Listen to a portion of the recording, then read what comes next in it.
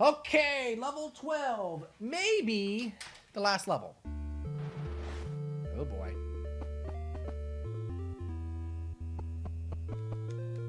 Alright. I'm gonna run out of time. No, I am. Can we go up from here? Okay. It's a freaking skeleton!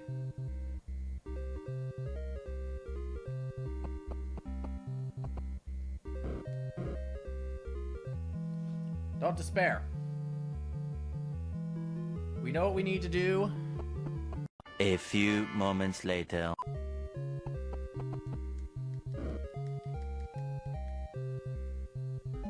More moments later. It all goes back to the like we all have ideas in my mind. We all have ideas. But do any of us I just thought about something. Hold on here a minute, gang. We all have ideas.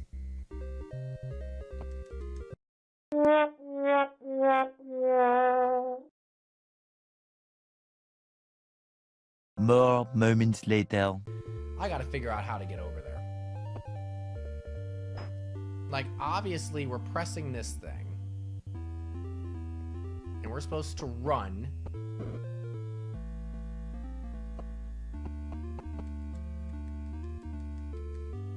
But I can't seem to either get enough distance, or I don't hit the button in time. A few moments later. I mean, yeah, I didn't think there was a way I can get up there.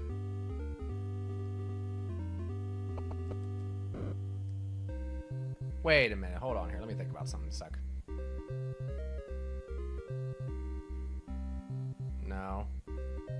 That wouldn't make any sense.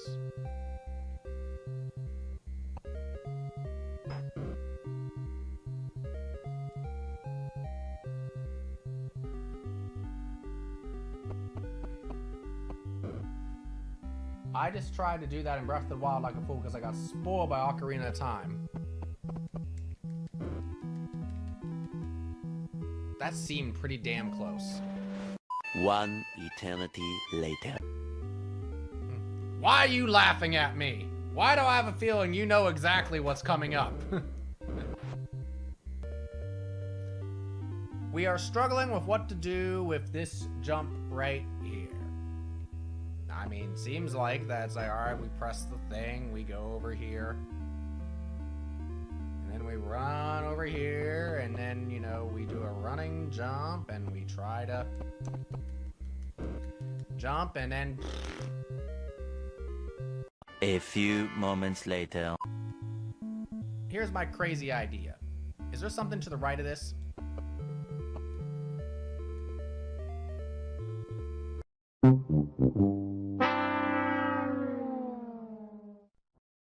Well, that was interesting. More moments later. Some parts of it don't look hard that actually are.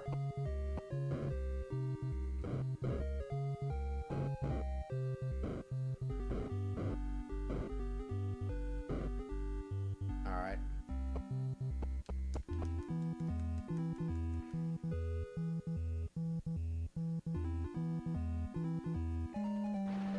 One eternity later. Try the jump again. I really don't know what else to do at this point.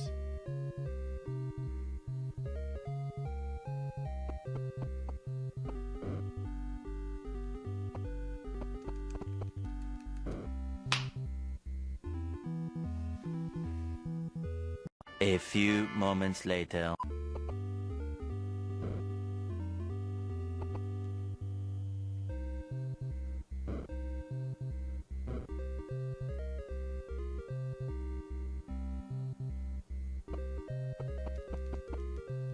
Ho!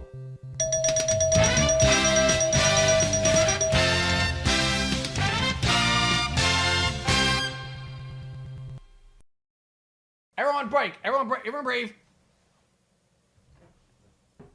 Holy shit!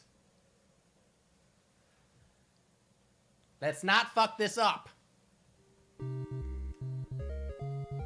Take our time. Those are gonna fall on me, aren't they? I foresaw you, you son of a bitch. Run, run, hurry, hurry. Run, run, hurry, hurry.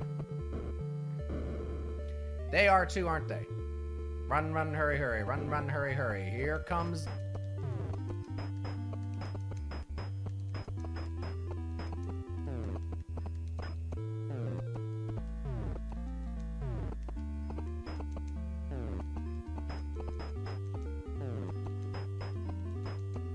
Oh! Pause again! Pause again! We beat the skeleton. We got plenty of time. I have very bad feelings about this.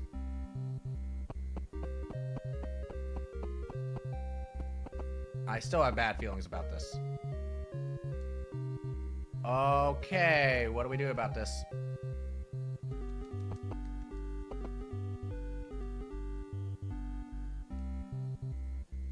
Oh shit.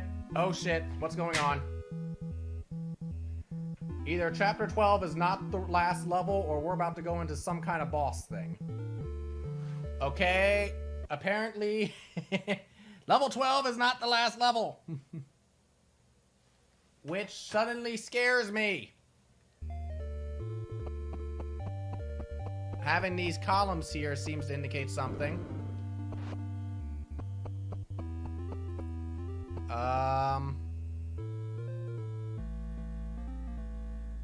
Okay.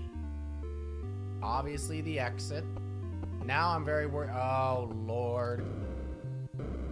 Now I'm very worried that I'm not going to have enough time.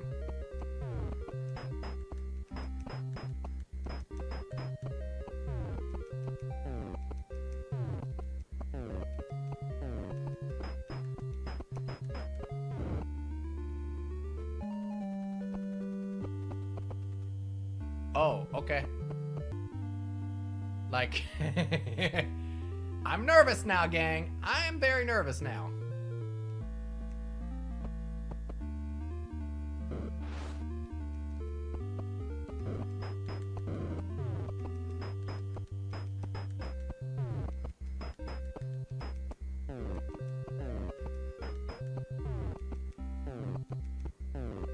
Exit. Whoa, whoa, whoa, whoa, whoa. Exit opened? Hold on here. Okay. That is very concerning, actually. That seems too simple. Why was it that short? 14. Next time Crazy Bee Kai comes in here, he may work for NASA, literally, but I don't mean he knows how to do math. There are more than 12 levels.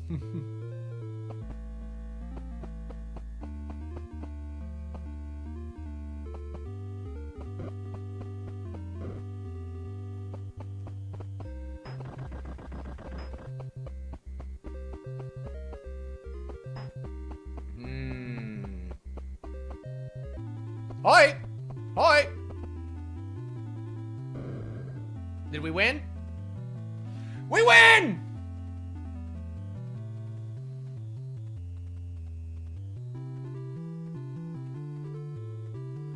We are officially, ladies and gentlemen, Prince Coca-Cola of Persia. Yes, well done indeed.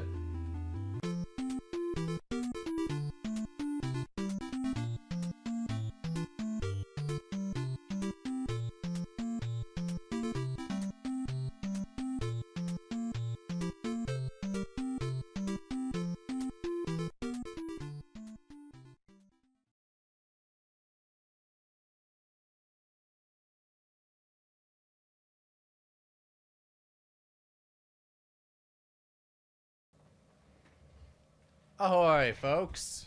Let me get my mic in place here. I was redoing a couple of things in the game room.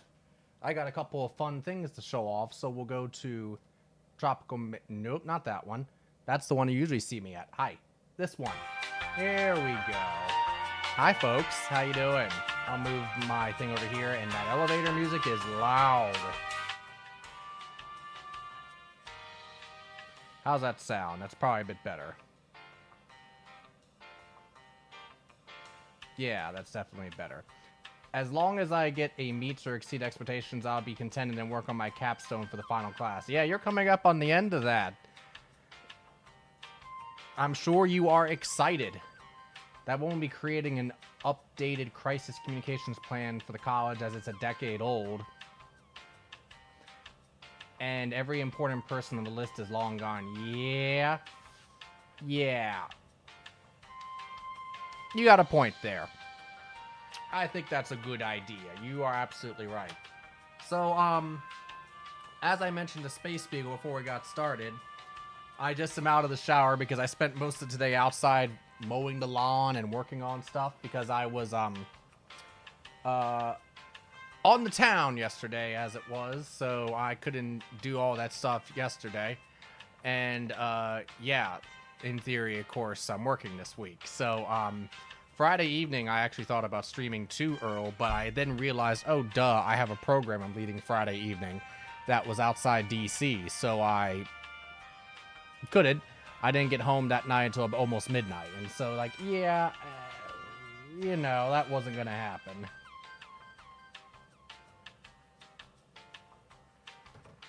So anyhow, before we get going, as just a a change in pace a little bit before we get back into this shuffler craziness, I have had some recent acquisitions, and some of them are kind of interesting. One of the first things is that in front of my desk, you can't see this. I've always had a hard time kind of situating, like, okay, these games are like games coming up. So when I was out and about the past few weeks, I went into a game store, and they had some really cool, actually, like, you know, Nintendo licensed, you know, storage things for NES games. So this fun little thing, watch this technology, folks. So you see NES games in here, right? Watch this. Ooh. And then when you want to get to them, you slide it back when it decides it wants to work. Ooh, ain't that exciting? It looks like a bread box. That's exactly right. It's a glorified bread box. You are 100% correct. But notice which games are in here. These are the games in which, if you get enough points, are the games that I have to play, plus Battletoads and Blaster Master, since I still have to come back and beat those. So this has a permanent place on my desk. So it's nice because then that way, if I know that I'm going to be playing a game coming up, I can just pop it in there, and I don't have to go searching for it. It's right here. So I didn't initially plan for that, but I got that and thought, okay. Some newer game acquisitions, as I drop it all over the place. Strider on NES, which happens to be probably more well-known, of course, for Genesis, but they did make an NES one. It's a relatively short game. It's Dizzy in here. A video game Rolodex. Yes. I didn't even think about that, but that is kind of funny, yeah. We're Rolodexes like, yep, this one. Bink. That's fun. So yeah, Strider on NES. I think this is a recent acquisition. I'm not actually sure now. Did I have Rad Racer 2 before? I don't even remember. But yeah, found these for cheap, so I picked these up. I picked those up. I also picked up, when I picked up that, I also picked up some other branded cases, so I actually can transport NES games in my official Nintendo licensed NES carrying case. Wow. This sucker was dirty too. So, but yeah, you can tell it's old because of the rust on the metal clip. But that just gives it, you know, character, right? Now you're playing with power, exactly. Rad Racer 1 was a game, yes. You hit the nail on the head with that one, Earl. I haven't played Rad Racer 2, so I don't know what's different about it, how different it is, etc. I also found for sale a couple of later games. So have any of you heard of the GameCube? You know, one of those consoles that I can stream from, but I never seem to stream from it. So here's one game that I got for it. You ever heard of Mario Party? I need to do a Mario Party stream. That's been something that I've been saying I've been wanting to do for a while. Because I feel like Mario Party series they are ripe for shenanigans. And as we know, if I'm involved, there's probably going to have to be shenanigans, right? So, but I didn't grow up with the Mario Party games. So, I don't know much about them. What's a Mario? I think he's a custodian, or actually, no, he's a landlord. He's a landlord, Space Beagle. So, I got Mario Party 7, and I also picked up Mario Party 5, too. So, maybe I'll do some Mario Party in the future, too. And then Earl. Earl, are you paying attention? It's what Captain O'Brien tells you to do at the end of the show. That's right, do the Mario. Boy, we're showing our age. So, game show. Oh.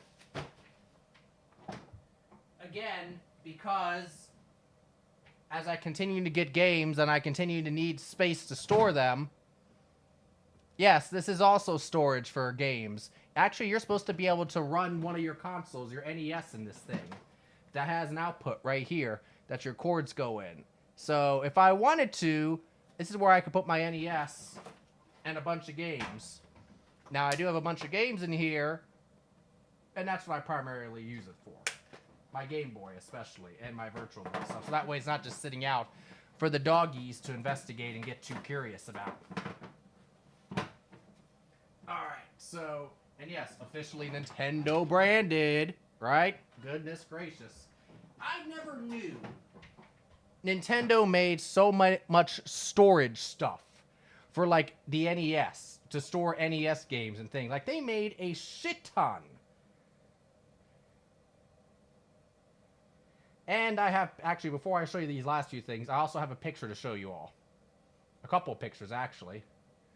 Apparently, the floofs, since you brought it up to Space Big, we're playing Tug of War today.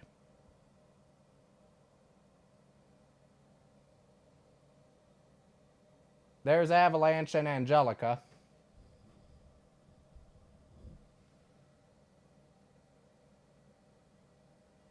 Playing Tug of War. Now, what are they playing Tug of War with? Hell if I know. They must be one of the doggy toys. My money's on Angelica, though, at this point, because she's young, she's stubborn, and she's now the biggest of the three, at least in terms of height. Earl, you ever heard of a game show called High Rollers? Yeah, I know you have. Well, on Etsy, a person was selling the games, and so I picked up the High Rollers games. So, for those that don't know, High Rollers was a game show in the 70s and 80s. Really good game show. I'm surprised it has not been revived. That is basically dice themed. You answer questions, get a roll of your dice, and you're trying to knock off the numbers 1 through 9. And if you recognize that person on the box, ladies and gentlemen, you should. That is a very young, very afroed Alex Trebek. Pre-Jeopardy days. This picture was taken circa 1975 from the first run of High Rollers on NBC. Then it had another run for a couple more years on NBC in 78. And then, and during those times, they created this version and this version, again with Alex at the helm, but it's the red background instead of the blue. Ooh. And then it came back for a third time in the 80s. Hosted by another gentleman who you might recognize. unfortunately, a gentleman who recently passed away. Very well known. I think one that a lot of people consider the sort of stereotypical game show host, Mr. Wink Martindale. So they released one more version of it. And so there's 80s high rollers, again with the big numbers. 1 through 9. You roll the dice and you knock off the numbers on the board. And you get prizes along the way. And if you get to the bonus round, which is called the big numbers, then if you knock them all off, you get a big bonus. Cash, $10,000, car, all that stuff. The original show actually... Darn it. Hold on. I was trying to... Go away. The original show, actually, it was on NBC. This was during the time frame when actually Wheel of Fortune first premiered. A player that won 5 games on the original High Rollers actually used to win a Rolls Royce. $50-some-odd thousand back in the 70s Rolls Royce. So they're like biggest winner of all time, won like $70-some-odd thousand back in the mid 70s, which you do the math on that, you're talking $500,000 plus, I think, these days. So big budget. So it was very successful at first, but then like a lot of things, you know, things change and got taken off the air, but it came back a few years later. It had another great run, and then it was taken off the air again, replaced in part. Well, no, it was part of the time that was taken up by David Letterman's first talk show, which is an NBC, before late night. So High Rollers got canceled again. Very nice. Yeah, I was very happy that I found these so cheap online. Got to use the inflation calculator, like Gambit. Yes, Gambit was I'm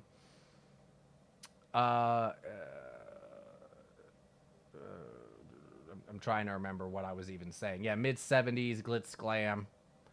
Orion bankruptcy was the reason that the later version got canceled. I don't think so. I think that was a little bit later. It's why the Hollywood Squares got canceled. At least that's what I understand. I read something interesting, actually. So Orion produced the Name That Tune pilot that they was going to try to go up in the 1990 market, Earl. You might have seen the pilot. It's online. It's on YouTube. It was I can't remember the guy's name who was going to host it, but of all the pilots that were game shows that were going up for the Peter Allen, that's it, thank you. Yeah, the Peter Allen version apparently was produced by Orion. There was a comment thread on a Facebook post the other day, and on there was apparently some former TV station heads, programming leads. And they were talking about how of all of the different game show pilots, the one that they actually liked, that they predominantly thought had the most strength and was the most had the most potential was Peter Allen Named That Tune. But it didn't sell because the Orion bankruptcy was still fresh in the station lead managers' minds, and so they did not want to take that risk again. And so they were like, okay. You know, it was like, okay, we like the pilot. Oh, shit, it's from Orion. Never mind. So, I thought that was very interesting when I was reading through those comments. Because I thought it was fine. I didn't think it was great. I thought it was fine. I would have thought that if you're talking about the strongest game show contender for 1990, my vote might have gone for Scrabble or the Challengers. That might have been dicey had it ran long because he died in 92. Yeah, he did. It would have been like Match Game 90 and a Burke Convey thing. Yeah, very well could have. It could have. I mean, I thought it was fine, but I frankly would have thought, from what I've seen with these pilots, I frankly think Scrabble was stronger, but I would have pulled a classic wheel and said, get Steve Edwards out and put Chuck back. But they really couldn't have because of Lug Connection. That was still going, so actually that probably wouldn't have gone. And then the Challengers with Dick Clark, I thought would have been great. Well, I mean, it got on the air, but it only lasted a year. John Davidson would have been a decent Name That Tune host. I could see that depending on what kind of games and things they were going to do. he wasn't the right fit for Pyramid. I actually saw another Pyramid from 1991 uploaded on YouTube recently. It's Pyramid, but it just with John, he didn't have quite the right fit. It was towards the end of his time, so he had kind of gotten into the groove of it, but it still was kind of, I don't know, he was distracting, off-putting. I don't know. And I don't know whether it was because he just wasn't Dick Clark or whether it was because of it's John Davidson's. I like the Challengers a lot. Yeah, I mean, I think the only reason why that didn't move forward was because they had, there was budget things. They were constantly, cutting down the budget on the show as the season went on. They were slicing I thought it might have had poor clearance in some places. I thought its clearance was okay. I don't know. I might need to look into that. I thought his clearances were okay. Maybe I'm wrong. If that was it, then it makes sense then. I'm trying to remember. I remember when it was on WBAL when I was a kid. Yeah, I've seen it before. It had to be on BAL that if I saw, because I don't think... Well, no, I think it was on USA at a point, too. But anyway, I saw it before YouTube came around. I remember seeing it. But it was because it was a trivia show. Much like Jeopardy, it was hard for me to kind of keep up with and kind of play along with because as a kid, I was not, able to understand half of what was going on or half of the questions. And the Challengers, I personally believe, had harder material overall than Jeopardy.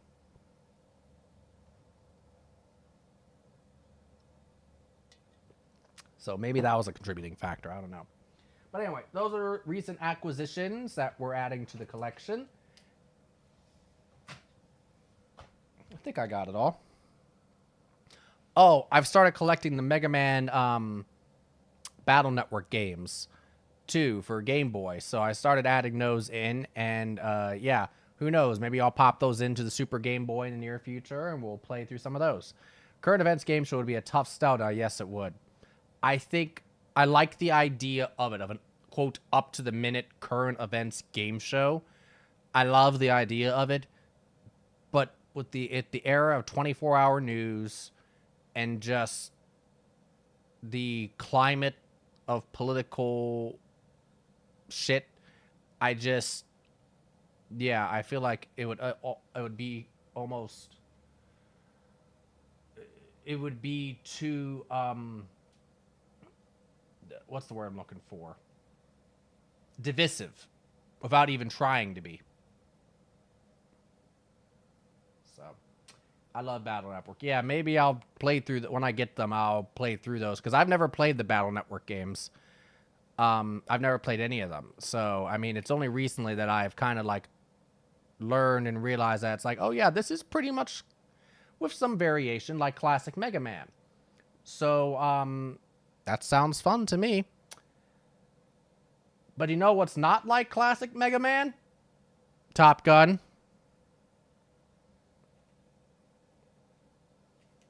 Fucking Top Gun. Fucking Maverick. It's poor for rerun value. Well, they start each one with the date. So, in my mind, because of that, I think that helps if they were to rerun it. I know what you're saying, but I feel like that's something in which, frankly, how it's framed, what they're doing, that could be overcome. Whereas Carmen Sandiego, it's actually testing them on current geography at that time. And so, and you don't have like a date on there. And so if a person's watching that secondhand, and something has changed, they wouldn't know. Are we talking about right now, or are we talking about whenever this episode may have been between now and whenever? I like Mega Man Legends. I wish they'd put it on PSN. I'd buy it in a heartbeat. See, and I've never played Mega Man Legends. So, because I never had PlayStations. So, yeah, that was one that I never got to experience. But I know, of course, how much people love it. And, of course, again, so, like, once you get to, like, the X series, that's when my knowledge starts falling off. And then, yeah, so things like the Zero Series, ZX, and of course, like Battle Network Legends, that's when I'm like, I don't know anything about those. When you talk about Yugoslavia references, that makes it data. Yep. Mm-hmm. Yep, you got that right. Especially now. Is Yugoslavia, how many countries is Yugoslavia split into? Is it 5?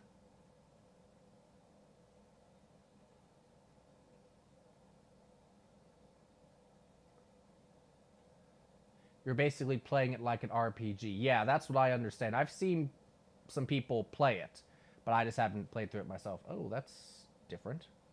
Hold on 1 second. There was a, something got a little bit messed up on my screen. There we go. Now I can read that. Okay. So, yeah, back to the shuffler. The games we have left.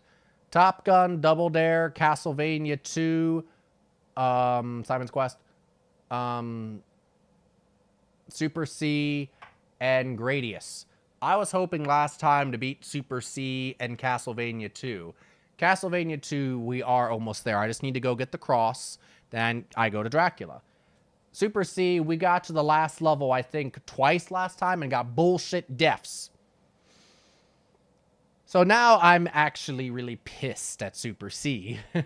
And, yeah, if we don't beat Super C tonight, I'm going to go into a rage about that. But besides that, Top Gun, who knows? Gradius, who knows? Double Dare, who knows? It could happen at any time. It may not happen at any time. And depending on how long this ends up going, I may end up being like, all right, we're done with this. Screw it. But I at least need to get through Super C and Castlevania 2 for my own self-respect. So we'll see if that happens or there needs to be a part 7. Let's go. Top Gun. This is level 2, I think. Top Gun, again, only has 4 levels. We've made it to level 3. We have made it significantly through parts of level 3, too. So, it's not like, you know, we're just, like, not even getting close. With Top Gun, like, we're making progress. All the games we've been making progress. It's just like, well, minus Super C, because we got to the frickin' final level on the first stream of this, and since then, you know, just everything in its mother has been out to kill us. What are we going to now? Oh, yes, okay. Remembering the controls.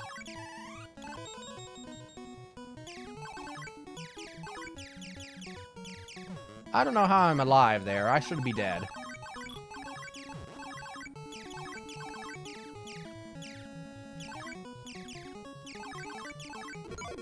Now I'm dead. Hi, Castlevania. Now, what was I doing here? I was investigating this to see if there was anything going on up here, and I determined that I didn't think there was. So we're gonna go to this mansion. Oh, by the way, we got a an upgraded whip. It's not the strongest whip, but we got an upgraded whip. And as you can see, we're about ready to head into the second to last level of Super C yet again.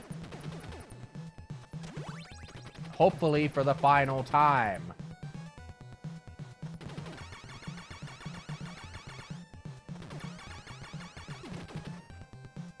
At least 7, I think. Slovenia, yep.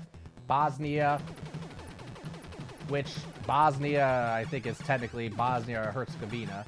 Yep. Croatia, yep. Macedonia, Serbia, Montenegro, and Kosovo. Right. Okay.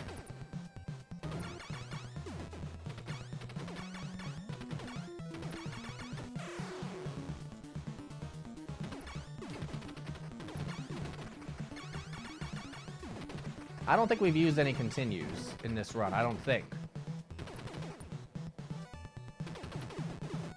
Oh, God. Hey, that's nice. I was going to have one of my sports people learn the countries based on NBA players from those regions. That's a cool idea. That's a good way to do it.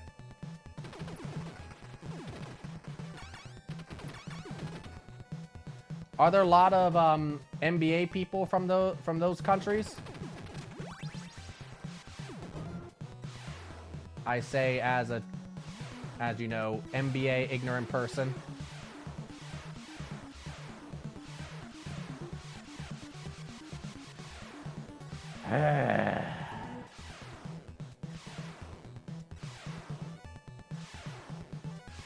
Herzegovina might be separate. Well, if they are now, they weren't when I was in geography class in school because it was called Bosnia-Herzegovina back then. I do remember that, but they might have separated or reformed or rearranged themselves in some form. Who knows?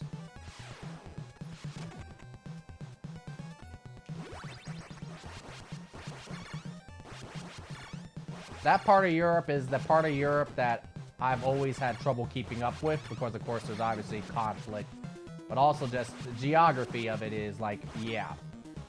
It's changed so much, and there's so many small countries. Yeah, plenty. The Yugoslavian basketball team was a power in the 80s and 90s. Wow, before the breakup. Some of them were Serbia and Croatia and Bosnia. Interesting. I would have never thought that, Earl. Very interesting. Is basketball just like a really big time sport there? Because I would have thought it would have been soccer.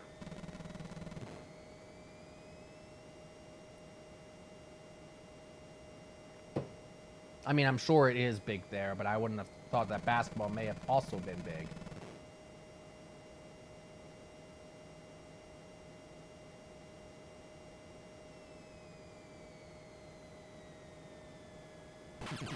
Shit. But that's an interesting way to go about that. That's a cool idea, Earl. I like that.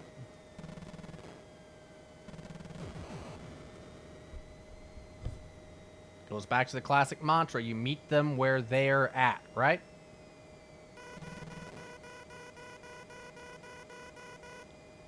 Just like the Russian team had the benefit of Lithuania and Ukraine to choose from before the USSR, right? You remember Nickelodeon Guts? They just kind of lumped that all in and called it the CIS, the Commonwealth of Independent States. Because there is so much turmoil and so much just general, you know, who's from where, all that.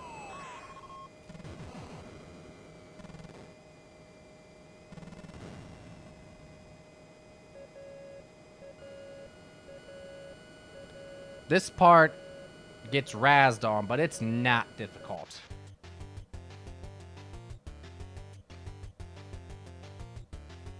I don't actually think I've missed a single one of these refuelings.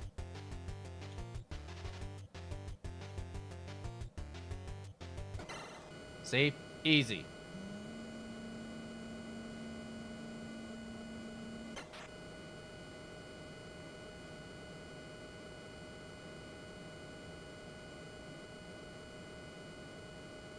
Bye-bye, refuel plane.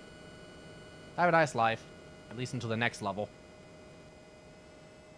Because I did...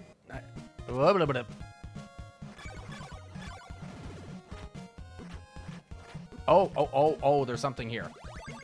Well, I missed what it said. Fuck. Leave me alone. There we go.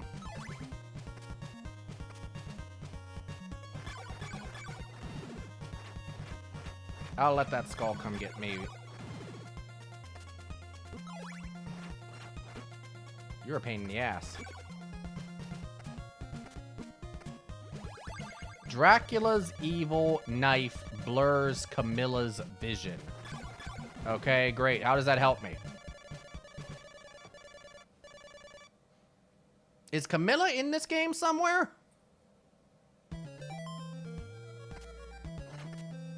I don't remember seeing that before.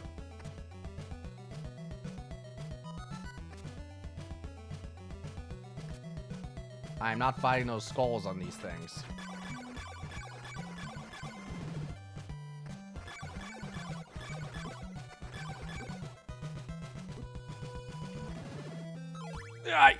No.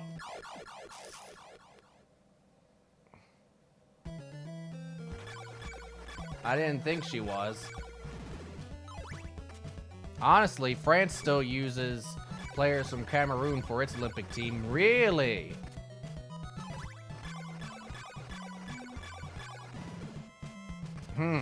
Well, yeah, I'd agree. That's interesting.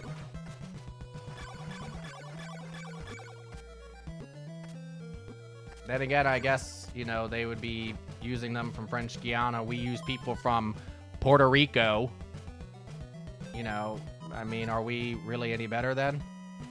I have a laurel here. I guess I should use it, right?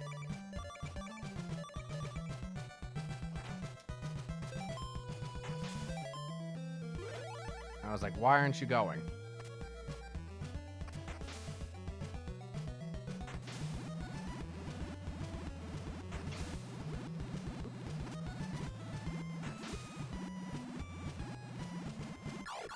Shit.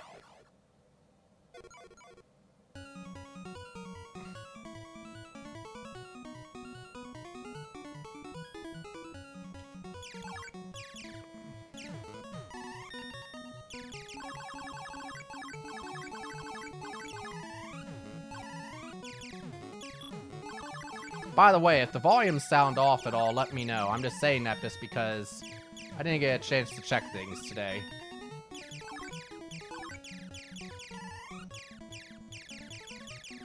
One of the players from Cameroon opted to play for the American team for basketball and was booed unmercifully for it in Paris. Oh dear. Funny thing is, I think Puerto Rico represents itself in the Olympics. Oh, does it? I definitely know they do for the World Baseball Classic. That'd be awful nice for Puerto Rico to be able to represent themselves. What about, like, American Samoa and, like, you know...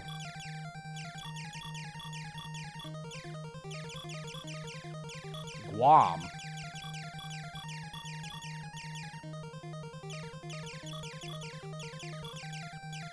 Not sure about Samoa or Guam. Just, you know, the potential double standard there.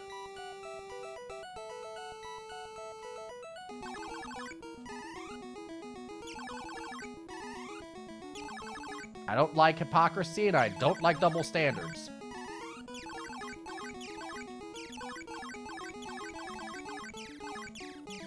Oh, fuck.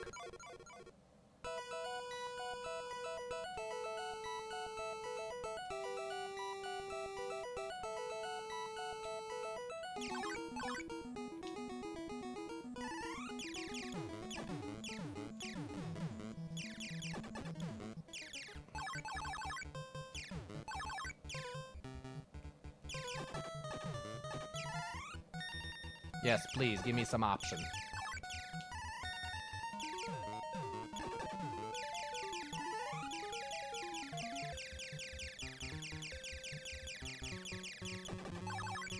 Fuck! I didn't have anything to do with them. Heck, Germany competed together for a time after World War II, yes, before they separated the teams to East and West in the 60s, yes. I do remember reading that somewhere.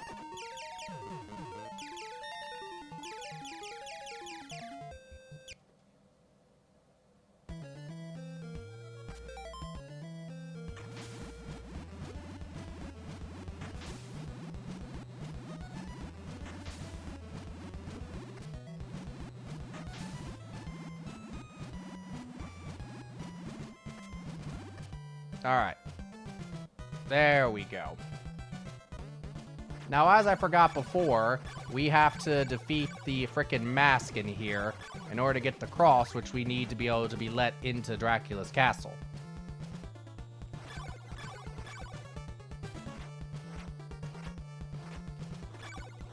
Somewhere in the muddy translation of this game, that was probably given as a hint somewhere, but where?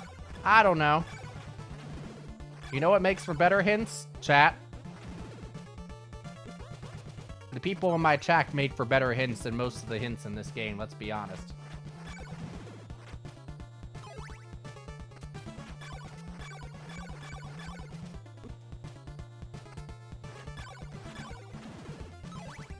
I did a whole Summer Olympics PowerPoint, that's the only reason I know it. Ah.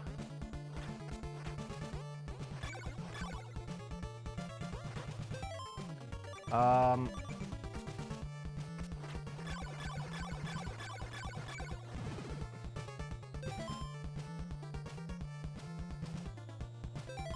Okay.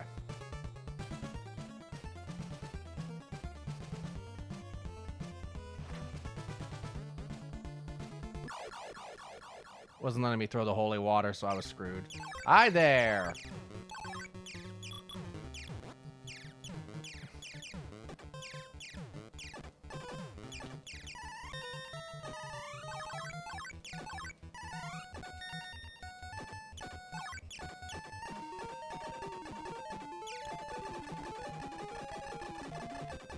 Alrighty.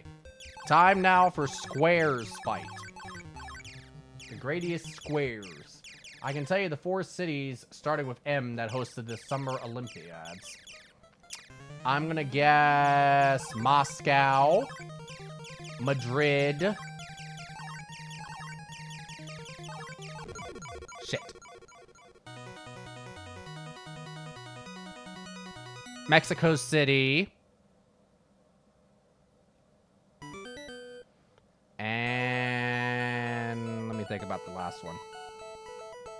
Milan?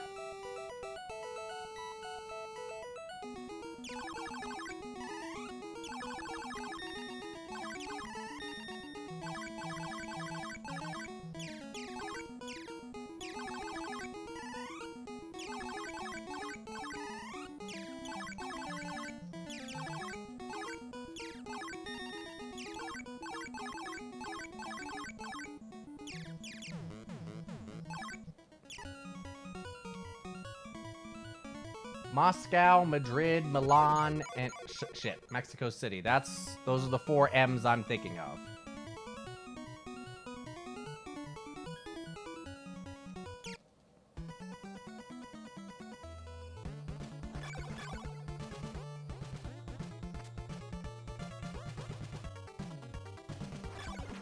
I'm trying to think what other M's it would be.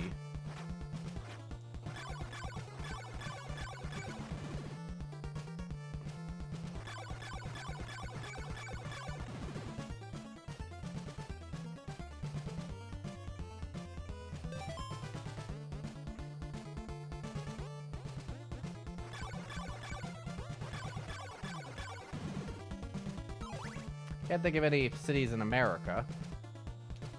5. Melbourne, Australia.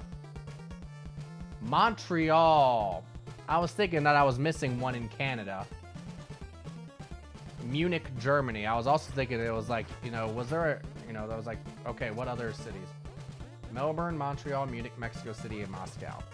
There wasn't one in Milan? Whoa, wait a minute. That might not have been Summer Olympics. That might have been Winter Olympics.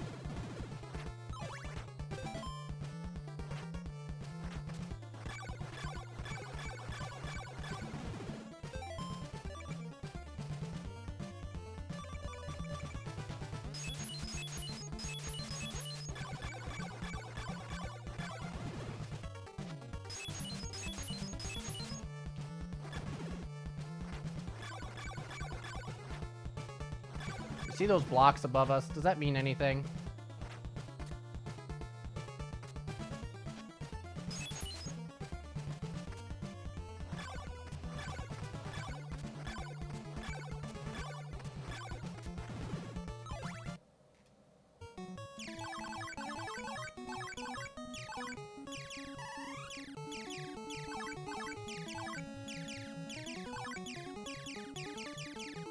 Heading up to put these kids to bed. Understood.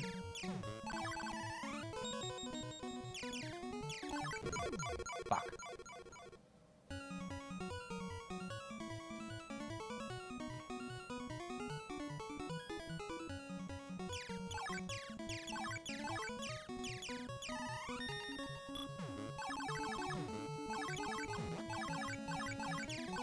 The thing is, though, is sometimes it just seems random if I get through this section. It doesn't seem like that it's, I feel like I'm getting consistent, and then something happens, and I'm like, nope.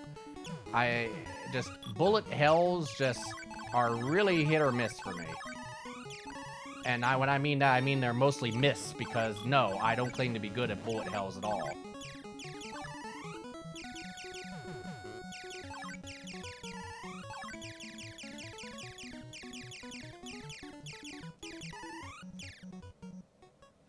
Okay.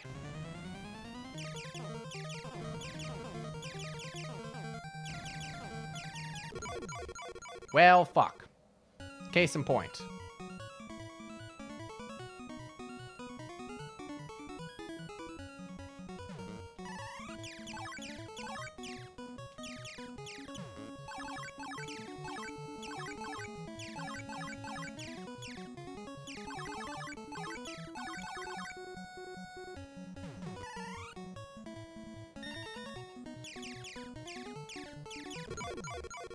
Yeah, I knew I messed that up.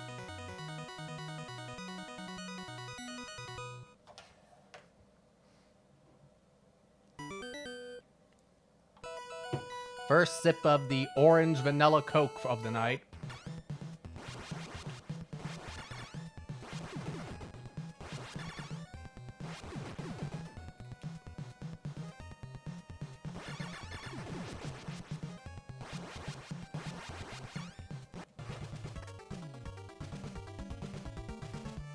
Shuffler is feeling pretty restless tonight.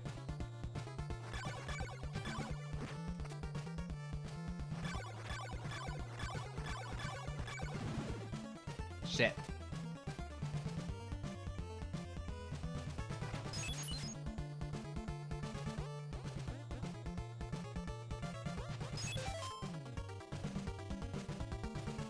Alright. Do I have an oak steak? I don't need an oak steak. I just need to kill the mask.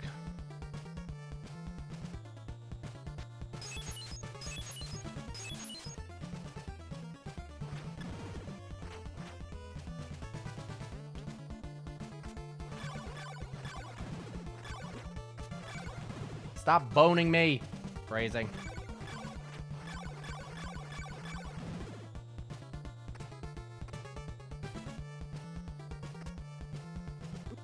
Oh my god. Look at this clusterfuck.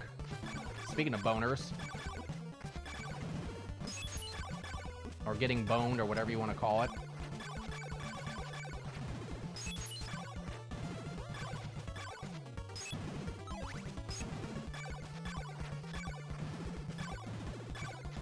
Yeah, I'm just gonna keep spamming this until you all are eventually dead.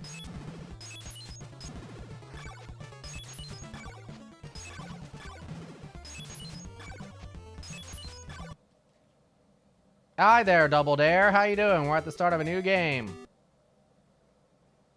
Once again, the fuckheads are back. Didn't we all fucking expect that?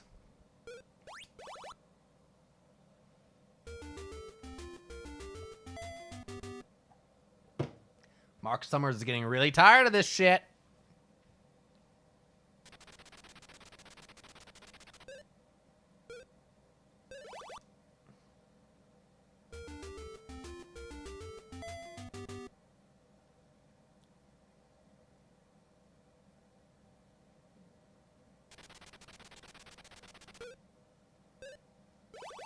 I think moms. Really? Teachers?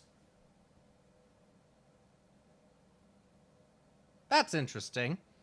Why do I feel like that statistic would be different now?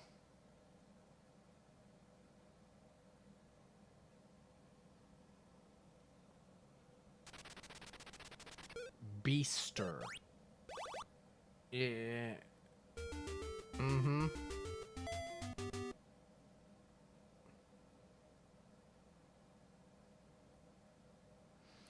I have the live action movie of My Pet Monster, but I don't have any of the cartoon.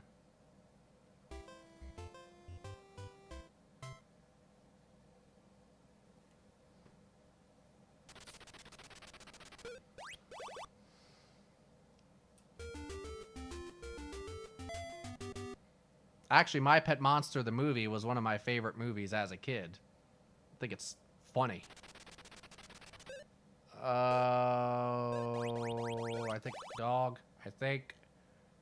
Yeah. Monkey was pretty early.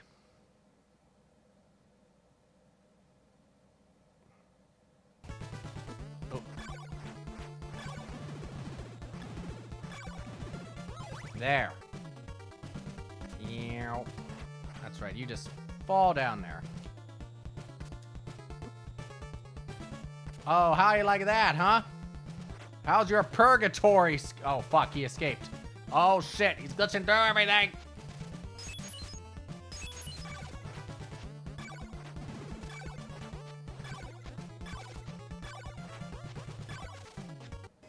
Oh, my God. Can you imagine if I set the shuffler, like as low as, like, 5 seconds up to, like, fuck.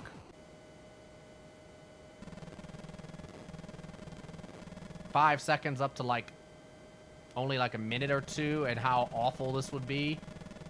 Oh, my God. I'd never be getting through anything. I'd probably still be playing some of the Fisher-Price crap.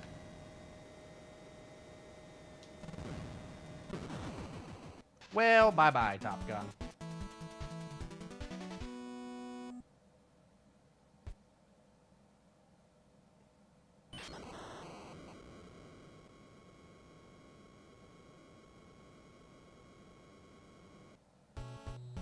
You know what it is? Because you spend so much of Top Gun not actually doing anything, you're just kind of like holding the controller, that your initial inclination when those bombs are coming towards you is not to necessarily, you know, move so much. Because rarely, if anything else, do you really need to move a great deal. I mean, when you're playing Castlevania 2, you're constantly having to move and be firing and, like, throwing weapons and, like, aiming and jumping and all that stuff, so you're constantly active.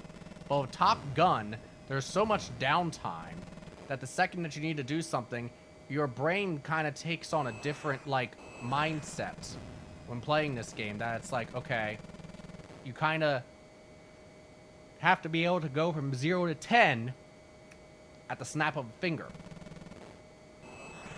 Otherwise, you're just constantly kind of like on 10, just kind of like...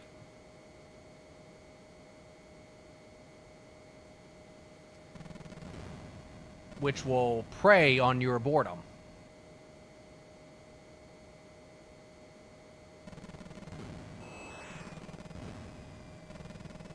Or maybe that's just me. That's very possible, too.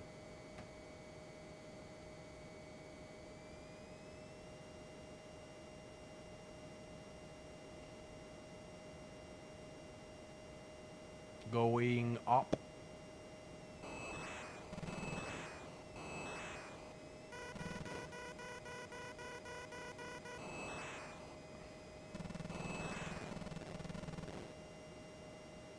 Alright. We've reached the top.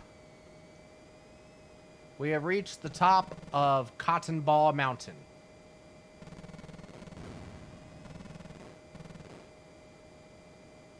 So many cotton balls.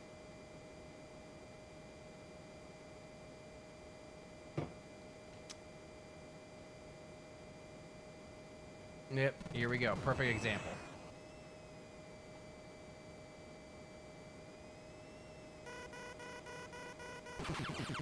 Shit.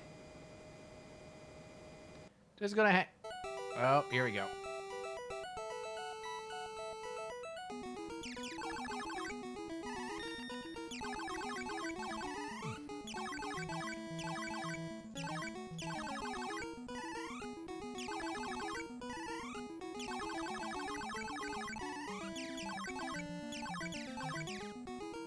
Oh!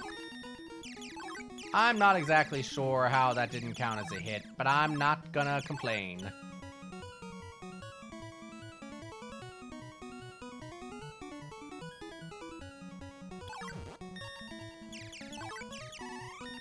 Oh my life.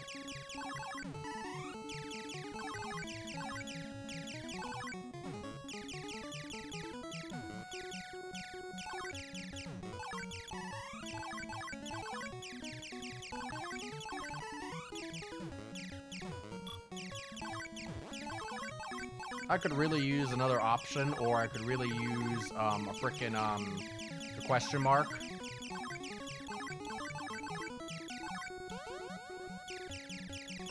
Shit.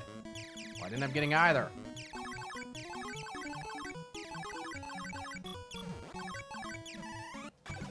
Oh god, that may end badly for me. Come on, spear dude. Die, please. I need to get past you. And I don't have an effective way of whipping you with my whip without taking serious damage myself.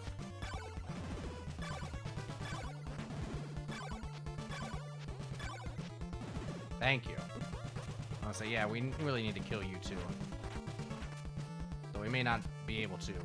Oh, now he finally decides to move. And he's stuck again. This is the mask we need to kill. Is this supposed to be Camilla?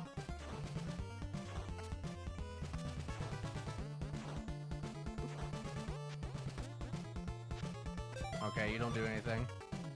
What about you?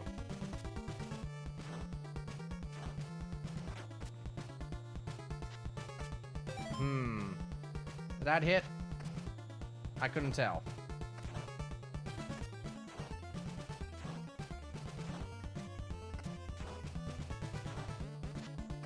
Seems like it does.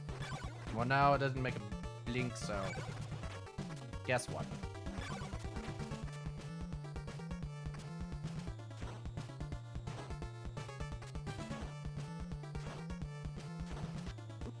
Fit. Fuck.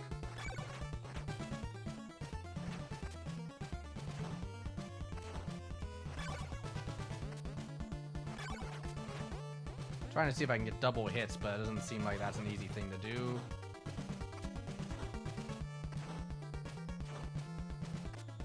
Stop crying your bloody tears and just die already. We've already heard bloody tears this game. We don't need yours being added to it. The bloody tears we've seen have been much better than yours anyway. Sounds a lot better too. Oh, Earl, are you back yet? I had something I wanted to tell you.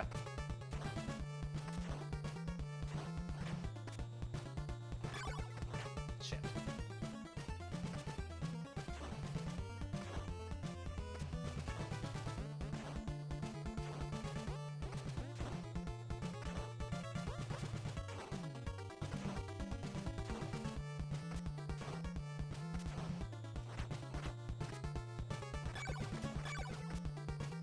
I'll be here all day doing this. It's working. Guess what? I'm not going to complain if working, even if it takes a while. Because when I start experimenting is when I'll start getting hit and when I'll start dying.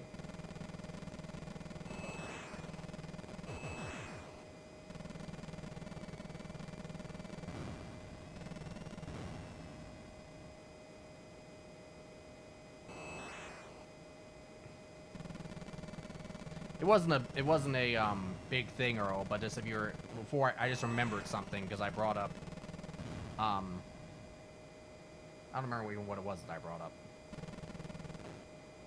Like Fraser Crane says, I'm listening. So I was in JCPenney because our JCPenney over here, which announced it was closing, and then recently announced, oh, we're staying open, has now said that their lease negotiations to try to stay where they're at have fallen through. I'm guessing that they were trying to negotiate lower rent and then didn't come through. So they're closing again. Their last day is August 17th. When I was in there, because they have, everything is at least 50% off, minus, of course, the furnishings. Like, they have for men's, the only clothing they have left is big and tall. For ladies, the only thing they have left is like under things. Like, I don't think the store is honestly even going to make it to August 17th because there's just so little merchandise in there. I don't know how they could. So, to my point, that if you were looking for clothes, that might be, I don't know what your size is. If I knew, then I'd be like, okay, they have that. So, but everything is 50%. And so, and as I said, they had like almost everything was just freaking,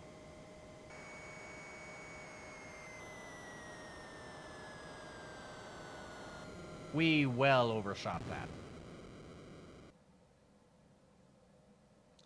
everything was like size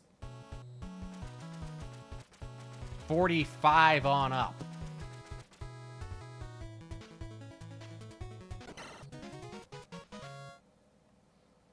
But as I said, I have no idea what, you know, and they had lots of shirts too, including dress clothes too. They have dress jackets there. I was like, wow.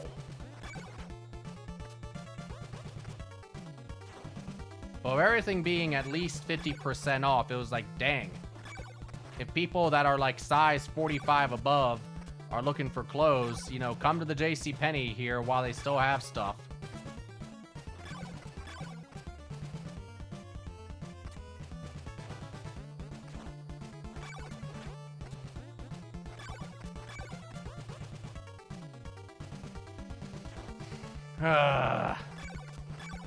You're gonna have to die eventually, Mask.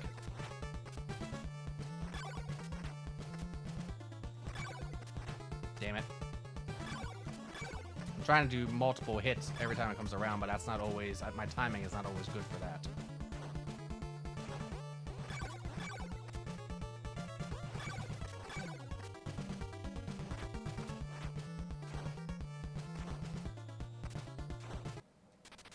Term for one character computer sounds like something you do with your teeth. That's called a bite. We went to Target in Wilmington on Saturday and had nothing over 2XL, just or that I would have boycotted the price. Gotcha. Ah, hi Josh. How many ears does an earthworm have? 0 to my knowledge. How you doing, Josh? We were just talking about JCPenney here. Which I know was one of the stores you used to like when it was near you. But they announced that they were closing this particular store a few months ago, and then they announced that they renegotiated the lease and are staying open. But then recently, they've announced now that they're closing again because their renegotiations fell through, so their last day is now going to be August 17th. So if you're in this area and you're looking for some clothes, you know, because most of everything that's left is all big and tall. See it on the Supreme Court of how many justices? How many was it back then? Why do I feel like it was 9 back then? Okay. Made it to Pigeon Forge. Wait, it's still 9, right? The Erie Canal connects Lake Erie to which river?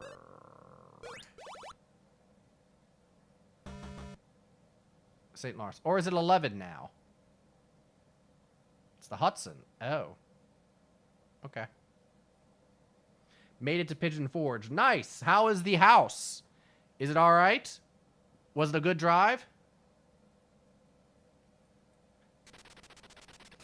Still 9 today. I don't know why. I'm sitting there and I'm like, you know, I'm getting the picture of them and I'm like, didn't they add some at a point? It's that process that goes through my head where it's like, in theory, I know what the answer was, but do I know the answer now? I don't know. Teratology. Yeah, I guess that's monsters. Like, I'm sitting there like, why wouldn't it be 9? I'm like, duh, I don't know. So does the Chesapeake Bay touch Canada? Anybody know that?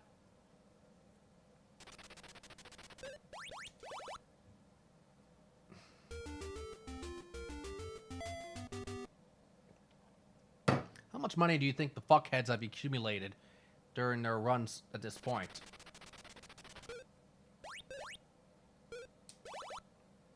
I think it was initially 5, then went to 7, and moved to 9. There was talk to expand it to 11.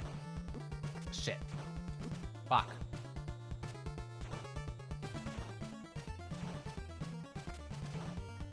Thank goodness we have enough life. Will you die?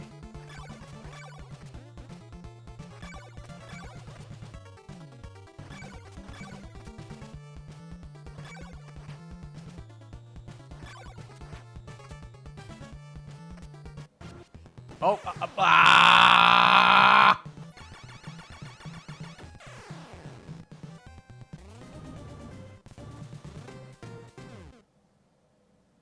was the last continue? Oh, Super C. I think it was initially 5, then went to 7, and then moved to 9. There was talk to expand to 11 during the last presidency, but no moves were ever made. That might have been why I had 11 in mind, because I remember them talking about it. That's me, just in general, not paying attention to politics because it does nothing but piss me off.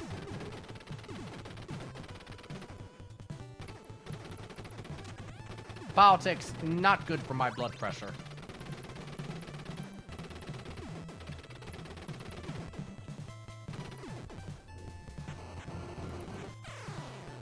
I don't even know what happened there. I looked away for a second because... Not that it would have mattered because it still would have been a 6-5 split.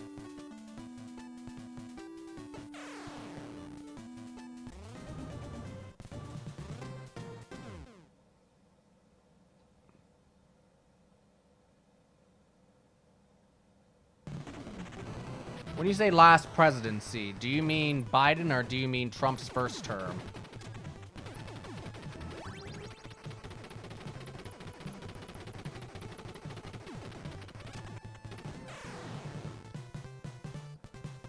I'm having a bad time getting started in Super C today.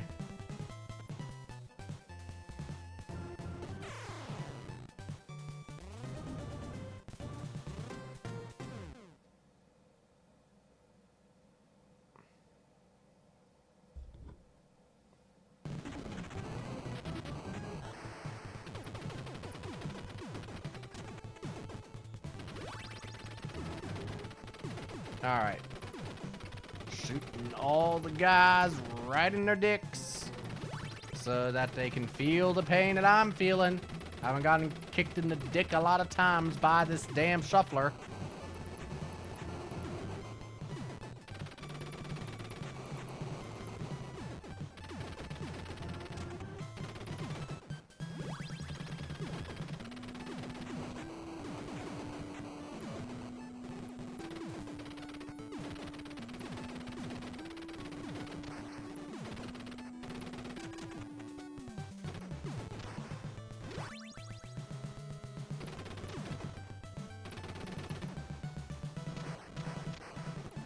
Biden, when he had something. When he had control of the Senate, everyone was imploring him to add 2 more justices, plus try to make Puerto Rico and D.C. I do remember the Puerto Rico and D.C. states. Honestly, gang, I agree. Puerto Rico and D.C. should be states. Make Samoa a state. Make Guam a state. Actually give them fucking voting rights. I am 100% on board with this.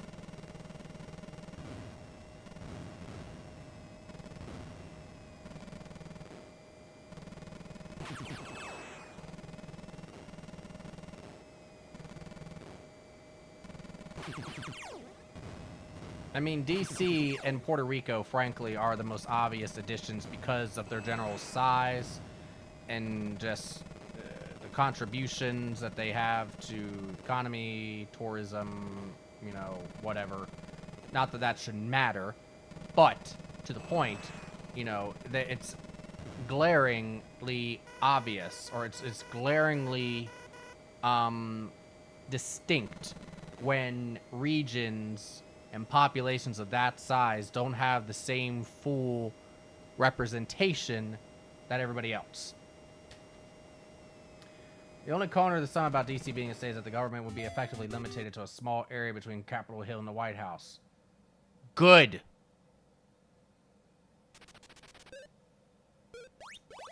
I think he has 5. Yeah. Because frankly... Yeah, never mind. I'm not going to go into politics. Bite my tongue.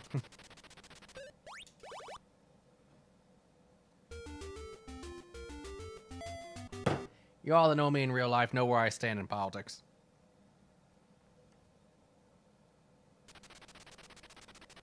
SHO. Back then? I'd guess Showtime. Randy, Marlon, Jermaine, Jackie, and Tito. When I was trying to go through in my head, the one that I forgot was Jackie.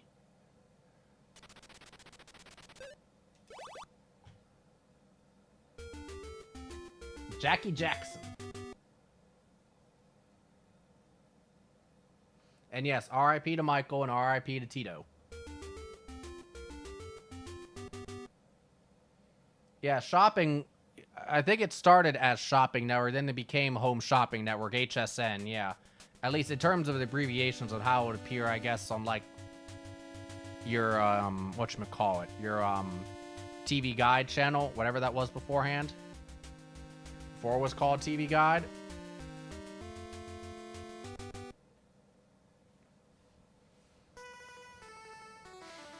We're gonna spare our fingers until next time.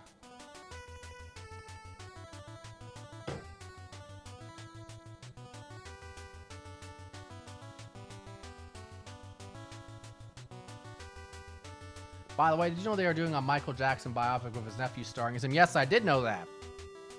His nephew does look quite a bit like him. Like, convincingly enough where I'd be like, I could see that.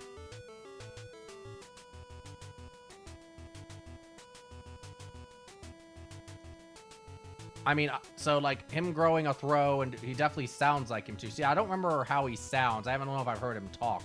But if he has a higher voice, he could probably pull off the hee-hee.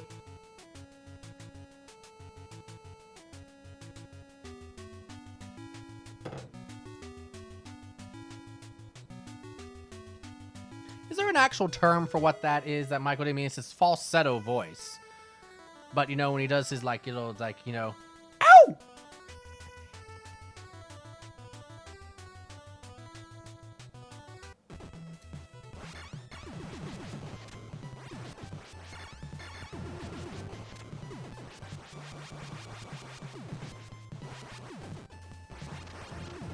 But, you know, if he's able to, like, if he has the kind of vocal range, or even a fraction of Michael's, he could probably do that role very well. And just, you know, again, it, to me, is only apropos that, you know, a family member, you know, is playing Michael in a biopic, right?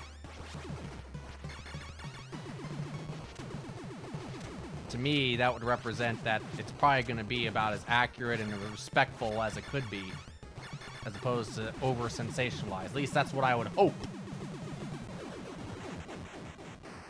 There was a concert where Jermaine and his two sons were singing Nat King Cole's The Christmas Song, and he sounded dead on like Michael. Has he released any albums?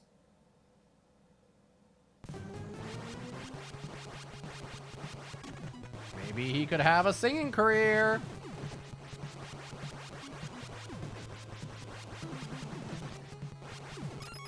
So much of Michael's music still just is a bop today. Maybe I'm biased in that because I'm an 80s kid, but guess what? He's released some videos and he definitely sounds like Michael. Give that kid a contract! And keep his grandfather out of that shit.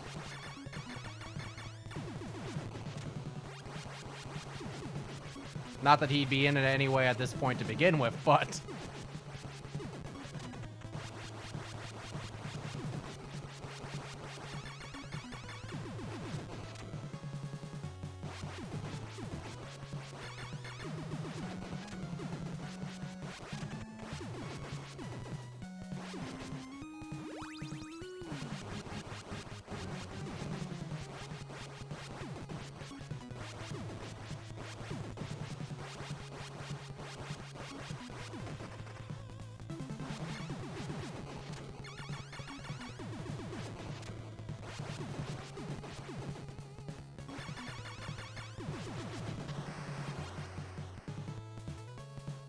Still have yet to figure out what FJ stands for.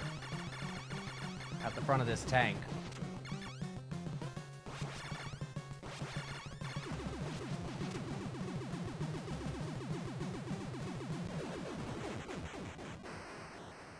Fujitsu? I don't know.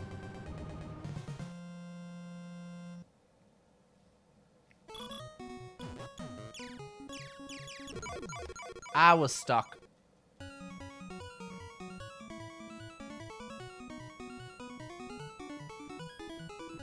I made a comment, Earl, to give that boy a contract And just make sure his grandfather doesn't get involved. And then I smirked and I was like, not that he'd be able to get involved anyway at this point, but just, you know.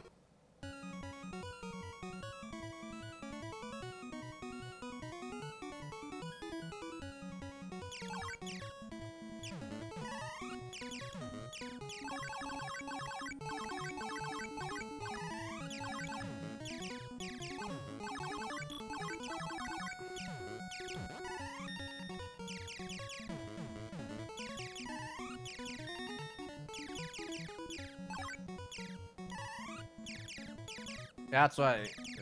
Joe's been dead, right. I'm worried about his father, Jermaine.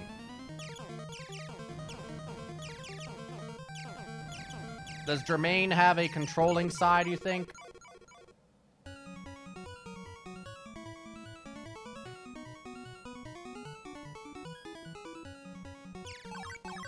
Or do you think because of the, him witnessing what happened to his brother, he's like, he doesn't want his son to have to, you know, and just their experiences as kids, as child stars, he doesn't want their children to have to go through that?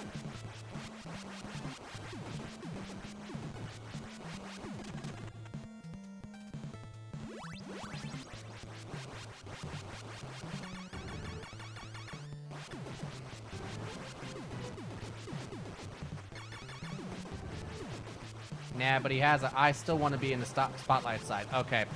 Yeah, I can agree with you on that one. I do think Jermaine still does have that, from what I've observed, too.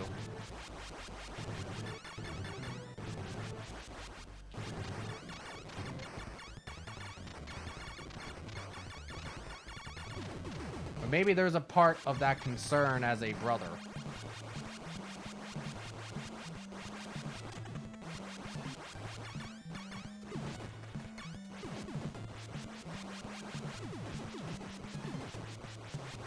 I mean, of course, unless the kid just doesn't want to. He's like, oh, yeah, I can sing, but that's not really what I want to do with my life. I can do it once in a while if I'm asked, but, you know.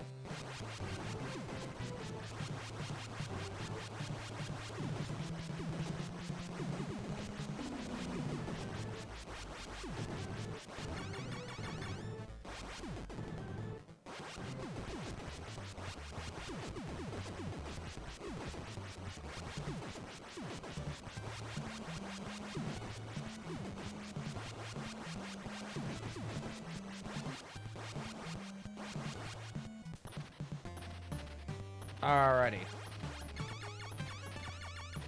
What is what is Jermaine's son's name? I forget.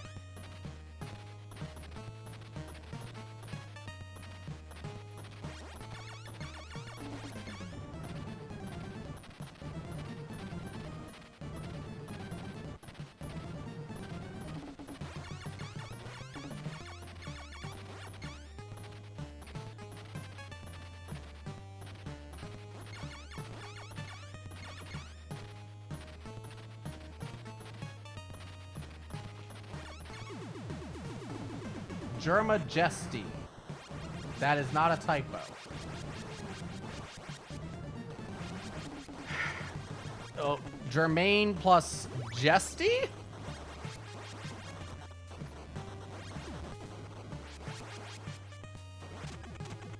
Well, that's interesting.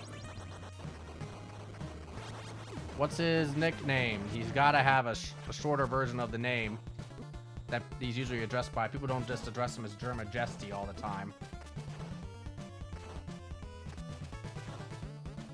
But then again, he can also be called just Germ, too. Hey, Germ!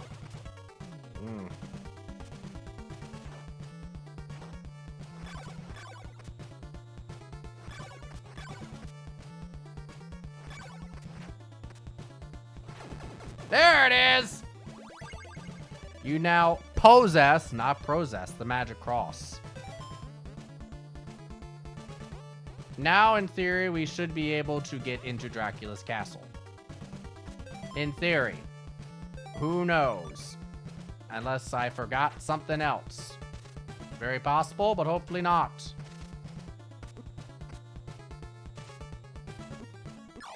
Fuck. Pronounced Your Majesty. Oh.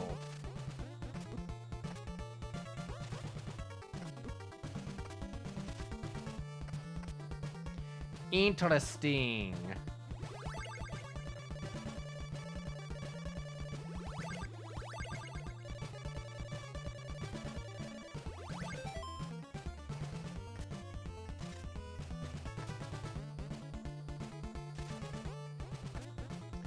Your Majesty Jackson.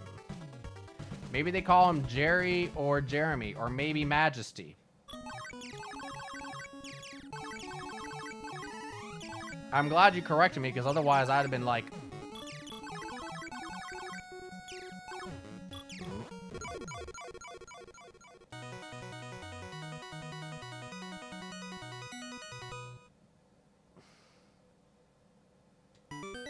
I would have been calling him Dermajesty the whole time.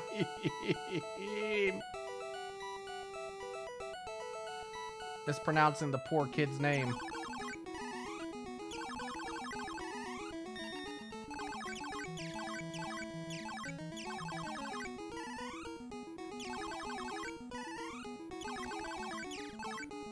I could see them calling him Jer.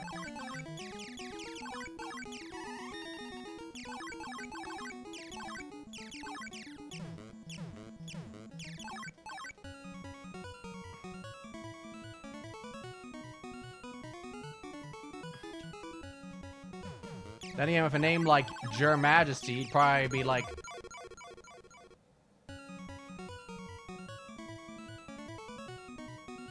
He'd be like... People will call him whatever the fuck he wants. He wants people to call him Ronald that day? They're calling him Ronald.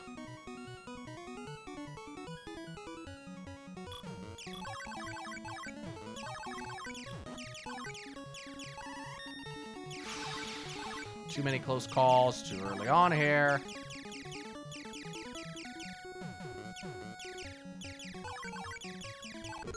Fuck.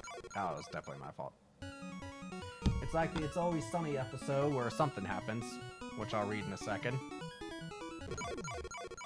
Yeah, that was not a good start to that run. With the lady Shadanasty when it was pronounced Shadynasty.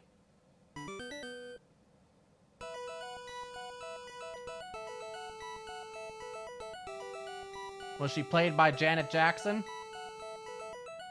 I know she wasn't, but that's the first thing when I read that name that I thought of.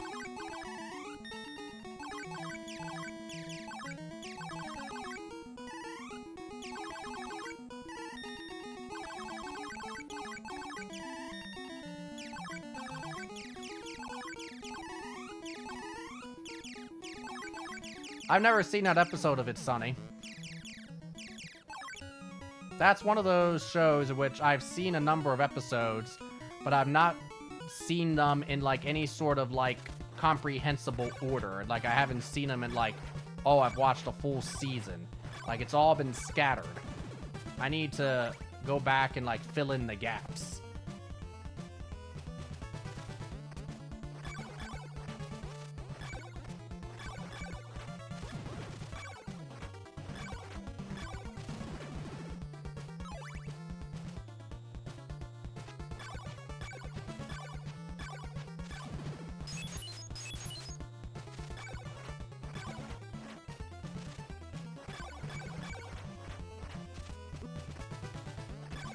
The only reason I'm killing these things is trying to get hearts to see if I can get another level up out of something. But there's a very good chance that I won't.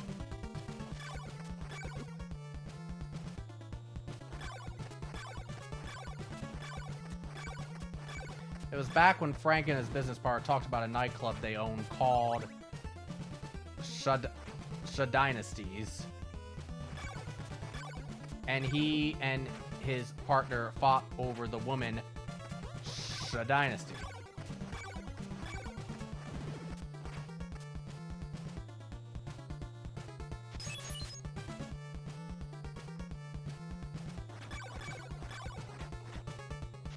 That sounds like a hot mess.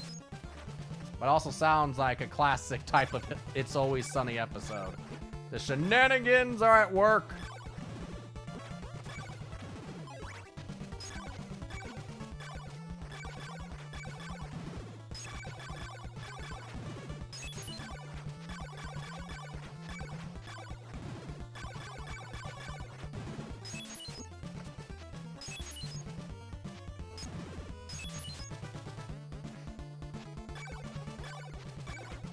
funny thing that the business partner was played by that one actor who everyone always confuses Danny DeVito. Oh, yeah, I know who you mean.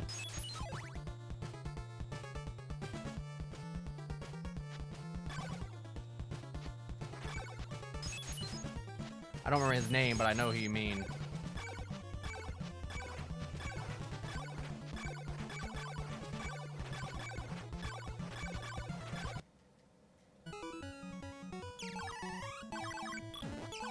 So when we get back to that damn skeleton's probably gonna hit me first thing.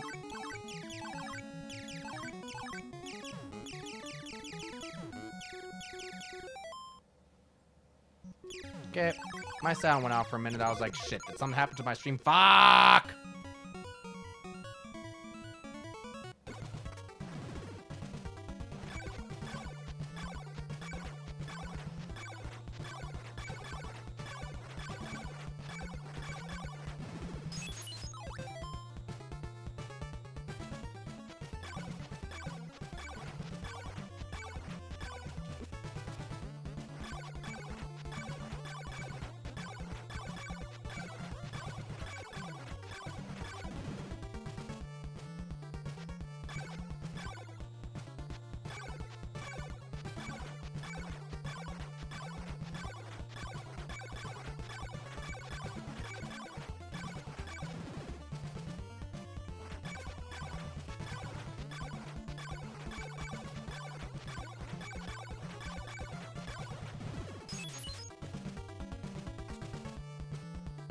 Alright.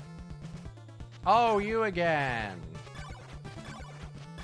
Yeah, you better back the fuck away. Me and my holy war are gonna light you up.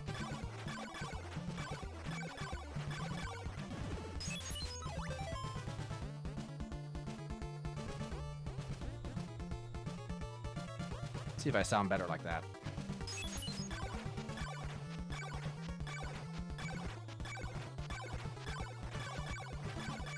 A little bit.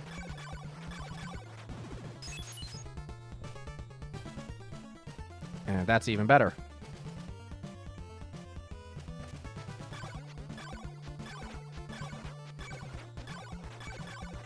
Oh, yeah, much better.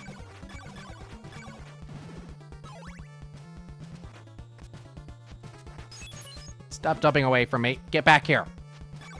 How many lives do I have?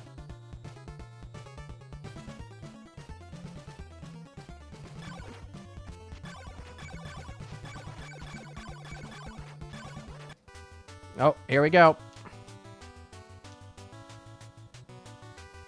Oh my god, please.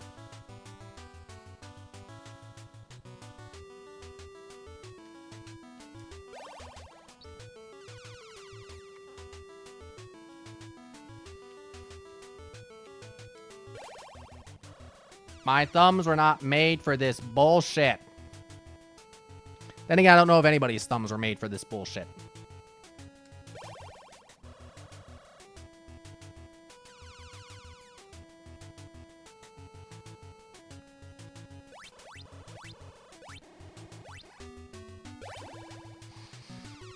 I think we're going to be lucky if we get through 7.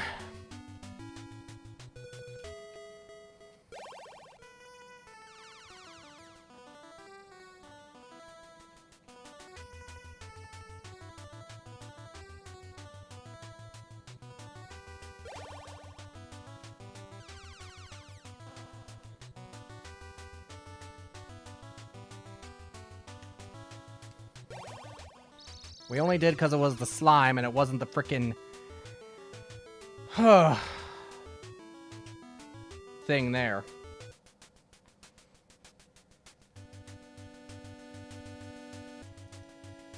The 8th prize, by the way, is a trip to Hawaii.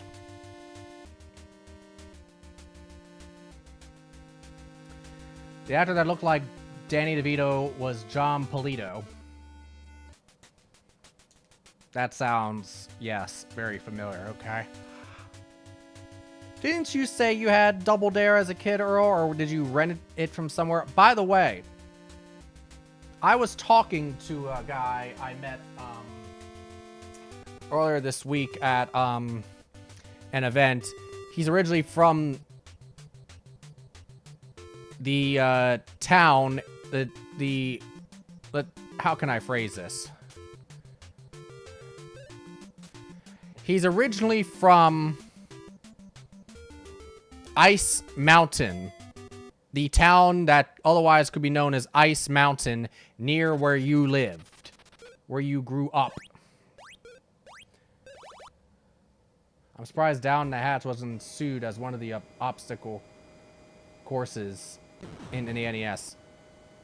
Did they have it? Well, yeah, they definitely had it. So he grew up in that town, and we were just talking about, you know, random shit. And he mentioned that he used to, when he used to be there and he rented video games,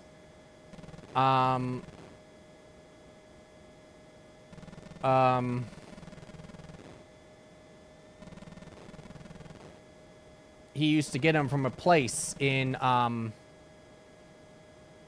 Ice Mountain / the other town next to it on the highway where, the Roof's Chris is. So,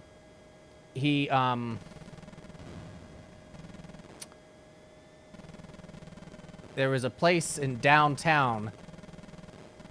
There used to be a few video stores in Ice Mountain. Okay.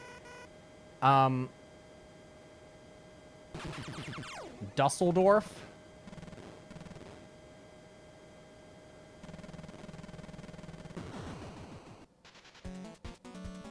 Maybe I'm Mandelaing the fact that Down the Hatch being in the obstacle course. Oh, no, it was. It definitely was. The big mouth, right? And you go down it? It absolutely was. Ah, I see. I get you.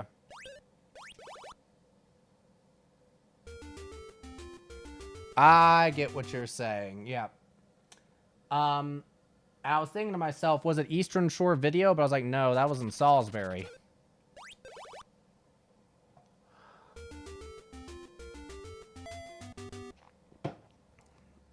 So I was like, But he used to rent video games from there, and apparently at a point, he rented quite a few of,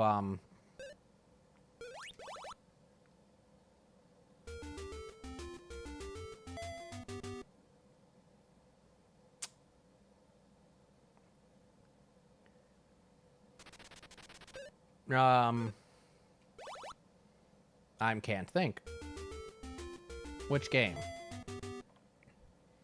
Mega Man's. There was another place on West Main Street near Western Auto. Okay. Maybe I was Mandela affecting that Down the Hatch was in the NES game. I don't remember Down the Hatch being in the NES game. That's for sure.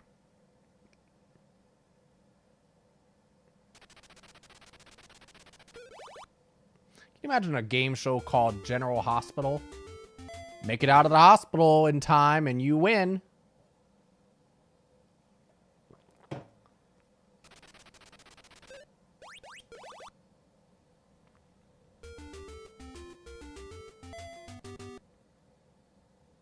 I'm trying to think if there would have been something else that you might have seen Down the Hatch in that wasn't like Double Dare.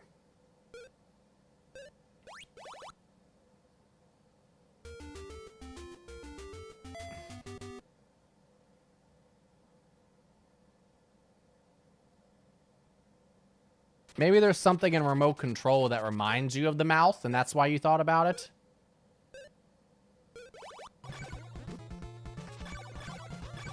That's the only other thing I can think of. Because Down the Hatch was the one with the mouth, right? Basically, each time you play the obstacle course in NES Double Dare, it's the same 8 obstacles. They're just rearranged each time.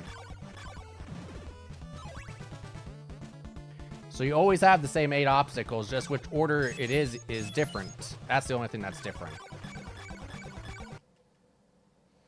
But all my video game runs from Eastern Shore Video or movie scene or wherever the movie place was that was in Pocomoke City. Gotcha, okay.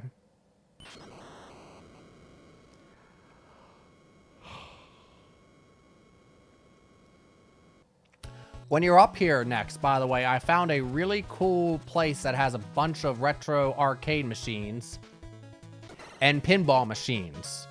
It's in Glen Burnie. And like they have like 80 machines there. And it's also, you know, it's also a restaurant, and they serve like crabs and all that kind of thing. So it's really nice, and they're in good shape. So I spent way too much money in quarters there. Like, when was I there? Thursday. That's what I spent Juneteenth doing, was playing pinball and playing games. Is it a similar vibe to the one in York? Kind of, sorta. But this one also is a restaurant, and because it has like a restaurant attached to it. So there's an area that's entirely just the games, and there's an area that's basically the restaurant and bar, and it's very much like a bar type scene in there. But they actually serve crabs. You know, you can pick crabs in there.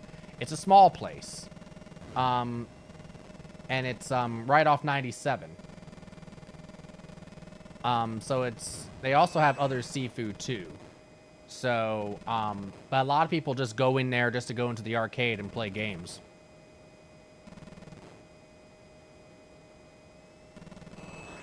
I mean, and they actually have like token machines. Not token machines, quarter machines. So you actually have to, you know, get quarters to play.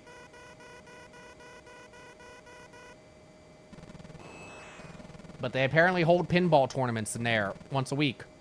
Every Tuesday, I think they said. And the state pinball champion, apparently finalist in a lot of the national tournaments, is apparently a regular there. That's his home base, I guess, where he practices. And I was like, holy mackerel.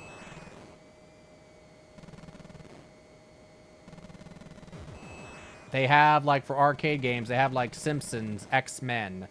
They have Contra, Mario Brothers, Dr. Mario,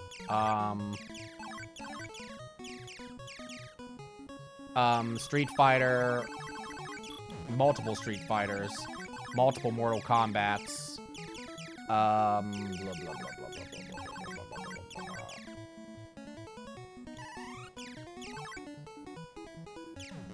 They have mechanical pinball machines. They have a lot of the Bally Midway machines from the 80s. Shit, I didn't actually want the laser. We'll make it work.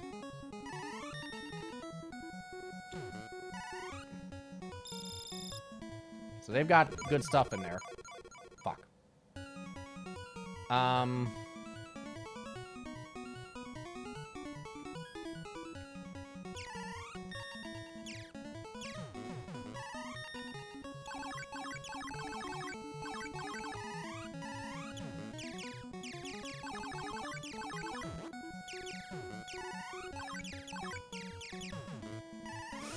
Ooh, I'm lucky that didn't count as a hit. There we go. So yeah, that's a nice short drive here. But yeah, it's a place I would not have found unless, I mean, I was going to my video game store that I found in Glen Burnie. That's Retro Game Store. And while I was searching around just to see if there are any other ones, that place came up, and I'm like, it's a restaurant. But then I, you know, clicked it, and I was like, okay, what is it? And that's when I saw the website. I was like, and we have over 80 arcade machines and pinball machines. And I'm like, what? Okay. And so I checked it out when I was up there earlier this week, and I was like, holy crap. It's legit. Shit, I might get hit with that damn bullet coming at me in Super C.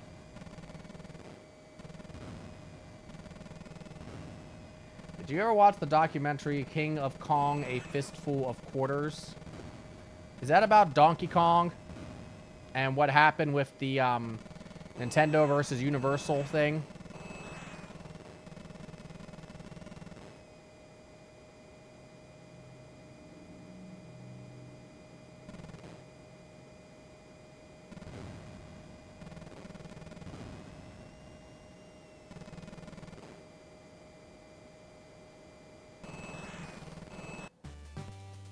Oh, God. All right, go away. There we go. There.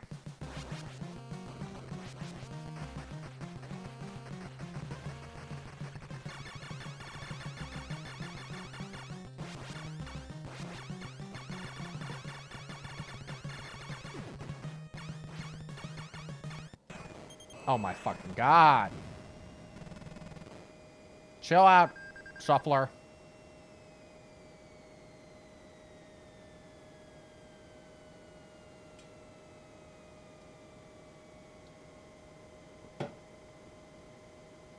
I may still die at Super C next time I play it. It comes back around. Alright, so what did we do wrong last time? I was not controlling my speed well.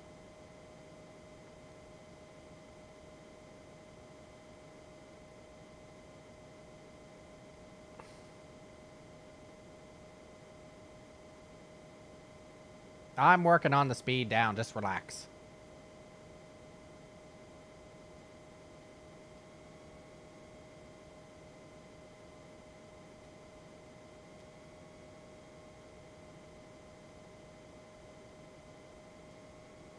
Alright, we're in a good position here.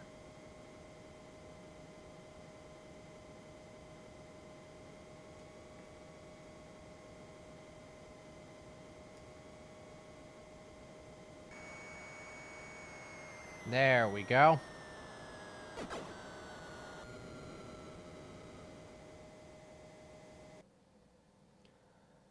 Oh, okay. And we got through it without losing a life. That's a nice change of pace.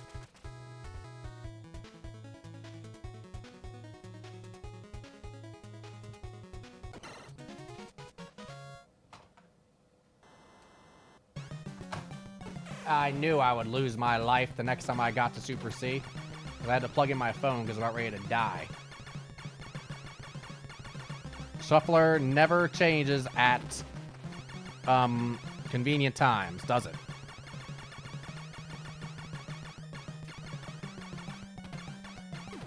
And this, of course, this next level is one where the splitter is, of course, extremely helpful. This was about the two guys who claimed they held the record for the highest score in the Donkey Kong arcade game. Was one of them named, like, Billy Mitchell?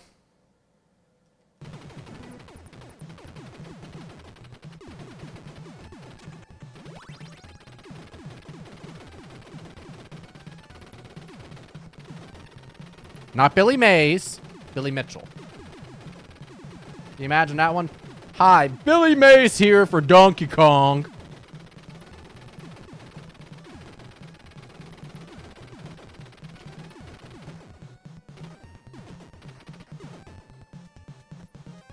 R.I.P. to Billy Mays, by the way.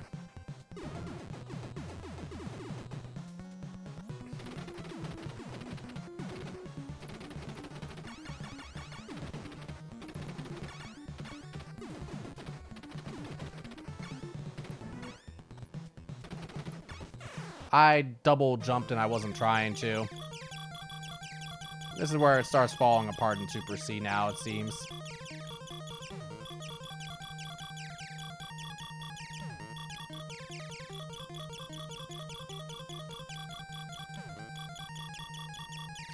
But anyway, no, if that's the case, then I have not seen it, Earl. Is it any good?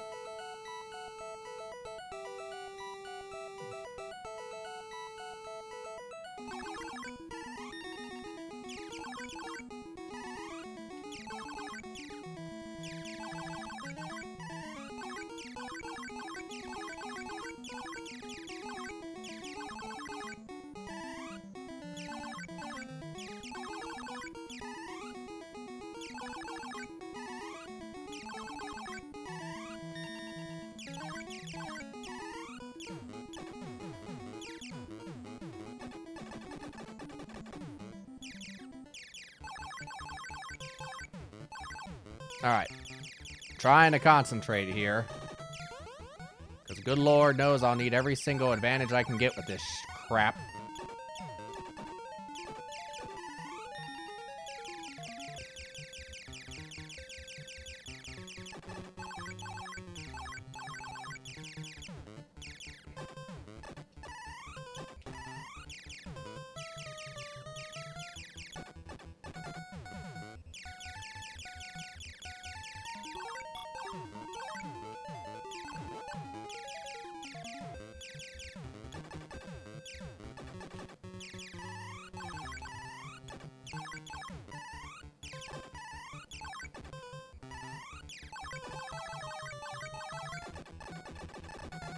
I don't even know what happened there.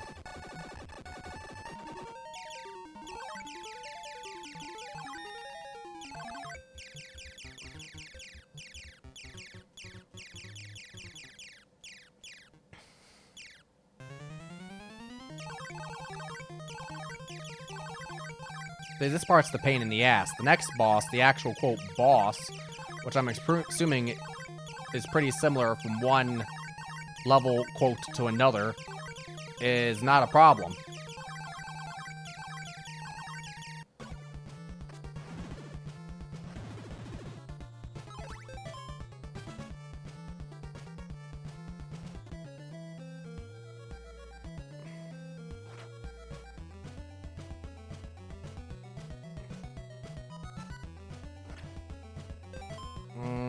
Okay.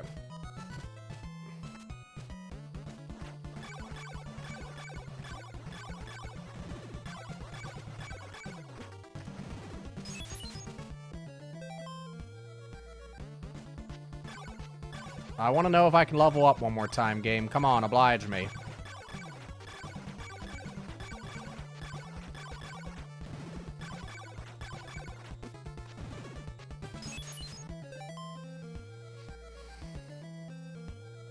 Maybe this is not the. Maybe that's not the best place to try that.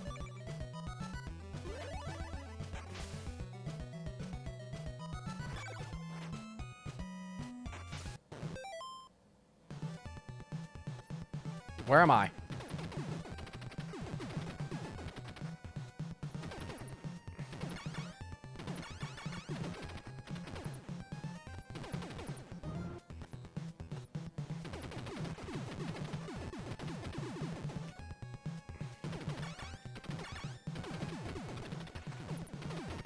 All right. Work with me, game.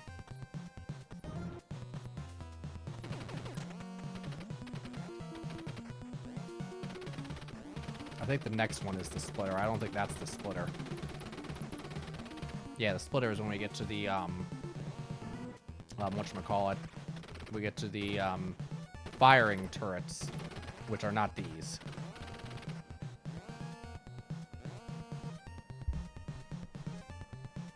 Okay.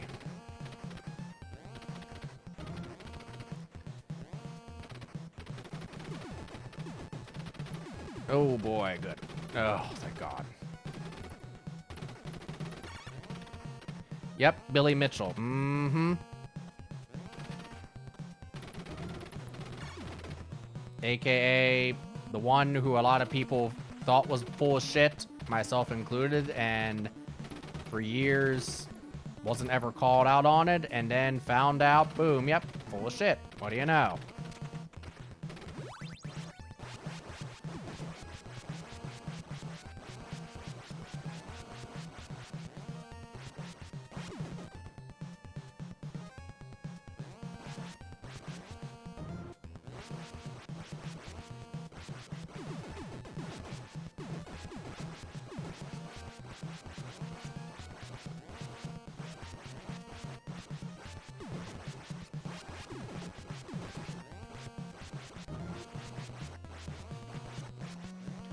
Yep, Billy Mitchell, disgraced video game, quote, legend, who was said to have set his records using an emulator.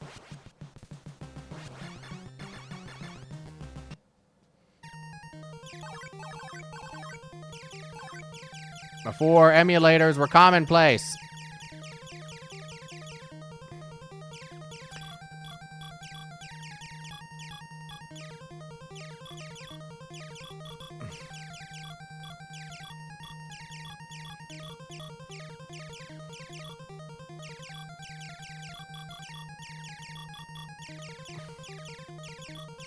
Ooh, I'm lucky that didn't count as a hit. Oh, I'm lucky that didn't either. Cutting it close. There we go. All right, I need option. I need another option.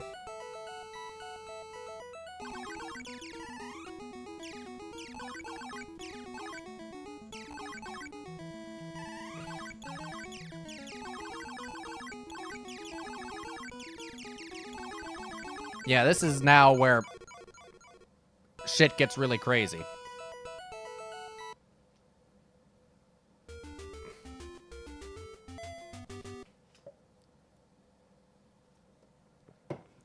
More money for the fuckheads. Lilliput.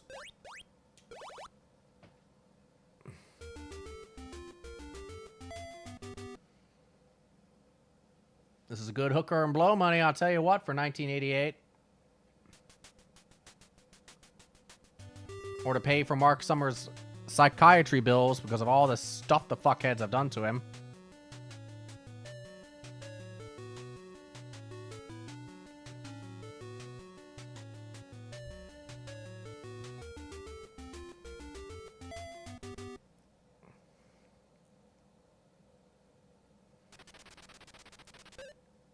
Oh, we've had this question before. Yep.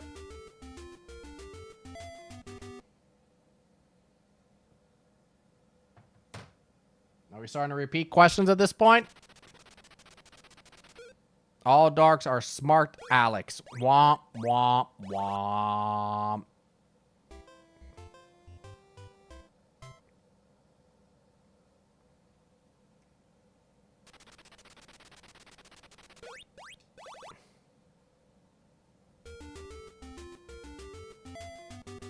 I better have gotten that one, otherwise our three floofs would have tackled me.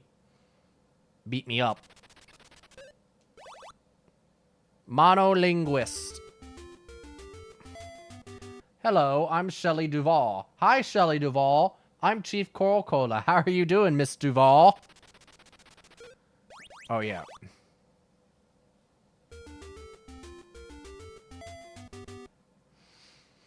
What is Shelley Duvall doing in my chat? Oh, God.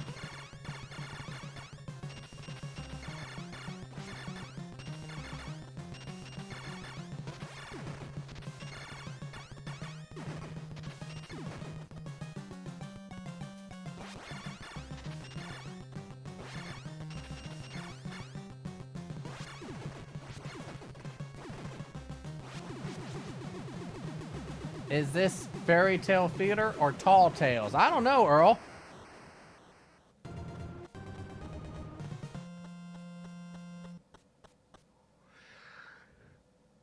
Shelley Duvall, what is this? Are we doing fairy tale theater or tall tales right now?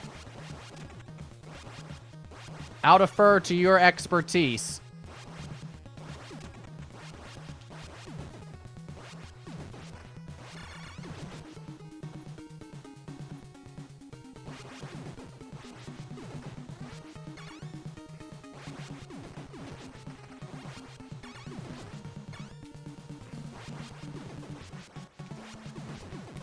Oh, God, I had a couple of close calls there.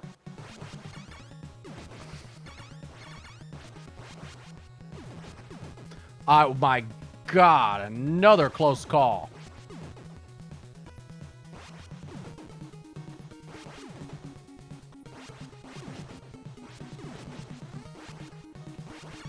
That time... Thank goodness, once again, I know where a splitter is on this level.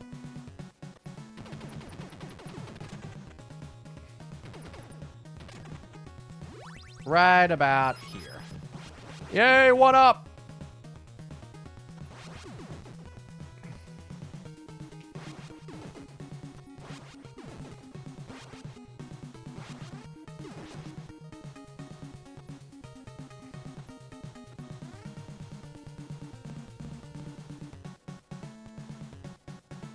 I initially DD'd the Shining to the initial list, but I added Shining to the initial list, but I held off. It's Fairy Tale Theater? Okay, noted. Welcome to Fairy Tale Theater, folks. Which fairy tale are we going to be doing today?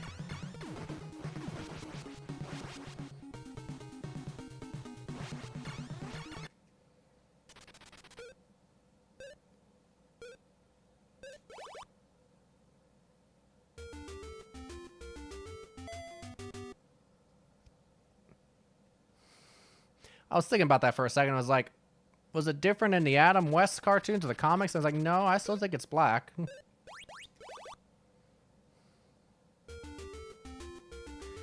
Fairy Tale, the fuckheads winning double dare. That's right. Now that is a fairy tale right there. It is a fairy tale of them winning the obstacle course.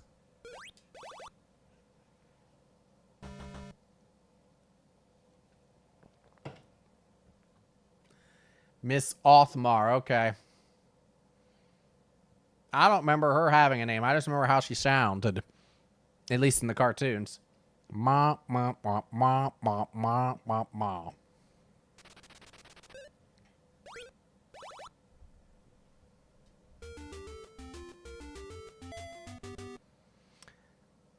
Anyone seen The Luckiest Man in America yet? No.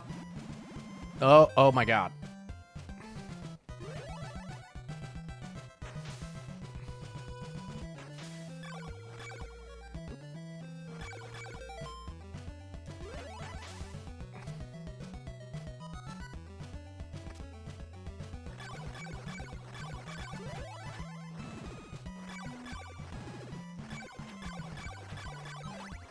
So many enemies when you first come into this area that it's like, yep, we'll just use another one. But now we're gonna hold off and actually switch to the bone, the rib, for the shield. And shield doesn't help for you. Fuck. Have you seen it yet, Earl? What do you think if you do?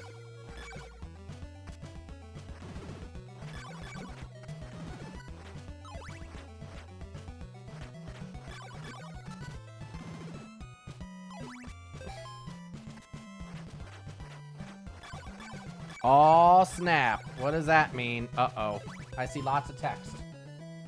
Hold on to your... Oh.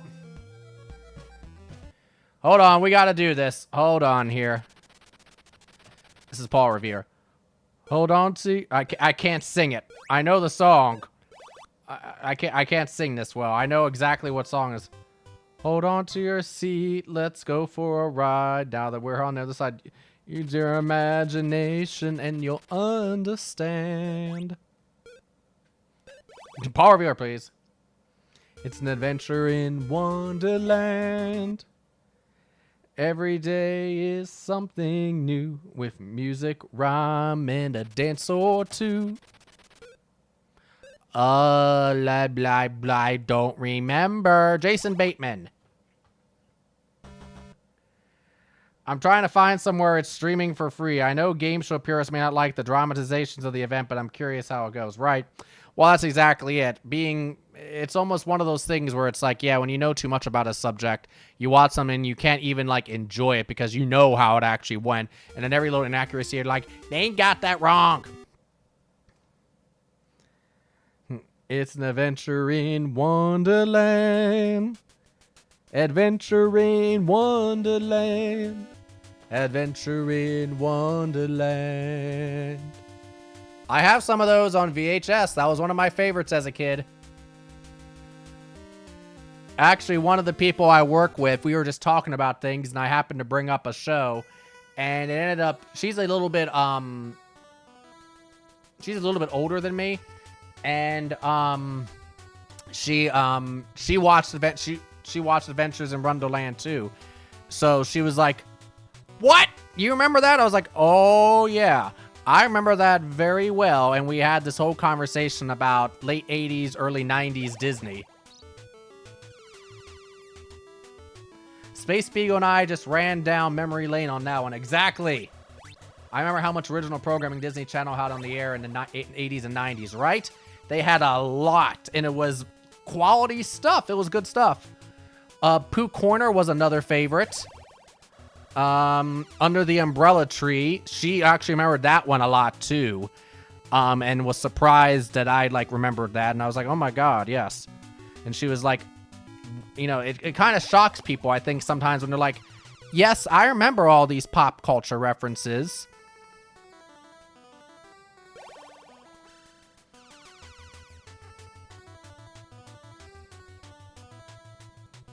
And if I'm making weird faces, I'm sorry. This is what happens when you're playing Double Dare obstacle course. And the game just about kills your hands.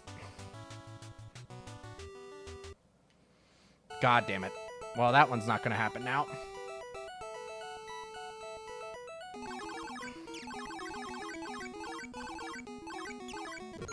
Fuck. Dumbo Circus. Yep. I have some of that on there too. Eureka's Castle. Yep. Oh, and I have talked about Eureka's Castle before.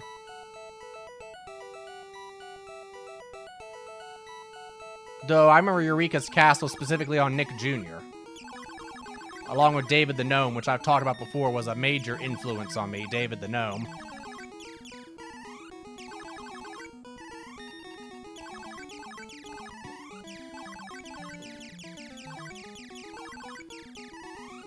Oh, that's right. We did talk about David the Gnome, didn't we, Space Beagle? Because of a particular episode of that show.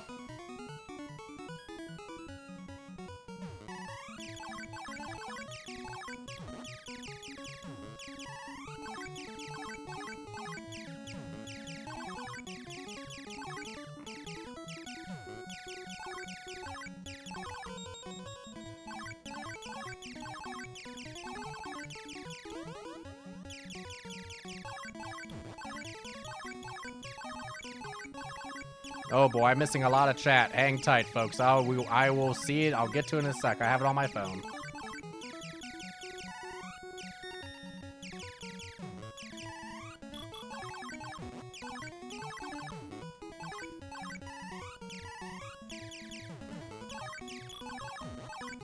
Sitting here trying to shoot everything in existence. Oh my god.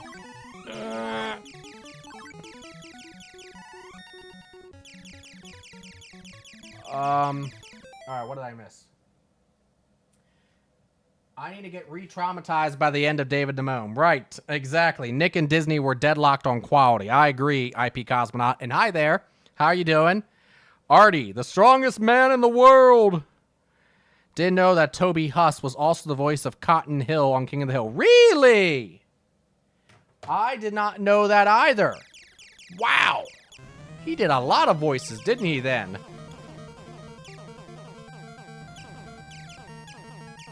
Is the remake out yet? The remake of... Oh, King of the Hill. I believe it is.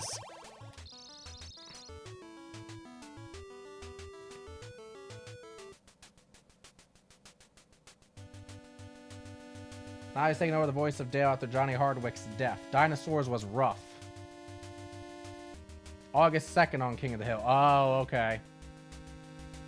And he killed Fitty Man and had his shins blown off during World War II.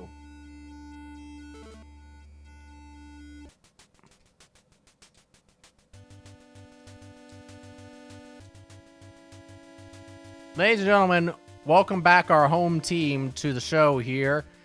Once more, send your kids to bed because it's the Fuckheads!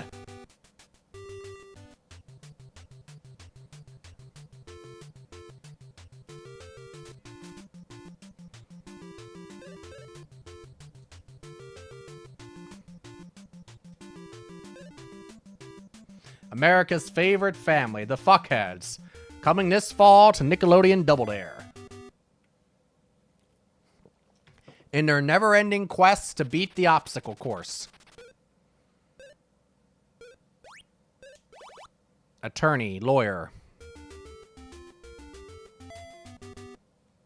The Fuckheads have a long-term residency at Nickelodeon Studios. They've squatted on the Blue Man Group stage, right? That's what they actually use, so that way Nickelodeon doesn't have to keep paying them every week, every time they win. It's just, you know, okay, you earn your rent by winning on the show, and then the cash that you win is actually is your rent. So that way Nickelodeon doesn't have to pay them, and they have their little like closet on that stage that they can sleep in at night. Doesn't have heat or AC, but it's nice.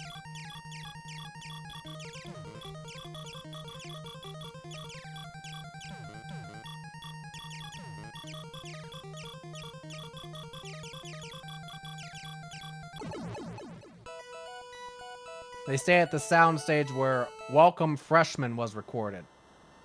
What is the win condition for a double dare for the shuffler to remove it? To beat the obstacle course, to beat all 8 obstacles. Which, yes, I have done in my life. Like, twice. How about Nick Arcade? Oh, yes. I feel like an updated version of Nick Arcade could be done today. You'd have to obviously do some updates, but the general concept could work.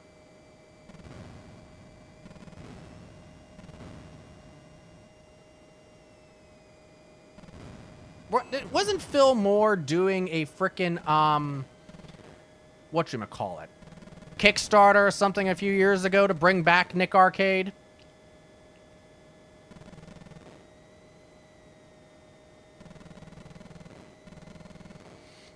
Do any of you remember that? Or am I having a Mandela effect myself? Shit. Damn it, Maverick! Nick Arcade takes me back. I see the host Phil Morris sings a cappella in the TV theme group, which I've seen on Facebook. Oh, yeah.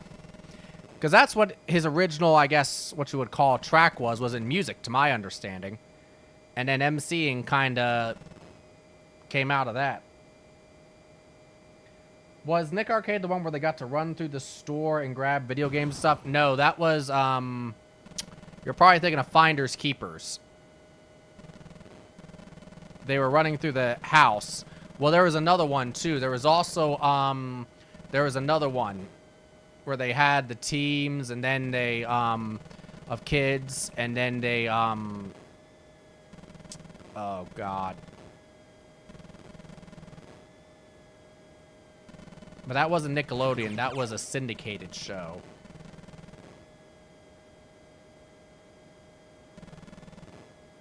It was basically like a kid's version of the Newlywed Game.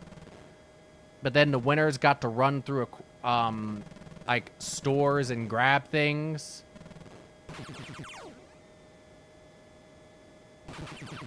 I'm telling. Thank you, Earl.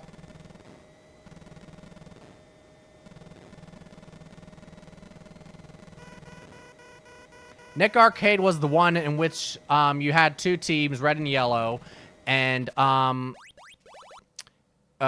they would answer questions in various types of things, and then they would move this character named Mikey around the screen to try to get to the goal, and then you would some of the things that would happen is that they'd have arcade machines in the back of the set.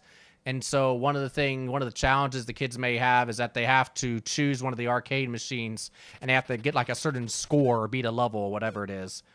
Man, who knew that show ran barely for 20 episodes and then ran in perpetuity for like 3 years? Yeah, I knew there weren't many episodes made, but it was on reruns like for frickin' ever. Sticks, bricks, and... Oh, fuck, I fucked up. Straw. I was trying to talk and think at the same time, and it was not working. Super Toy One was the one I was thinking of. Ah, okay. Space Beagle. Apparently, Luckiest Man in America can be watched for free on Hoopla. Hoopla!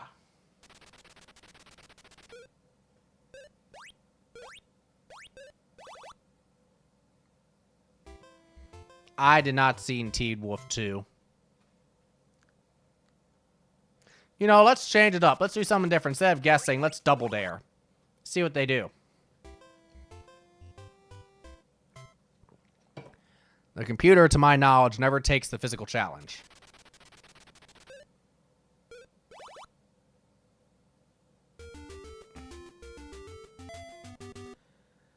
I shall have to wait till next month as I used all my Hoopla borrows. Isadora Duncan made theatrical history as what?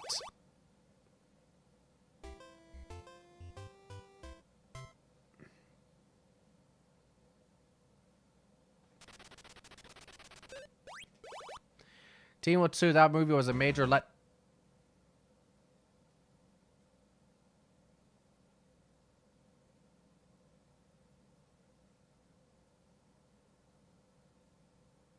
My memory apparently must be just going bad.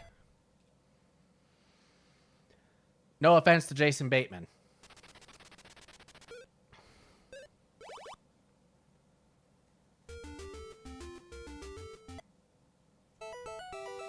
Look at all my power-ups.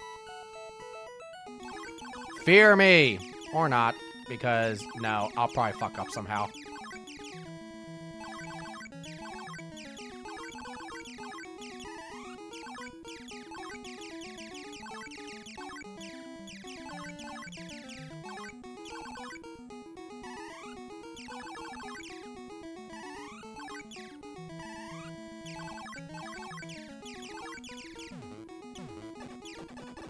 What I'm going to do is because at some point my shield will obviously disintegrate because I'll have gotten hit too much. So what my idea is I'm going to get my power-ups up to that point so that when the time comes, I can just immediately reactivate it. So now I don't collect anything.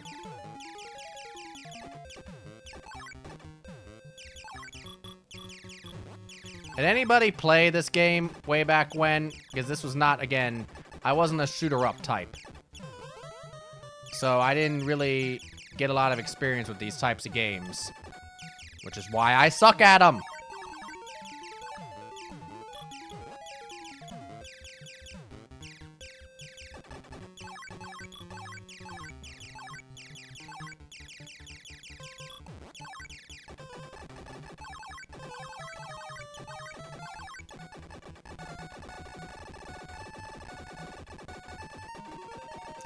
Sort of true, Space Beagle. Based on a true story. It's based on a real pressure. Oh, yeah. Yes, that is based on a true story, yes. They really did as much as they can to try to be accurate as possible without being obsessive. I mean, you can see the Michael Larson episodes themselves and see for yourself on YouTube. You just have to search Michael Larson Press Your Luck. And, they captured the look of the show, of Michael, of Peter Tamarkin, the host, the sounds, the whammies, all that kind of thing. They captured that honestly very, very well. I could tell just from the previews, you know, the look and feel was definitely correct. They definitely embellished the plot a bit.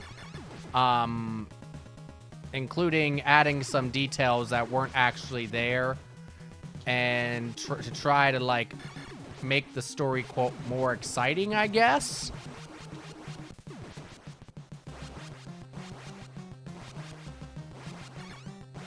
To try to, like, provide, like, a full character arc for Michael.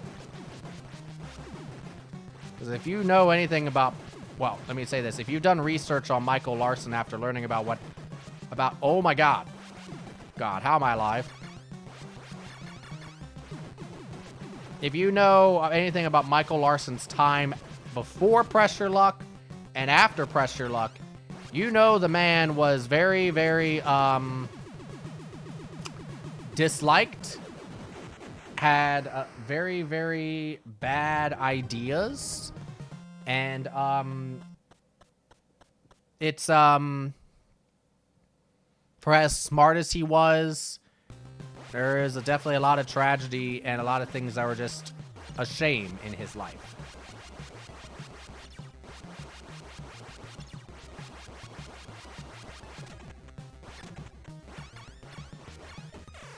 Oh, for fuck's sake. I hate these damn mouths. I'm trying to say things without, like, spoiling anything, but I really liked the documentary Game Show Network did about 20 some odd years ago now called The Press Your Luck Scandal. They did an excellent job of accurately retelling all the shit that happened and getting interviews and sharing a lot of the behind the scenes information and just kind of just the perspective of the network and the other players and everybody involved. Michael was dead by that point, but they got family members, his ex-wife there. You know, they did an excellent job putting together the big bucks to Press Your Luck scandal. Probably one of the best projects GSN ever did. As Wyoming said, it was greed that got him, Fang. Exactly.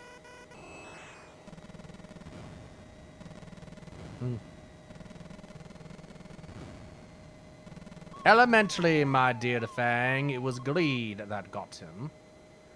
Kind of like that kid that got the Harrier jet with Pepsi points.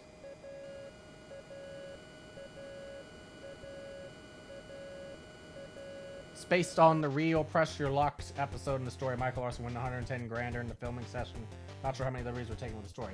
From what I understand, there are definitely some liberties taken.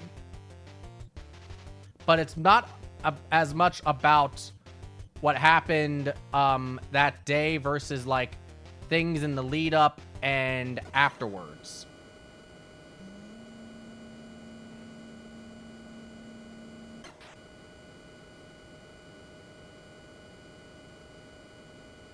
You should check out the whole Pressure Luck episodes and you post there's a document called Big Box Pressure. Yeah, exactly. Yes, I agree with Earl Space Beagle. If you really want to, I would honestly, just because of how accurate it is, how good it is, and because you actually get to see the episodes that he was on, you get to see him including unaired footage.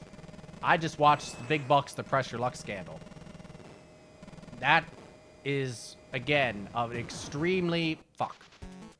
That's an extremely detailed, very interesting, and they presented it very... It wasn't boring, basically. It was a very engaging and I think a very interesting manner in which they did that. They did an excellent job with it. The interviews, the conversations they had with everybody that was there were great. See, that's why I did that, so I'd have my shield back. Because I knew I'd lose it eventually. But yeah, it's called Big Bucks, the Press Your Luck scandal. And that story is what they basically based that movie off of. It's like with the movie Sully. There was no dramatic investigation into the miracle on the Hudson. They basically had to make the stuff up for the movie. It was a cut and dry case, right? And at the end of the day, the other piece is, a lot of people, like, they were trying to present it as like that he cheated. He didn't cheat. Michael Larson did not cheat. He found a flaw that the network did not think that would be found, and he the word exploit is too harsh. He used it to his advantage. There was nothing he did wrong. If CBS didn't want that to happen, then they should have actually invested in having an actually random board. I will die on that hill. He did not cheat. I mean, don't get me wrong, I'm not going to sit here and defend Michael Larson as if he was a fine guy and all that kind of thing, but, you know, he was not a really good guy. But he didn't cheat. He was in the right. He did nothing illegal. He did nothing wrong. Morally, ethically, anything else. I can understand why CBS was pissed, but guess what? That's not his fault. Do your due diligence, CBS. Better.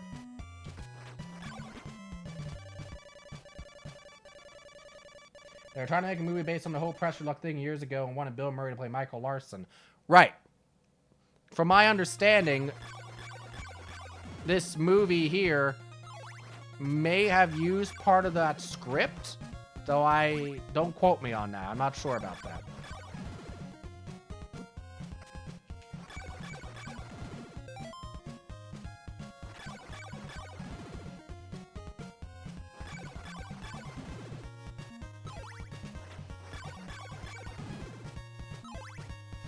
Can you imagine Bill Murray playing Michael Larson? See, that's something that I wanted to see.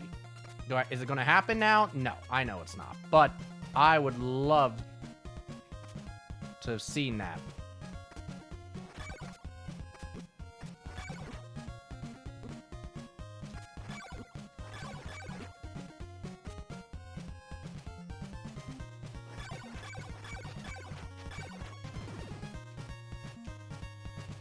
Pepsi never gave him the jet and basically claimed hyperbole.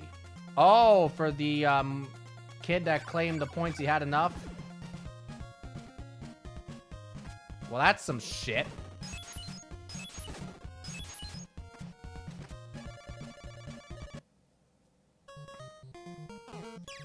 You should have sued their ass.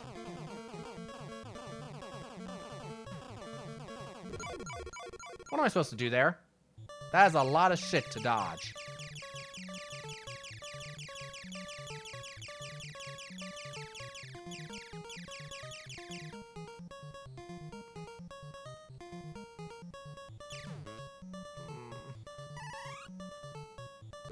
Nope, bad idea.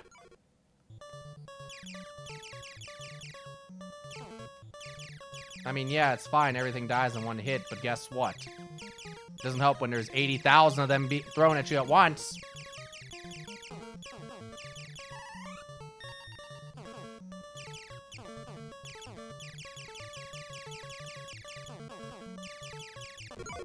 God damn son of a bitch. Pepsi later added a just kidding. Fuck. To make sure they never had to litigate again.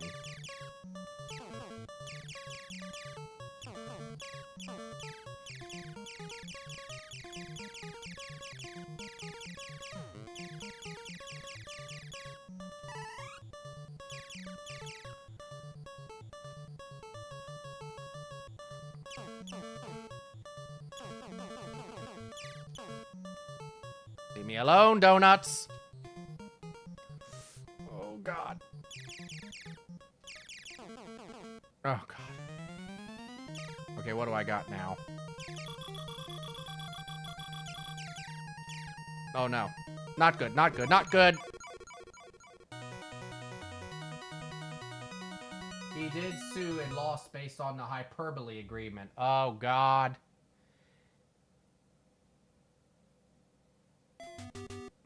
He had found a loophole that allowed him and a millionaire friend to pay only $700,000 to buy the Pepsi points. Wow.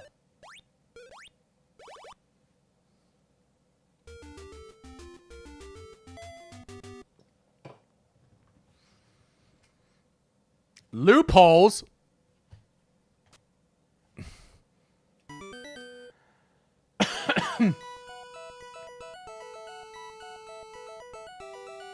Oh yeah, it's very messed up.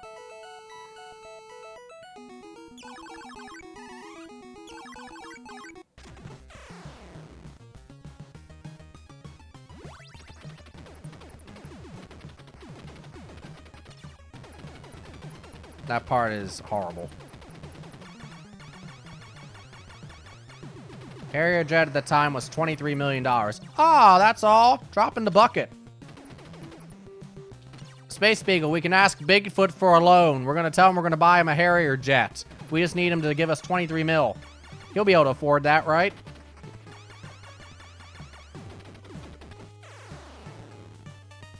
I thought I was in a good spot there.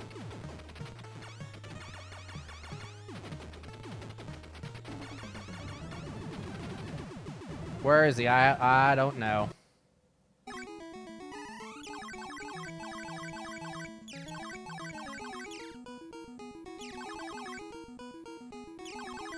Should message him on Facebook, be like, Bigfoot, get in here. We have a business deal to discuss. He'll be like, oh, God. Actually, I do know what he's probably doing today. He's probably recovering. He's probably sleeping. I want my jet. Yeah. All right, Bigfoot. After you get over your medical ailments, you're buying us each a jet. Okay? Okay.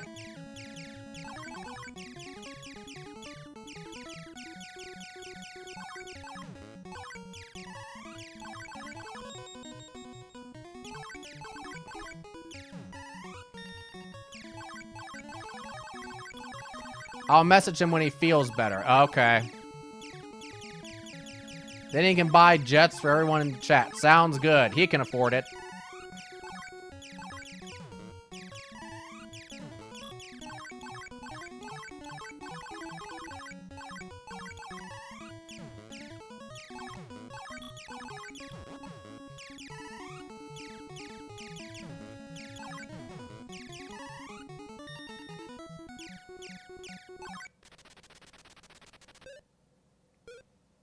One X-Men Blackbird for me, please. Okay.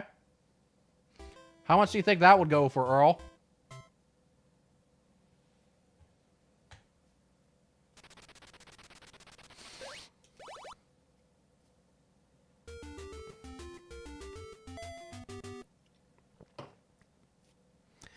Crawler's leading after the end of the first round.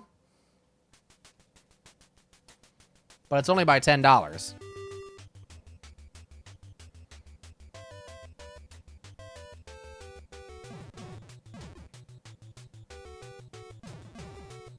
You see how I got the 2 pins in one there? I remembered where it was. Where that part was on that line. You just can't put a price on Seer technology. True.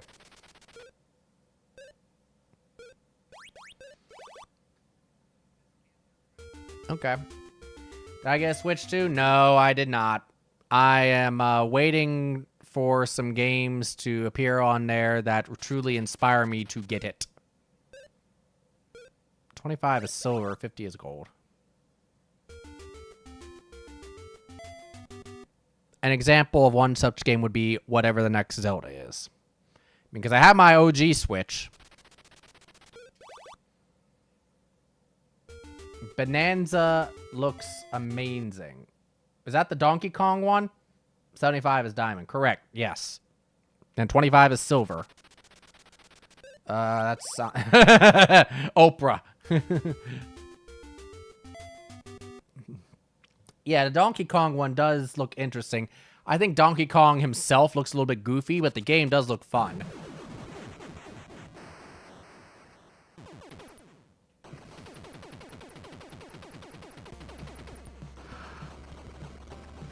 All right, come on out. There we go. How you doing?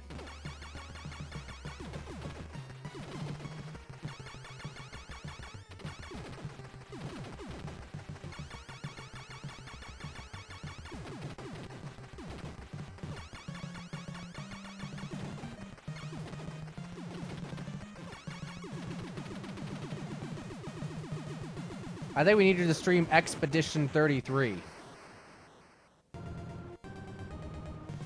I've heard of Expedition 33, but I can't, like, place it. What is it? It sounds like a space game. They should put the Krang theme music in every Konami game. Right? Like from the 80s Teenage Mutant Ninja Turtles, right? Ooh.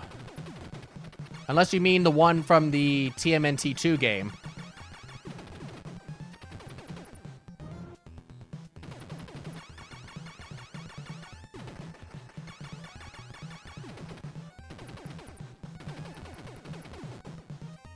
TMNT 2 on NES had some baller music. Then again, all the games did, even the first game. Fuck.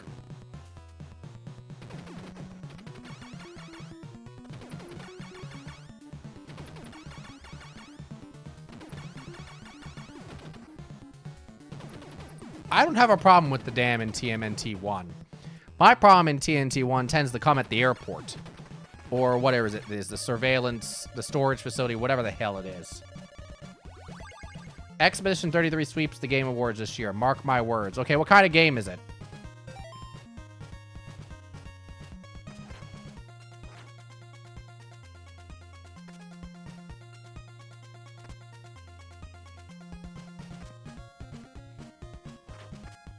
And what systems is it for?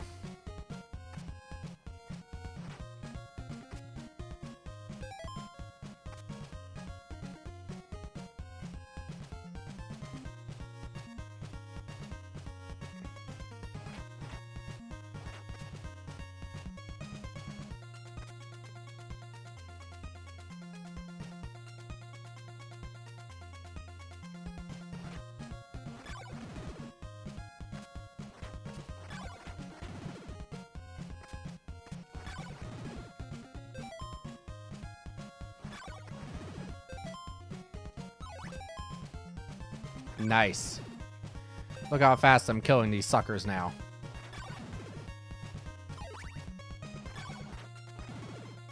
Look at all the hearts I'm getting.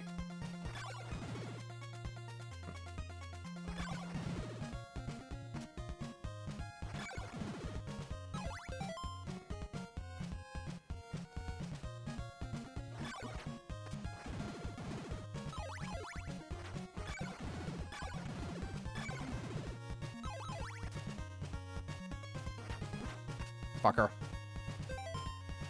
JRPG, but French. That's all I'm saying. I wouldn't want to ruin anything. It's on everything except Switch. There was a whole video how TMNT 2 Turtles in Time was remixed in TMT Hyperstone Heist for Sega. Yes, it definitely... Because a lot of the game is the same, but Sega insisted that the games that are created for that system, or was it Nintendo? I always get that confused. Whichever one it was insisted that the games itself is unique, so they had to make the changes. Cries in Switch. Yep. Instantiated turn-based combat with parry and dodge mechanics. It's the debut game of Sandfall Interactive, and it's fantastic. Interesting. Nintendo, I think, had exclusivity over Turtles in Time. That sounds right, because that sounds like, frankly, more like Nintendo. So that means they couldn't release Turtles in Time for the Sega. So they instead, they adapted it, made some changes, and you get Hyperstone Heist. Do I blame Konami? No.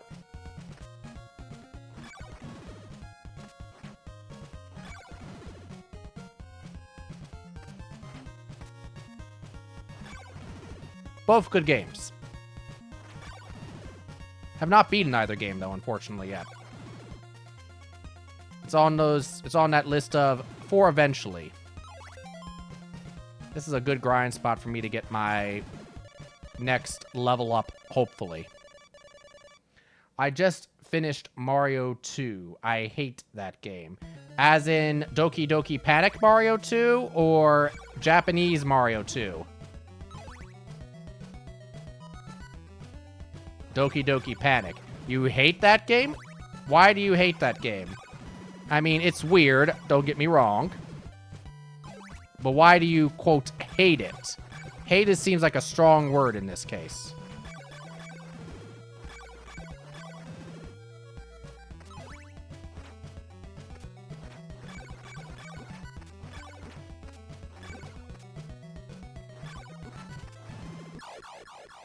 Or Lost Levels Mario 2. Right. Fuck me. Oh my god, harpies everywhere! Yep, and all my hearts and all my experience go bye-bye.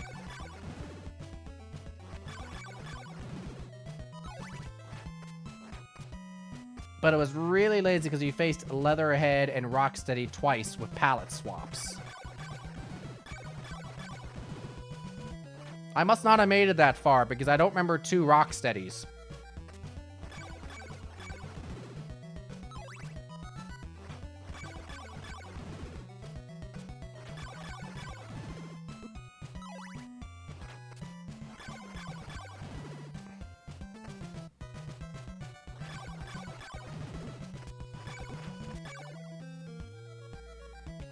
Oh my, turn around, Simon.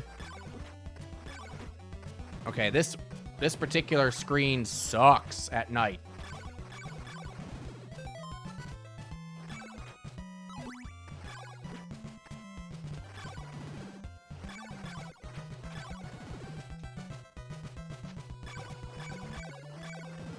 Okay, I strongly dislike it, but adore that some of the assets have been kept in future titles, which is weird considering the enemies were not reskinned from Doki Doki Panic. Correct, like the Shy Guys and Birdo. In Hyperstone, in Turtles in Time, you face Bebop and Rocksteady on a pirate ship in pirate garb. All Hallows Eve is Halloween. And you face Leatherhead once on a train boxcar. Yeah, that sounds right. The game occupies a similar space in my heart as Link's Adventure. Or wait a minute, is that a hippo? No, okay. So you're not fond of Link's Adventure then either, IP? Because I believe Space Beagle likes Link's Adventure quite a bit.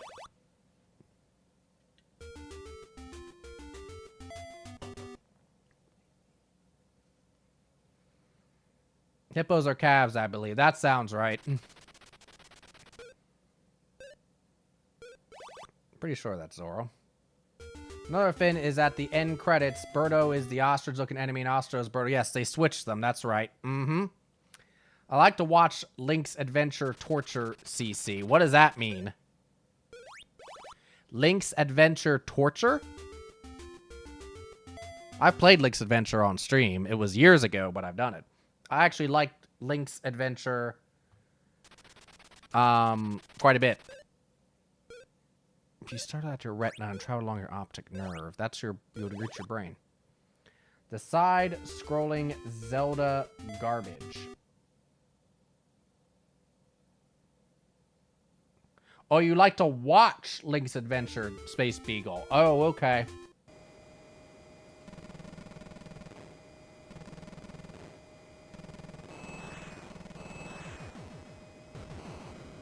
It's like Splunker Torture, only with Link.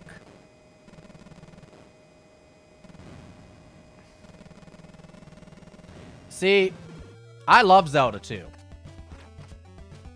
So it's like one of those things, like, someone's looking at me, is like, we're gonna make you play Zelda 2. Okay, that sounds fine. Well, fine, we'll make you play Zelda 2 randomizer. Okay, that's fine. I've done that on stream, too.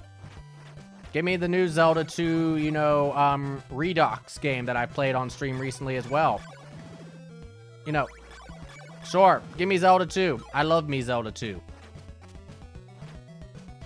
Remastered, that's what it was called. Zelda 2 Remastered. I love Zelda 2 hacks as well. There are a lot of really great Zelda 2 hacks out there.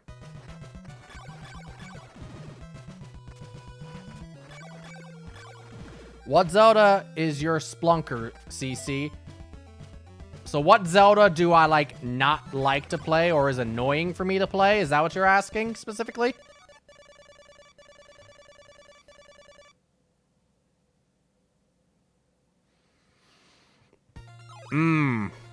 That's...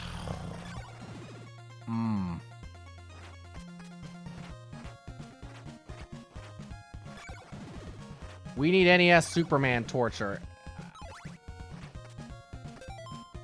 It's actually not that bad. It was one of the first games I beat. Yeah, I remember, because you and I have talked about Superman. It's annoying, but it may not be overall, like, bad. It's got some weird things going on, but it may not be, like, quote, particularly bad. It's just quirky, maybe. Don't get me another game that has some charm, but the production quality feels rushed. However, the introduction of things like magic and the capacity in that game is very well done. Zelda 2. It's funny because it wasn't rushed, but the problem was that they specifically were trying to make it different than the first game, when the first game itself was so revolutionary. And they were, of course, afraid that if they made another game like it was just going to feel like an expansion pack instead of, you know, a brand new game. Which I get. I do get that.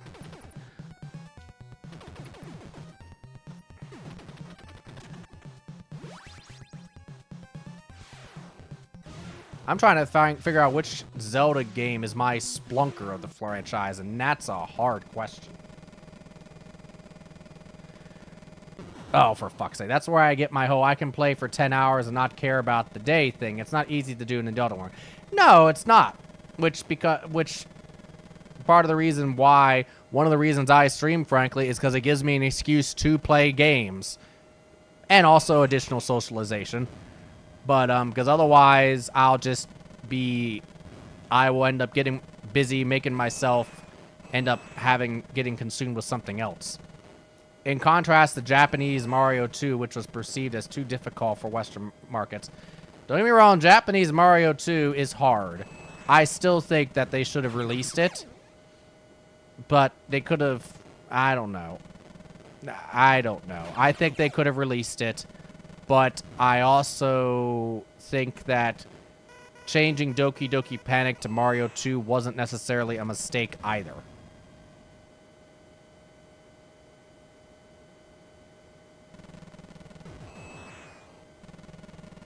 So I'm torn. I'm also torn about what my Zelda Splunker is. How about this? No, that doesn't quite hit it either.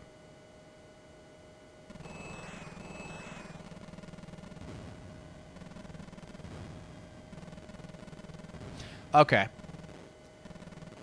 The 3D Zelda, that's my Zelda Splunker, is whatchamacallit,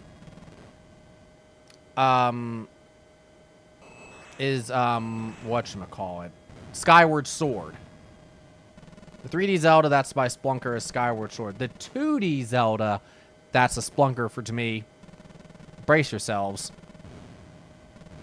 It's A Link to the Past.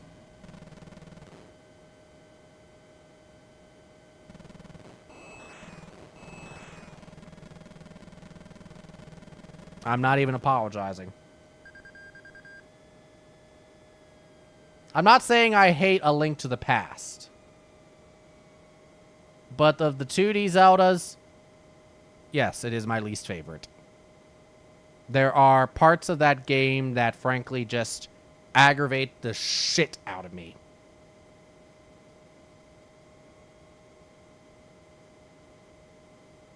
I think about the ice level. Oh my god, that fucking ice level. I think it was the first Zelda game to have an ice level. I wish it was the last.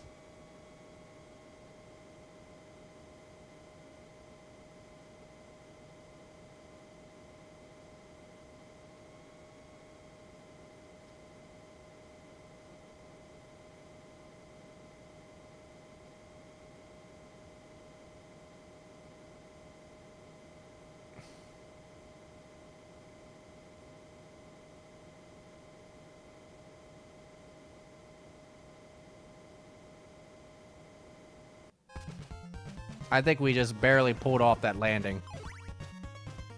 You don't like the slip and slide? No, I don't. That was probably the last Zelda game I played. I said screw it on Zelda 2 Electric Boogaloo. Majora's Mask having a time limit is the worst gameplay. Oh, don't get me wrong. When I was thinking about 3D Zelda, Majora's Mask crossed my mind because Majora's Mask pisses me off too. But then again, Ocarina of Time pisses me off too. And I don't think the game... I mean, it was revolutionary. 100%. I don't think the game is good looking. I think the game is actually very ugly. Ocarina of Time. I remember even playing it at the time in Toys R Us. I've told this story before. You know, it's the same thing I thought about Super Mario 64 to me. The controls didn't feel right, and the games did not look nice to me. They looked ugly to me. The 3D models did not do it for me at the start.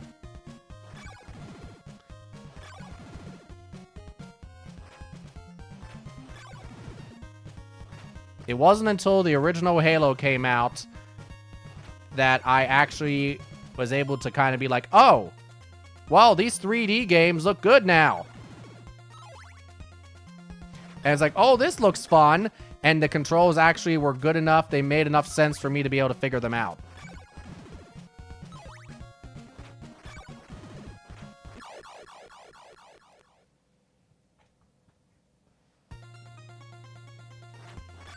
So yeah, I'm in that minority that, you know, does not think as highly of A Link to the Past as many people.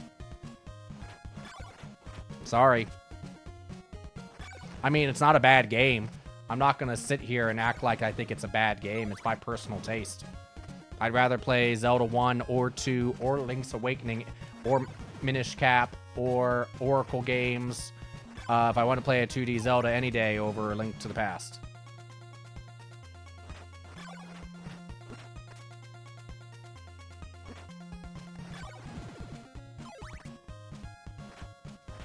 Why is my subscriber count suddenly going down so quickly? And my follower count is drastically dropping. Oh my goodness. What could I have possibly said to have done to have this happen to me? For some reason I don't play roguelikes or Persona titles.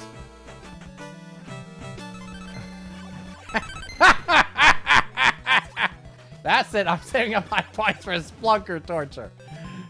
IP Cosmonaut, thank you for following. I feel like you were following before, but if you weren't, I apologize. Maybe you unfollowed and decided to refollow, in which case, thanks for refollowing.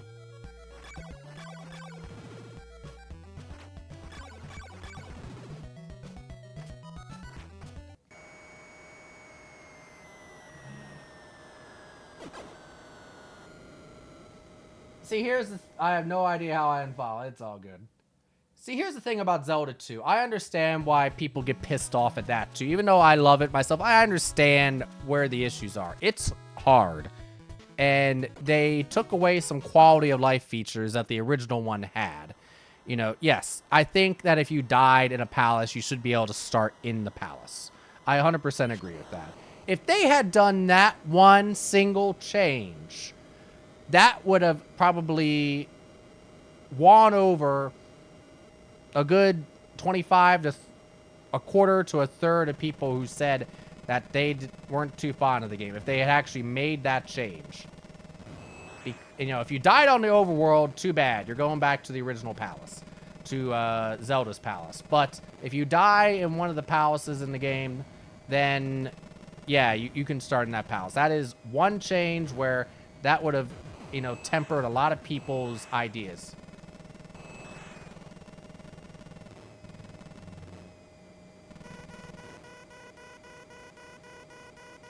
Any game that offers a time limit from the N64 area should be ashamed of themselves. I like the idea behind Majora's Mask. I just think that, again, they were trying to, do something that they didn't quite have the full capabilities of yet. Like, if they tried to do Majora's Mask on the GameCube, they might have been able to do some things to make it a little bit more quality of life.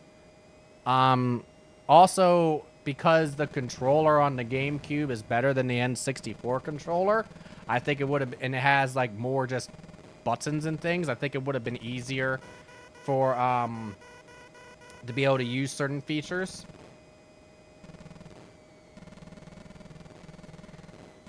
It's the same thing I think about with Mario 64. Mario 64 had a lot of great ideas, but I see bits. You sold out Zelda in the church to Aghanim, didn't you? For say, God damn it, Aghanim! Thank you for the biddies, Space Beagle. Unless it's a sports game, yes. Well, I would agree with that. I'm with you on that one, Earl. I know, you're fine.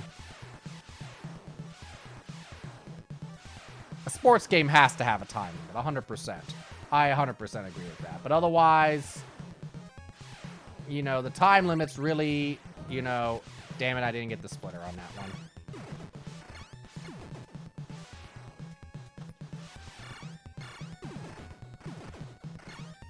Especially in the early days of 3D games and just the control mechanisms and the controller for the N64, some things were not as easy to do as they should have been. I mean, the technology, too, the camera controls were not there yet either with the N64. But that's part of the reason why I also just felt like I couldn't control things like I wanted to with that game, and why Halo felt so good to me, because I could control what I was doing a lot more freely, and the controls just felt much more natural to me. And the game looked absolutely spectacular.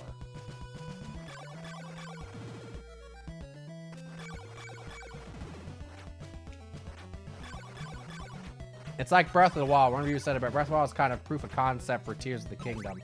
But I think between Ocarina and Time and Majora's Mask, they went backwards. Oh, I agree with that. I do agree with that. And don't get me wrong, Ocarina of Time, to me, is an important game. It's a revolutionary game, but I don't think it's this bastion of perfection that some like to make it out to be. There are some parts of Ocarina of Time, at least to me, that are grindy and a pain in the ass.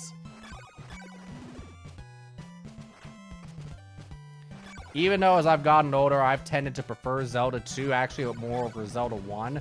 If you're looking at games that are like bastions of perfection, you have to look at like Mario 1, Mario 3, Super Mario World, Zelda 1, Super Metroid, Star Tropics. Yes, I had to say Star Tropics. Tetris.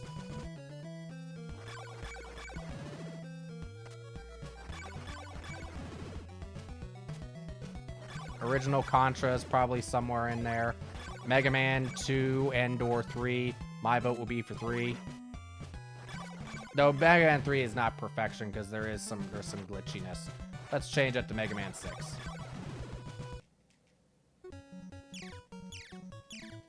Ocarina of Time is the best reviewed game of all time. Correct. I mean, and I'm not going to sit here and say it doesn't deserve it because, again, it was insanely influential and insanely important.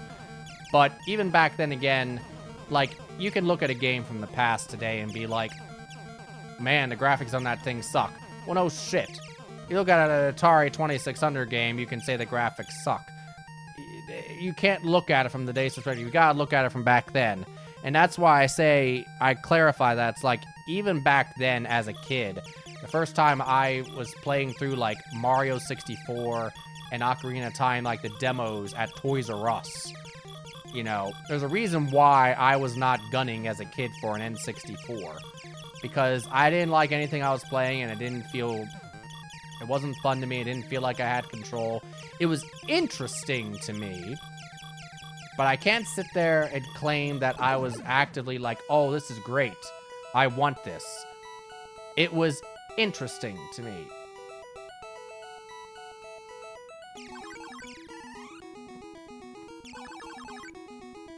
The N64 came out in 1996, right? Someone clarify that with me. Was it 96 or 97? Fuck!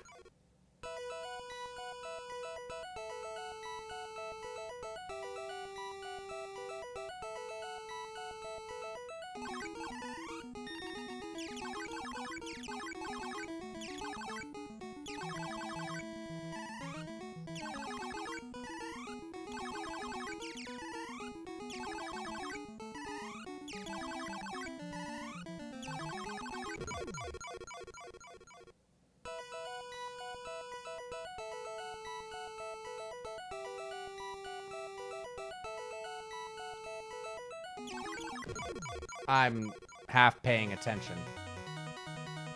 When I'm playing Gradius, I can't half pay attention.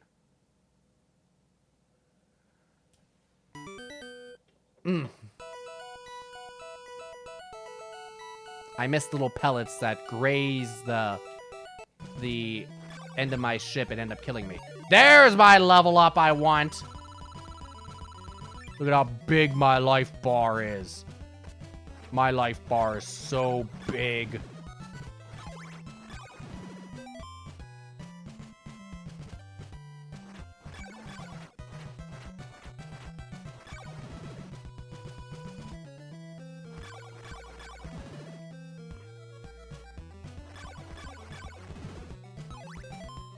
Yeah, I'm not getting experience points for those anymore. One could argue Adventure 1's the most revolutionary things ever made. Yeah, I would agree with that. It is. Adventure 100% is one of the most revolutionary things. But I want to talk when gaming was really resurrected. It was all the titles from NES4. Atari was gaming and it would almost die, but Mega Man and others were revolutionary.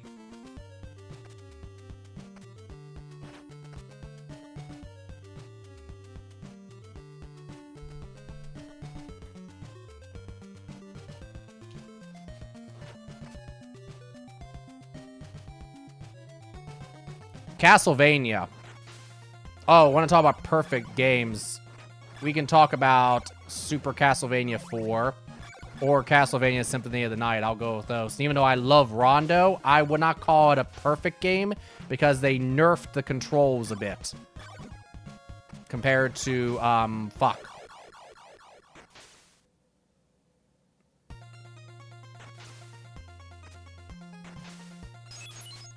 They compared the controls from comparing the controls. They nerfed the ability to control Simon in Rondo versus how you could control him in Super Castlevania 4. That's what I'm trying to say. So I love Rondo of Blood, but I think that Super Castlevania 4 and Symphony of the Night control better, and thus are the actual better made, more well-rounded games. But the thing about Castlevania more than anything, the theming is what makes those games really incredible for the time.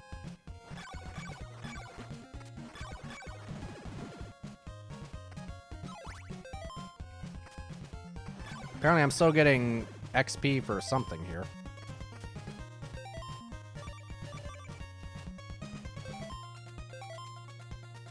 Much as I talk about with Star Tropics, the Castlevania games had a cinematic feel to them, which was not common at the time, and is why I loved Star Tropics as a kid, though I couldn't put it into words at the time about why.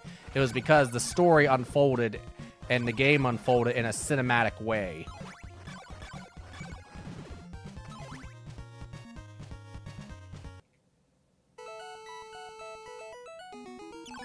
By the way, in Castlevania 2 at this point, we're heading to Dracula's castle.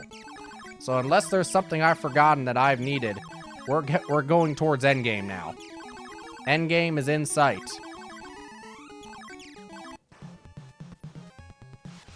We've also thought that Endgame was in sight many times here for Super C, but guess what?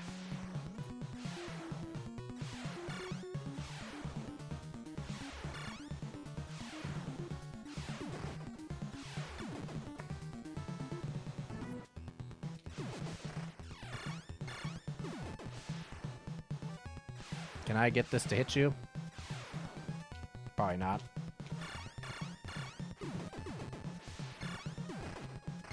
I don't know how the laser's working for me. I had to play as Allison Grant and the female character. You transferred them. That was Castlevania 3, Dracula's Curse. That was also revolutionary in that regard at the time, too.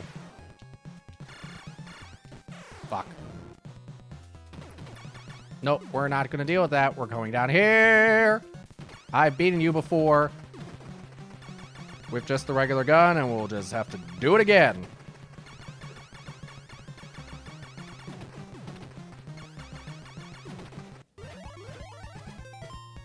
Oh my god.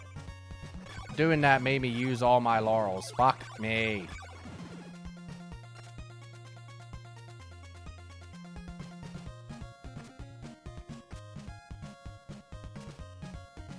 I'm gonna have to buy some laurels when I get into town here.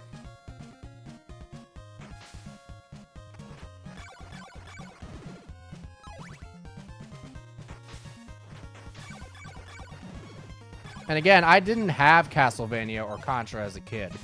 It wasn't until I was in my 20s that I really got into Castlevania. Because as a kid, I was not into the violent games, not until I was in my, like, pre-teens, early teens.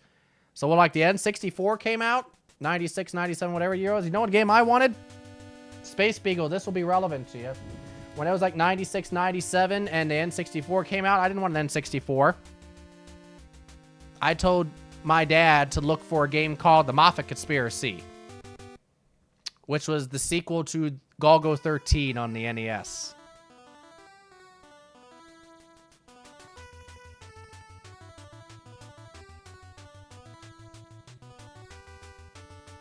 That's when I first learned about Golgo, was during that mid-90s time frame. But that's also when my James Bond, you know, interest really started to, you know, grow as well.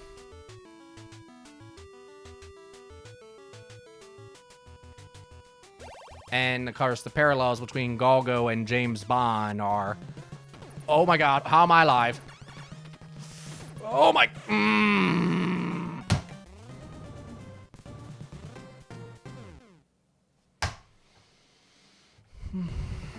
The the shuffler did not work out in my favor there.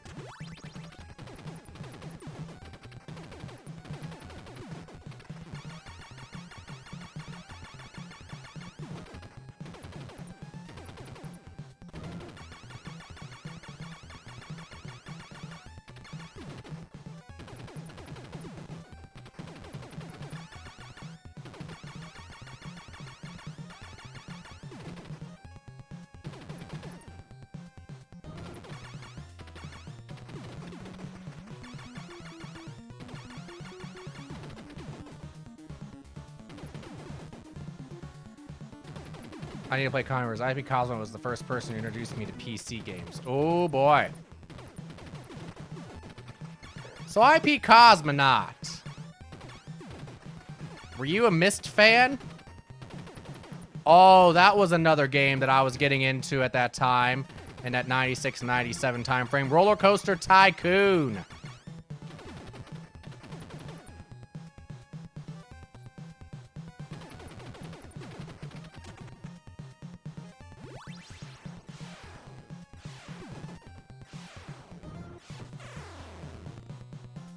Sierra fan.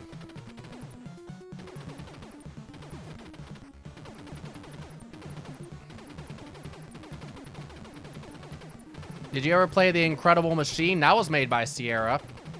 That was another game I loved back then. The Incredible Machine 2 specifically. That was more like 80s. Had Theme Park for Sega Saturn. Ah.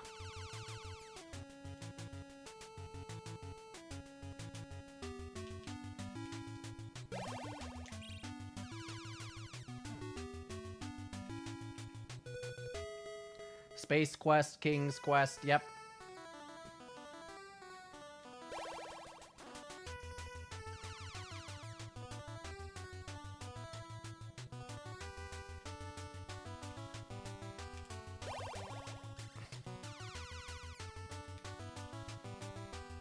Well, once again. Theme Park had one of the most depressing game over screens. Speaking of which, Space Boo, do you have your copy of Magic Knight Rayearth?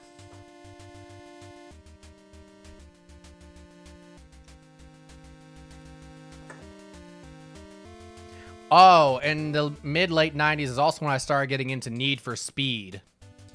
Particularly Need for Speed 3. Oh, I fucking love Need for Speed 3.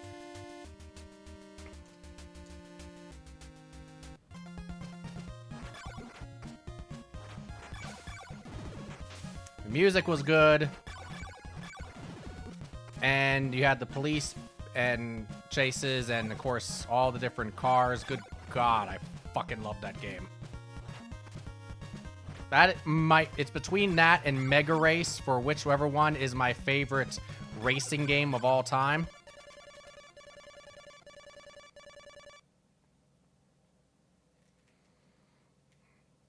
Is this the trap one? Is this the one that's fake? I think this is the fake one. One of these rooms is a trap and fake, and the other one is the one that's real. This might be the fake room. We'll find out shortly. And unfortunately, I don't have any laurels, so I'm going to do everything I can not to fall down there.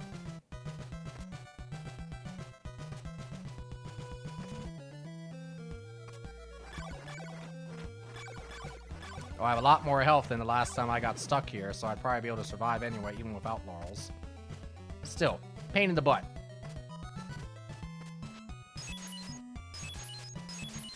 Nope, this is the trap. Going back.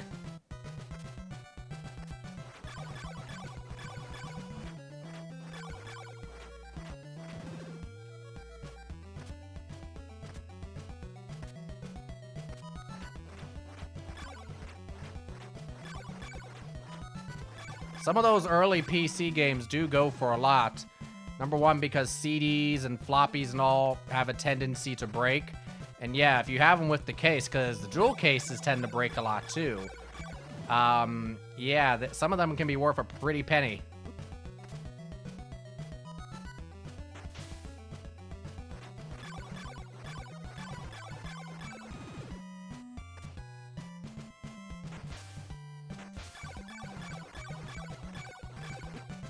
You all take a shit ton of hits now at night.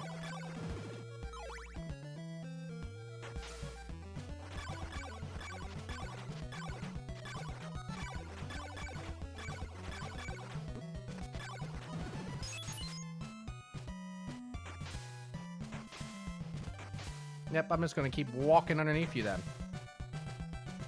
You're all gonna play like that. Just bought a bunch of Saturn games where I work, and it was crazy how much some of them are worth. Oh, yes. Because the Saturn, also, bigger case, number one, harder to maintain. But number two, you know, the Saturn didn't sell well as like the Genesis. And the Saturn was one in which I think a lot of people, when they got a Saturn, they got rid of it when the Dreamcast came out, because Sega's, you know, in around that time was starting to piss people off. Lots of low print run games, yes. Yes, a lot of low print runs for the game, but that was also because, again, sales of the Saturn didn't reach what Sega was thinking they would be. Which I'm sure you know the story is about. Alright, I got to take a pee break. I will see you on a sec. Pause this. Enjoy the tunes. I'll see you in a moment.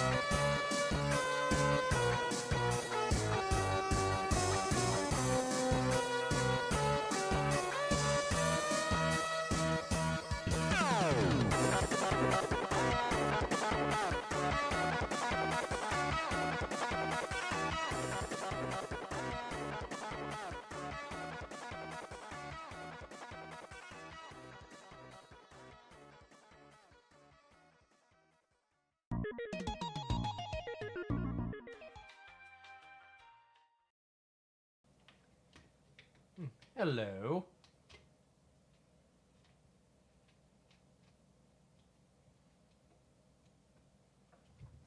Damn Saturn sell for $300 at work. Oh, I'm sure.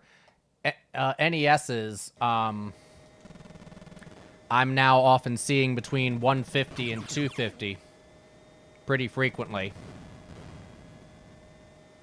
I used to have people just be like, "You want my NES? Here, just take it." And I'm like, "Okay, I'm not gonna say no."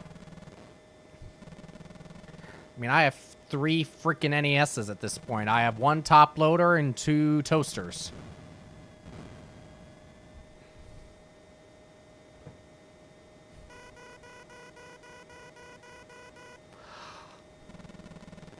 Actually, do I have a 3rd toaster? I think I have a 3rd toaster in the closet.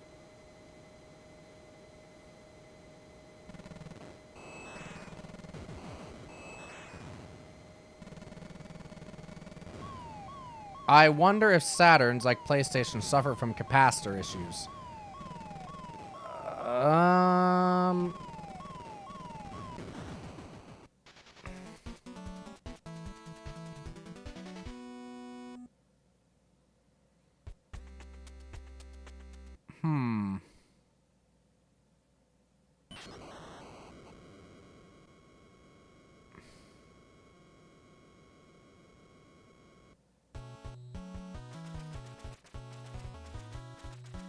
I'm just thinking about that.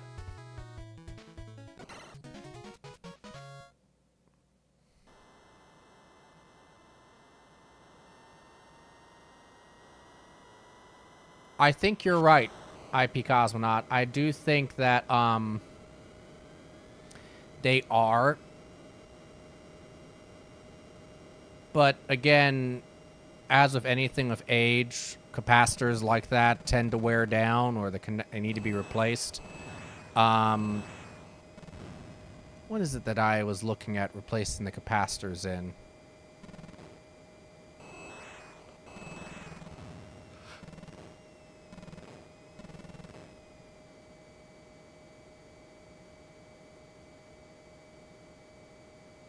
I don't even remember. Oh, it was one of my VCRs. And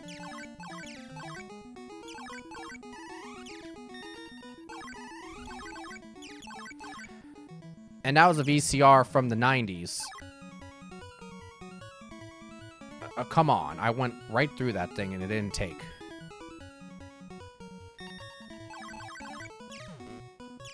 But I still have, you know, devices, and I went right through that one too and it didn't count. What the fuck? What is wrong with this game's hit detection with those damn power-ups?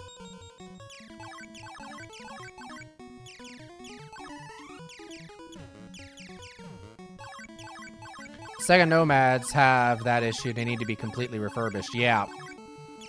I feel like I remember that. And those were because, again, they had to use a much more compact form factor and, whatchamacallit, capacitor design. And so, yeah, they were not as reliable. They don't have as much capacity. They tend to thus have more issues because, yeah, capacitors can be funky little things.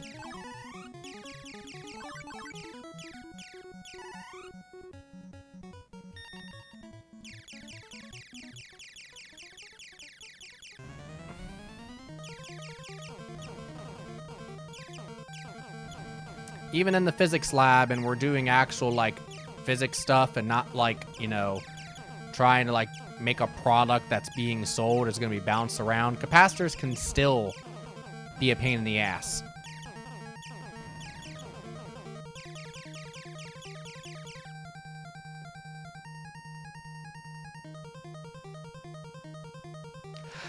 Daytona USA was fun.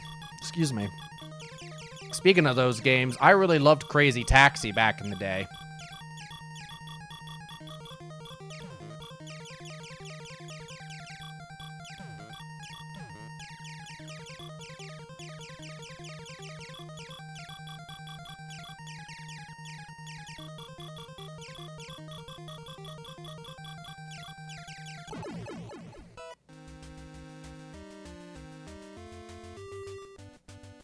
I think this is the one physical challenge we've played that I have not gotten so far. Oh, and there we go! All I needed to do was say it. So now I think we've at some point won all the physical challenges. At least we've been able to play so far. Well, no, I should say physical challenges as in, as you don't play as, like, physical challenges. You play as, like, you know, versus physical challenges. Sega Nomad was the most underrated handheld. Oh, I thought it was a cool idea. I had a Game Gear as a kid. I was still playing my Game Gear quite a bit in 96, 97. I love Sonic Triple Trouble, Sonic Chaos.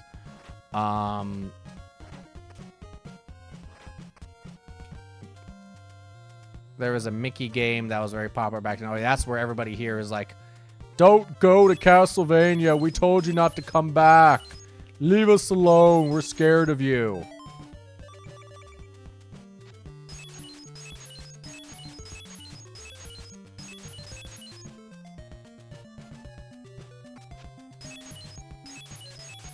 Turn right for Vrad Graveyard. Left for the Dora Woods. Yep. Now, who could be buried at the Vlad Graveyard?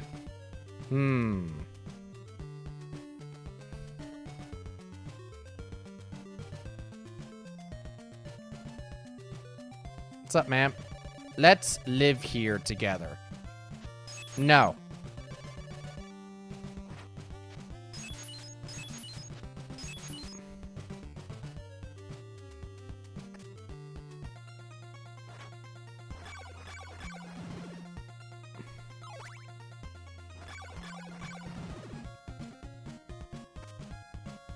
All right, Birdo.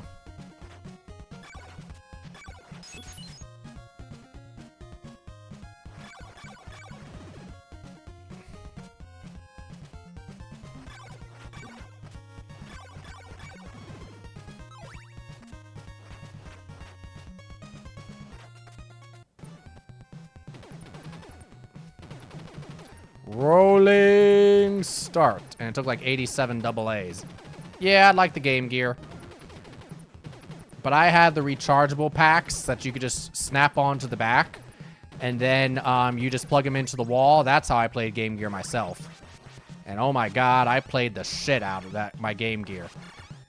I wish I had a way to easily stream Game Gear games. Because oh my god, I'd be streaming a lot more Game Gear. There were some great games on that system. My Power Rangers games as a kid were the Game Gear games.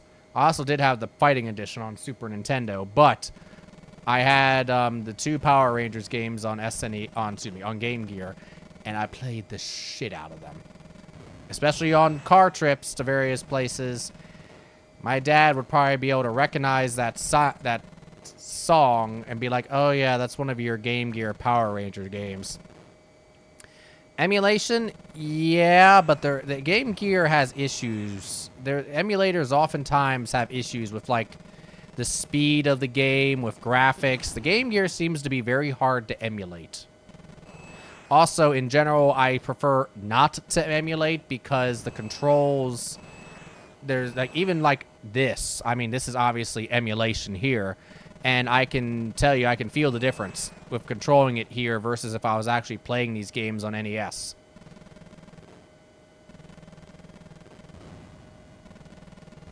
That's one of those things where even like, you know, I talked about this when I was in my apartment before I moved into my house here. I streamed and I had all my games, all my systems connected to my flat screen TV. I was talking about during that time, you know, a few years ago, how it's like, I feel like that, you know, I haven't played a lot of these games in a while and I had to relearn because I wasn't just, I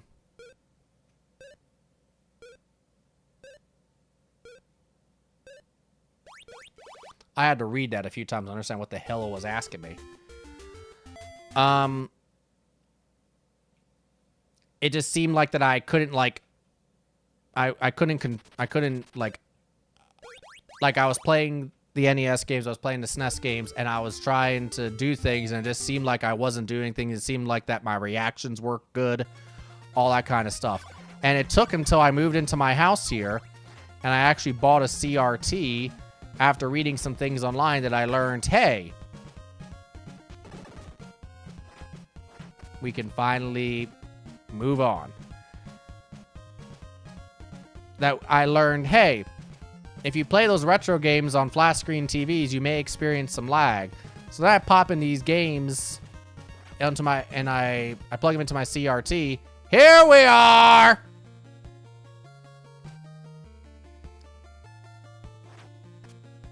And suddenly it's like, my reactions are correct again.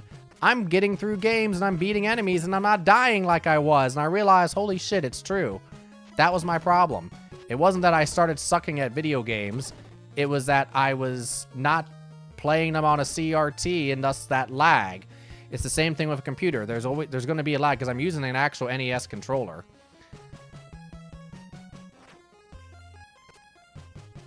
NSO has a CRT filter, which I'm in love with. I mean, and the graphics look nice. I don't have a problem with the graphics and how it displays, how things display on the screen. It's literally that lag, that delay from me, you know, hitting the button and certain things happening. So, ladies and gentlemen, we're about to beat Castlevania 2. Knock another game off the list.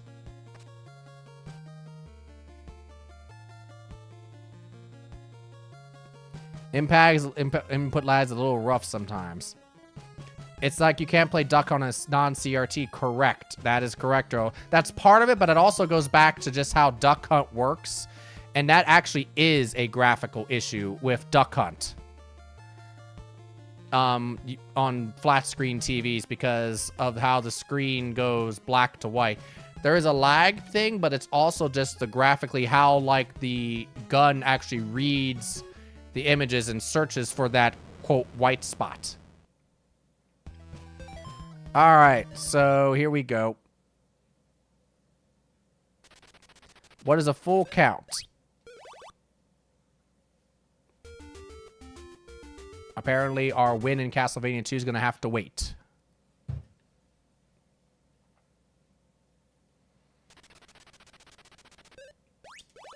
I love things a la Florentine. Love me some spinach.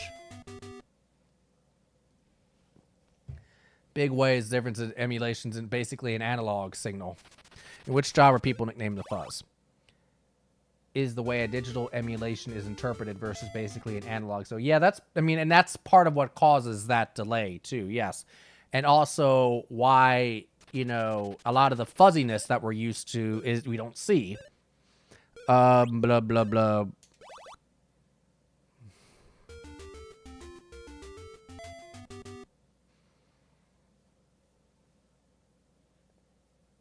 Hey, yo, fuckheads.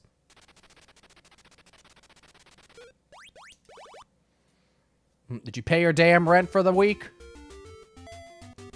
If you don't, we're kicking your asses out. You're going to be on the streets of Orlando, Florida here. Technically Philadelphia. Because that's where Double Dare first started taping, right, Earl? Philadelphia, right?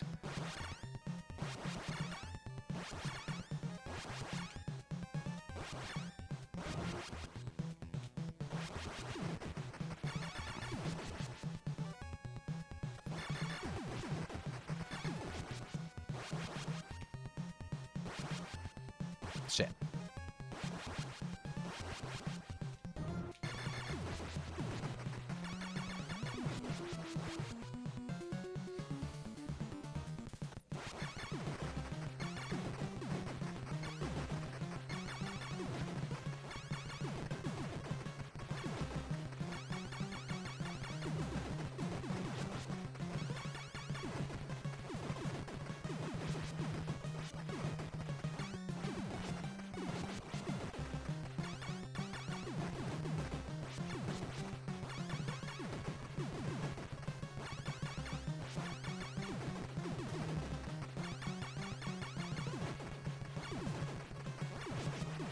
Oh, got a little too close for comfort there.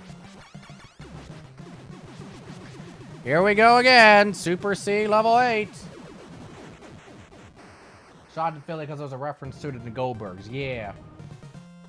The fuzziness was intentionally done at the pixel art to better optimize for CRT tech. Correct. Right. They knew how the CRTs would operate. And so they made the graphics to games with that in mind, knowing that they wanted it to look a certain way, and they could play with their graphics on the thing. And so that's when you play it on a non-CRT, sometimes things look are like, what? Why does that look so weird? The scan lines on the CRT are what oftentimes allowed them to do those fun things.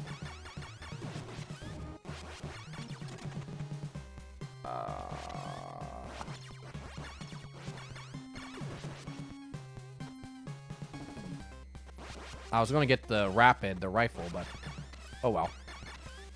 All right. We need to take our sweet-ass time here.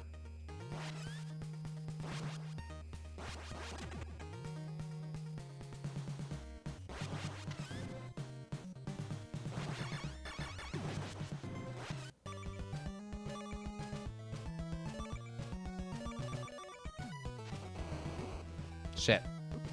Oh my god. So if you want to know how to beat Dracula here, you fucker. This is what you do.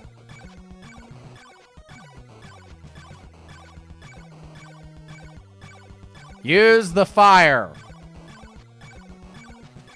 It eats away at your hearts, but guess what? If you can keep him in place long enough and hit him enough, you have enough hearts, you will eventually kill him.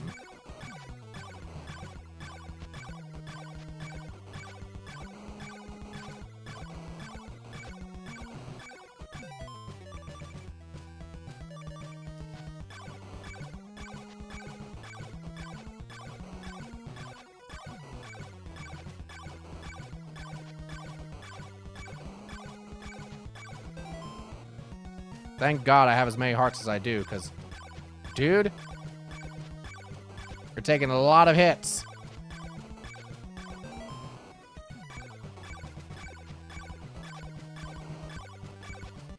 There it is!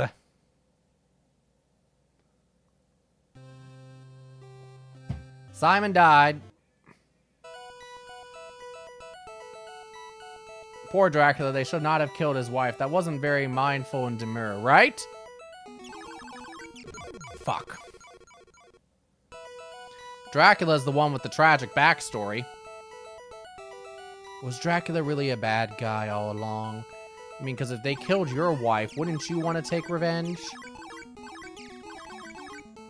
Yep, it's officially beaten, though we're gonna wait to see the whole end before we officially take it out of rotation.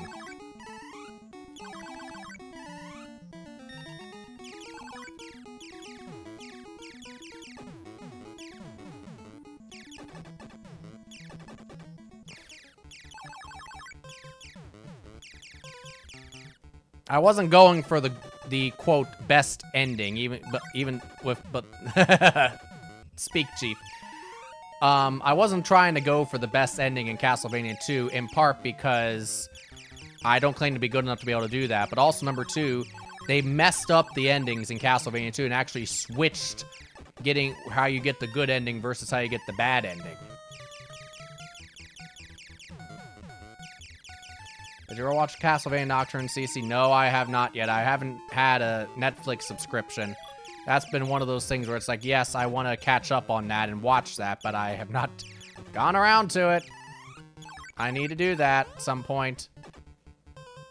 I've also, when it comes to my money recently, I've been very incredibly stingy just because of all the uncertainty in the world.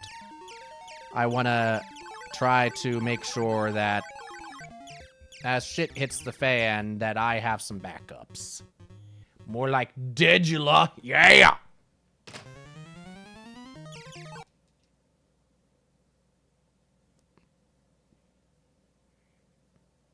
Uncertainty, whatever could, I mean, yeah, you know, nothing. No, nothing at all. An elephant doesn't? Is it a giraffe?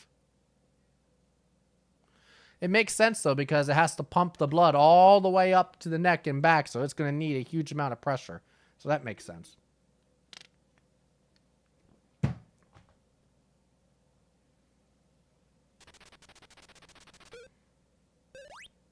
I think it's Frank Sinatra's telephone. What do you all think?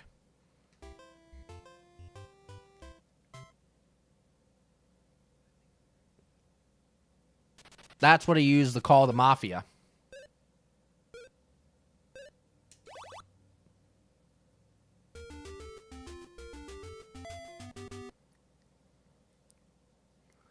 A fast food hot dog. Well, a Frank, right? That's Frankfurter. She went to get a bone. Yes, old Mother Hubbard wanted to get a bone. You're welcome. Maybe it's the phone Frankie Valli uses.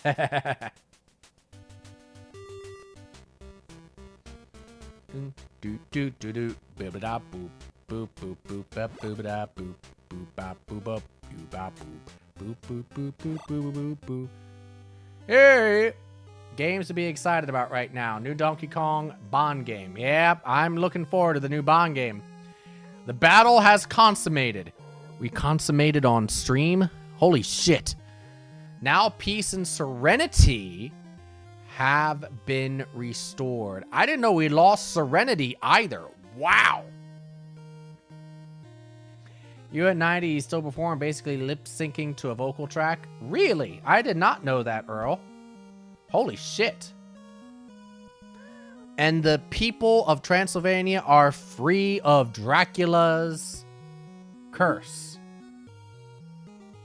Forever. Or at least until the next game, right?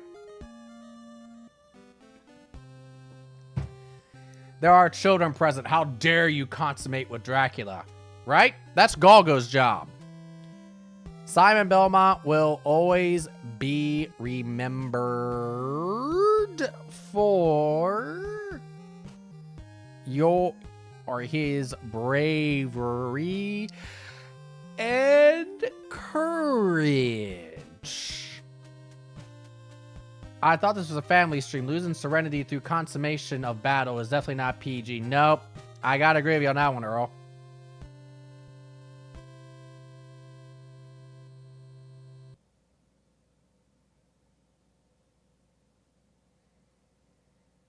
We did it!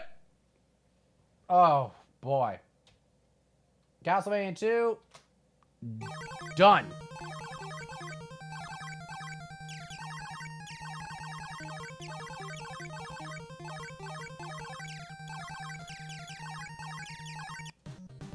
And hopefully, if shit doesn't hit the fan again, I'll be able to knock off Super C here in a minute, too.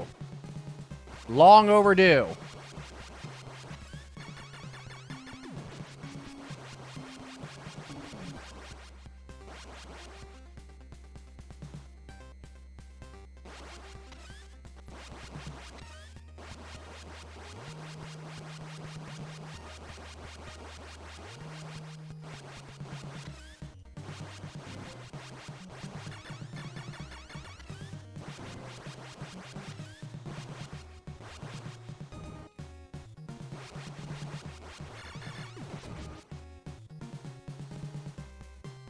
I love the Xenomorph knockoffs running around in this. Yes. On purpose.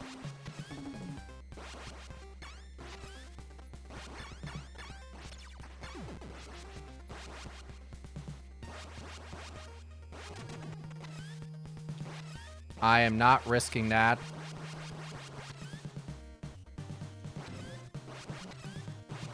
All right.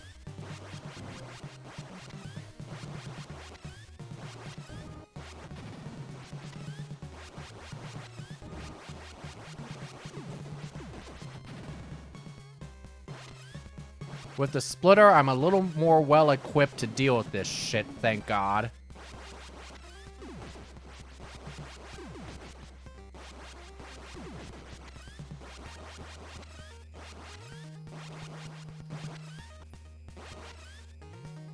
Oh! God.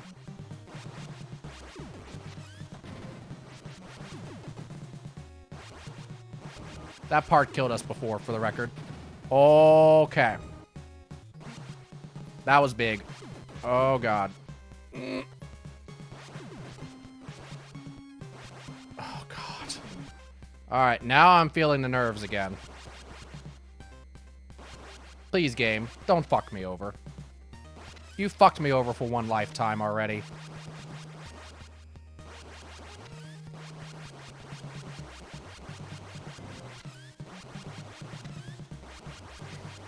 Here we go. Where are you?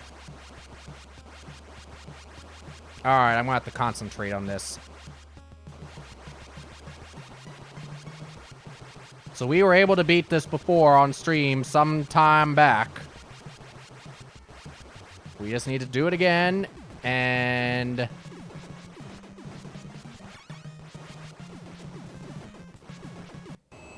oh my God.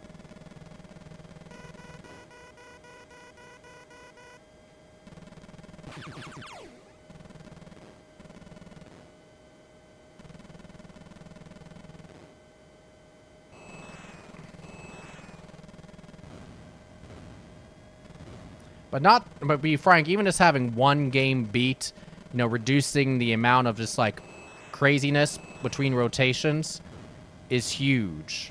And if I can beat Super C, oh my God.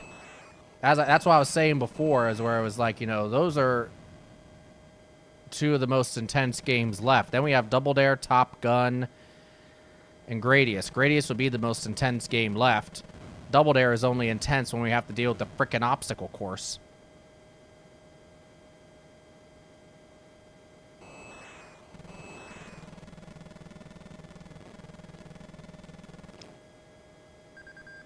You know what would be a fun stream? That Apache helicopter Sega game Desert Strike. Jungle Strike?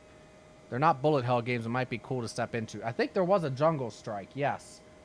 I think there was a Desert Strike, too. I don't know if the games are related or not.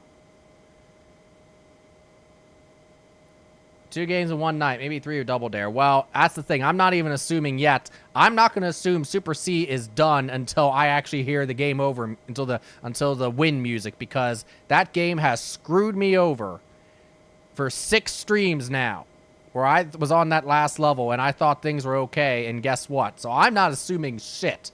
It would not surprise me if something happens and I end up dying again. I will be irate. But it would not surprise me.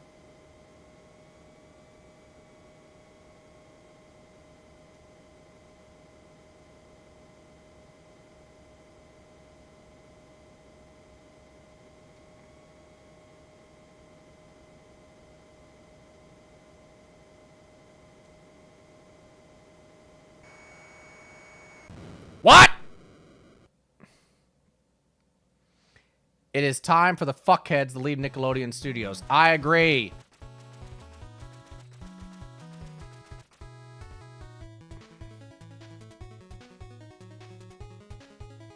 You know what we're going to do? We're going to hang right here. Because I don't want to be accidentally, like, firing and doing something when we change a game and then... yep. Case in point.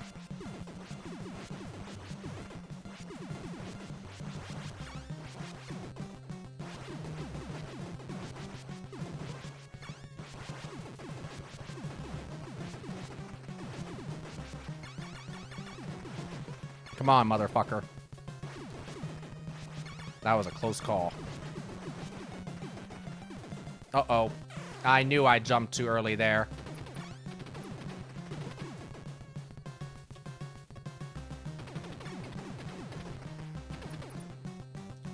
Oh! There it is!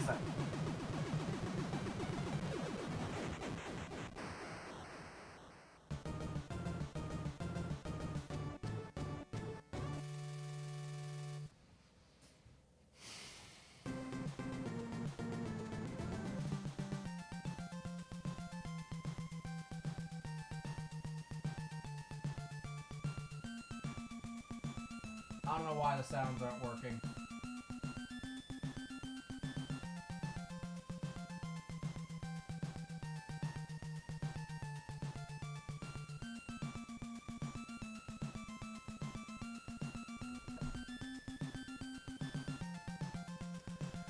Yes, 2 games in one night. That makes up for last stream.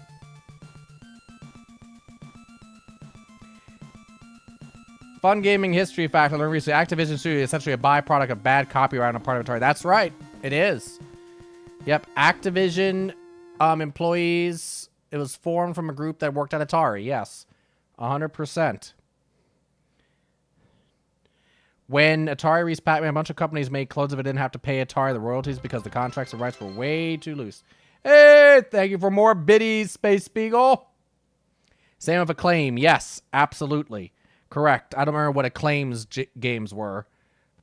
Atari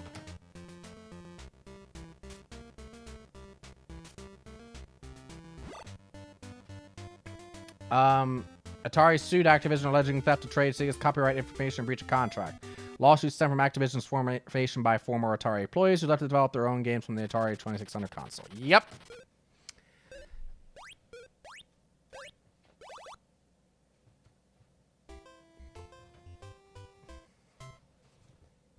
Shitty wrestling games, Turok, the failed Triple X, BMX.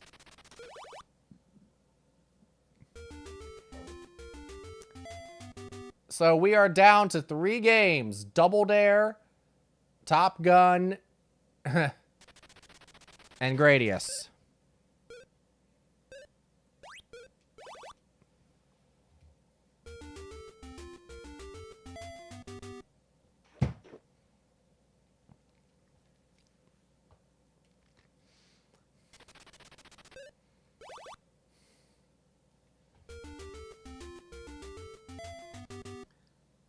have to figure out why my sounds aren't working. I've been trying to figure it out, but I haven't found anything.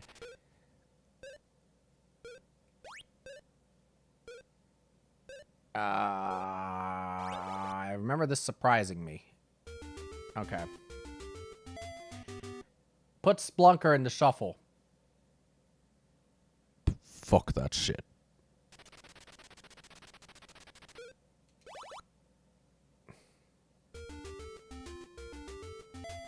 Because of all the clones, the gaming industry was tanking, and out of the shadows, a little-known toy company from Japan saves the industry almost single-handedly. Mm-hmm.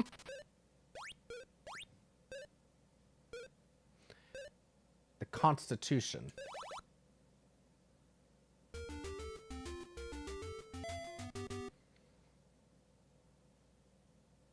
Well, since you're going to redeem Splunker Torture, Space Beagle, I figure that's why I don't have to add it here.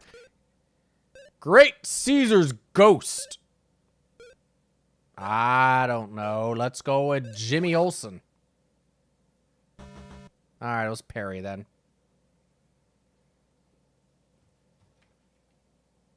The whole Tengen thing came as a way to reverse engineer Nintendo software. Yes, that's correct. Tengen itself is an interesting story.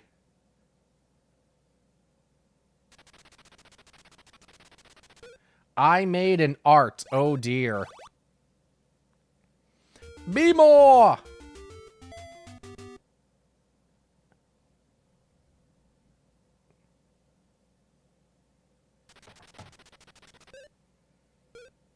Oh, is it Appendix Owl? No, it's Cavity Sam.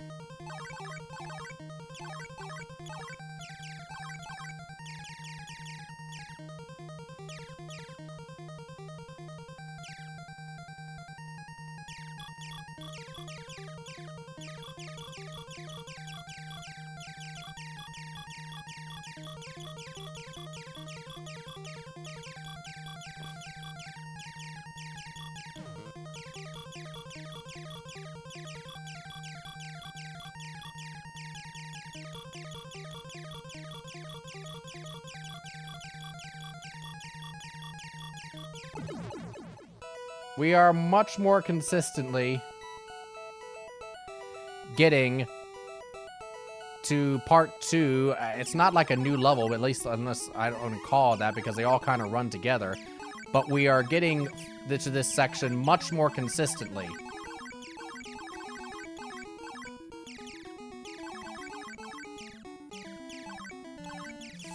Good God. Leave me alone. No!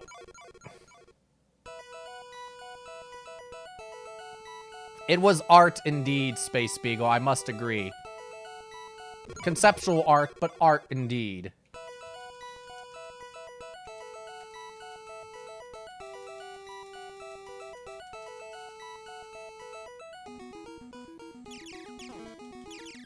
Can I actually kill these damn heads? I can!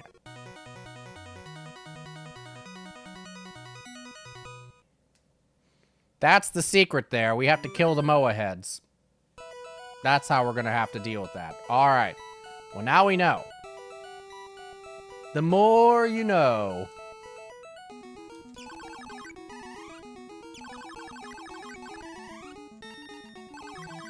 I barely dodged that one in time.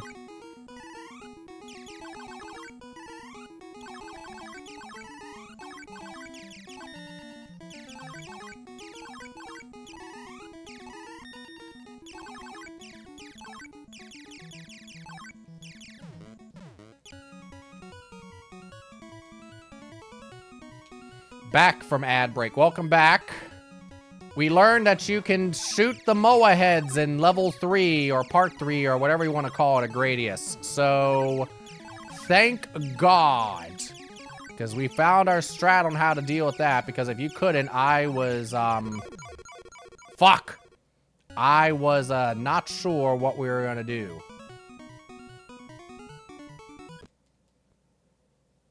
This is a nice ending scene. Alright, here we go.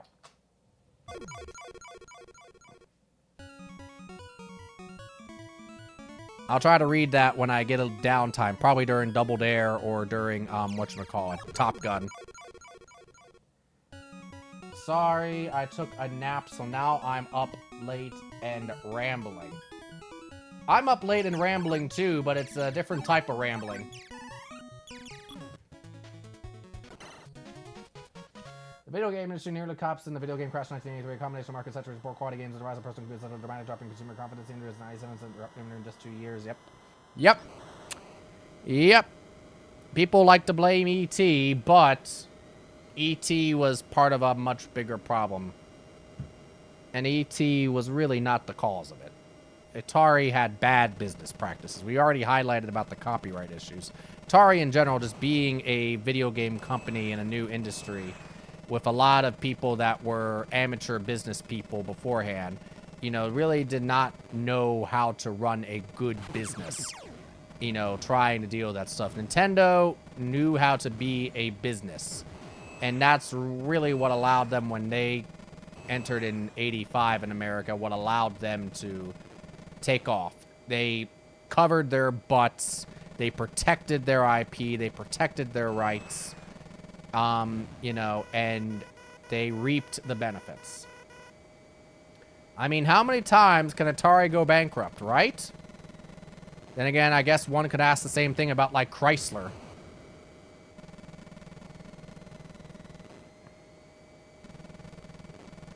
They used E.T., the video game, as the scapegoat. Yeah, it exactly right. It's the scapegoat. It's not the reason, but it's the scapegoat.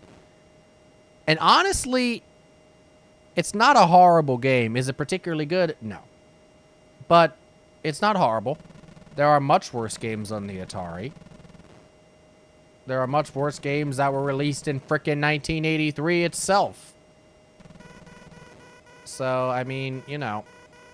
But you always need a scapegoat. Nolan Bushnell. Nice telescopes, by the way. Bushnell telescopes. Is that the same Bushnell? I thought it was. Maybe it's not. And as much as hate Nintendo gets for being anti-consumer lately, they saved by in the industry. Yeah, but I think what allowed Nintendo to do it, yes, Nintendo, yeah, their marketing was good. They did their marketing correctly, but also they protected their IP, their property, their general just company better. Atari's marketing sucked. Atari didn't protect themselves. There was a point where Nintendo was considering releasing the Famicom in America with Atari's help, because Atari was the video game player, was the big video game company in America. So there was a chance that there could have been an Atari Famicom, because nobody knew Nintendo in America at that time.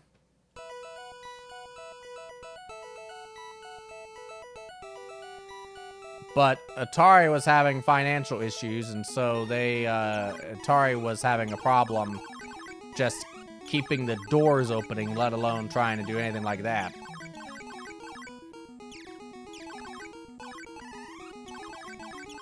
Could you have imagined if there was, if Atari had released the frickin' Famicom?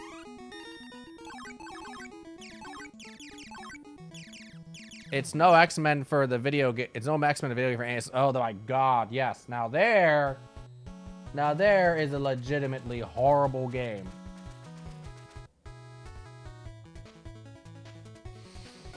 Kind of like the Nintendo PlayStation. Especially after relegating and the bronze on the powerful. Can you imagine, yeah, if they had actually gone through with the Nintendo PlayStation, then Sony, well, honestly, I think Sony would have tried to branch out anyway, and make their own consoles. Because Sony had the resources anyway for it. Sony makes TVs. If you can make TVs, then the big thing you need to figure out if you're trying to get in the video game industry is how to do software. So I think let me try again. Good lord. I think Sony would have tried to branch off on its own and become a console developer on their own anyway. Now, when they would have done that, I don't know. What if Sega partnered with Sony? But I think you would have still had Sega versus Nintendo.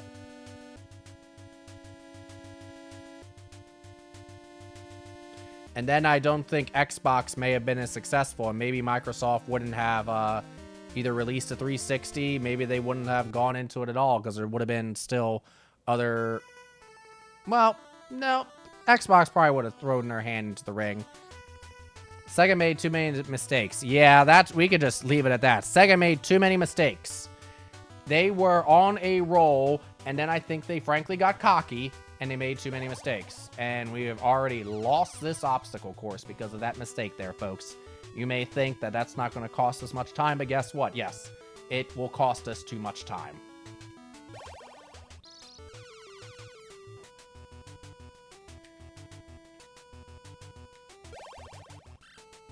Sony learned their technology lesson with the Betamax being on the losing side of the VHS battle. Oh my god. Like, how much harder, how much faster do you want me to press these damn buttons, game?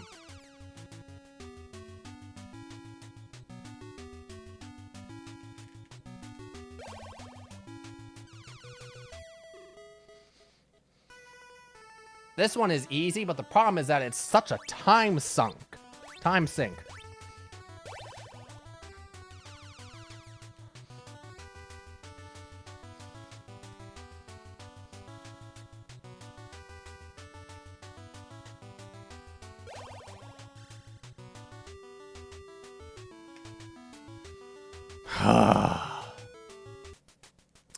Microsoft will likely move completely away from the console market after this generation, likely lean heavy on the handheld market. Yeah, I was going to say is that Microsoft, I don't expect there to be another Xbox very soon.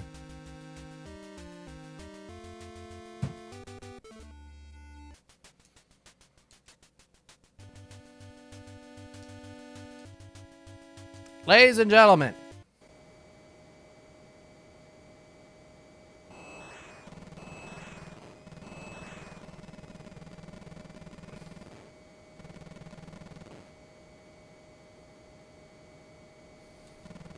I was about to introduce the fuckheads again, but guess what? It's going to have to wait.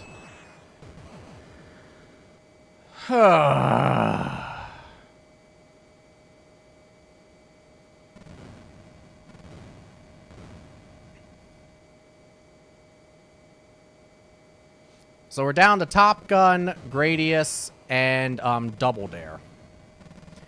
So here's a question, folks. For people who are here.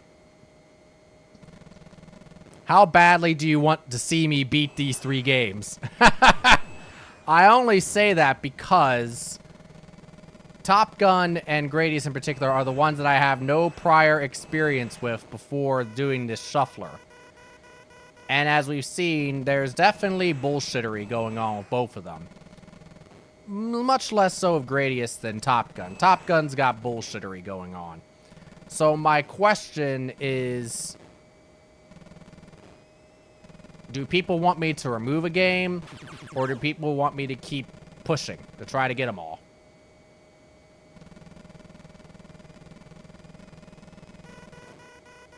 Do we get a pixelated Tom Cruise at the end? I don't think so.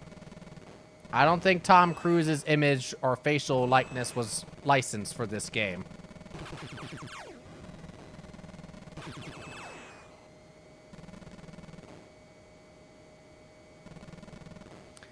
And if you want me to dump one of the games, just tell me, which one is it? Is it Top Gun? Is it Double Dare? Or is it, Gradius?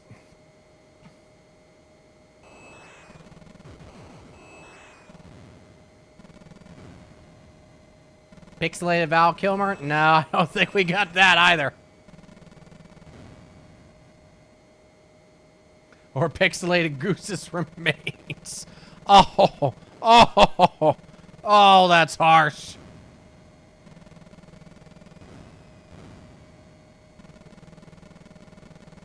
I haven't seen Top Gun in years. I need to go back and rewatch OG Top Gun. I haven't seen Top Gun Maverick either. So I need to see that too at some point.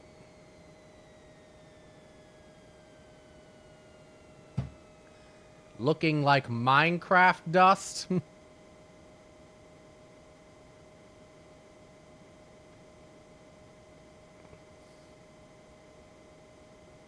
It's harsh, man.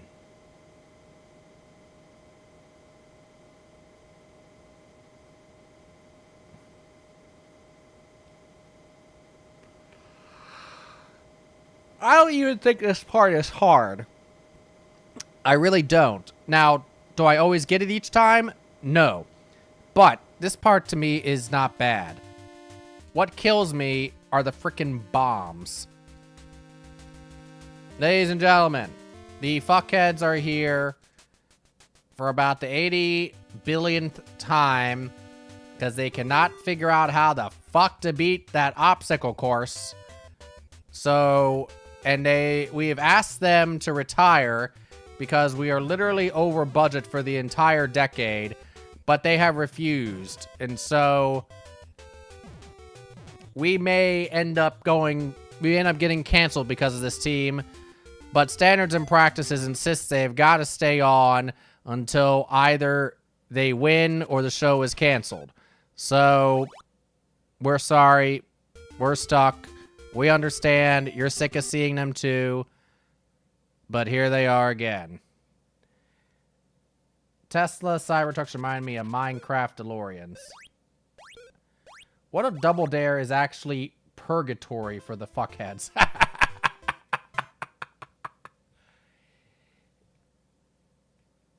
You will.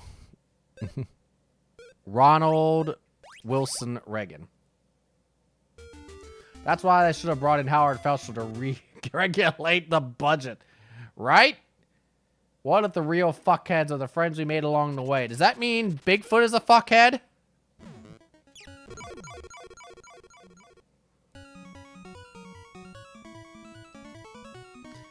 Or is he just a big head?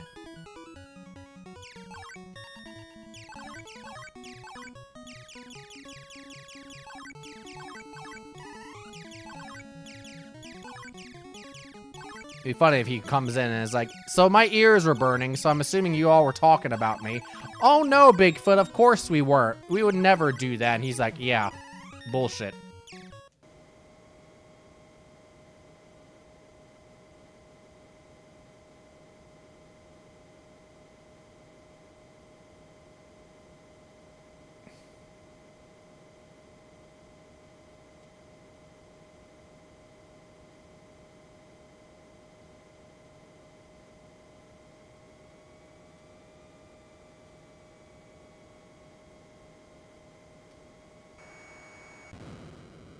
What the fuck? I thought I was pretty damn accurate on that one. Wilson because of the 666 reference.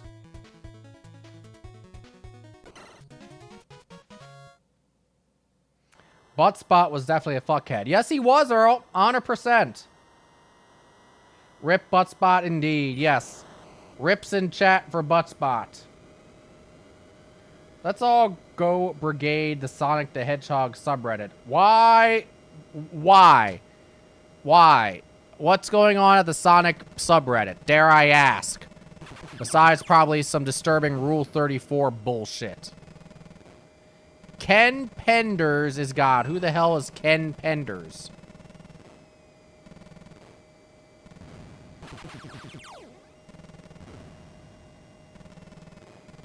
Or should I, or do I not want to know? That's right, pour one out for Buttspot.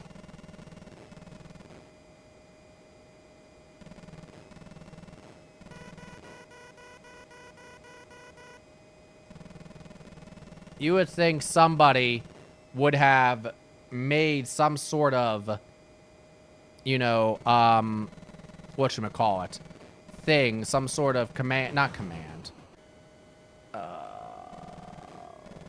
Robo chat thing that does the same thing. Ken Penders is why work for hire contracts are written the way they are now, okay? Please do continue, Space Beagle. He's universally hated by the Sonic community because he basically forced the genocide of Sonic comic characters. Huh?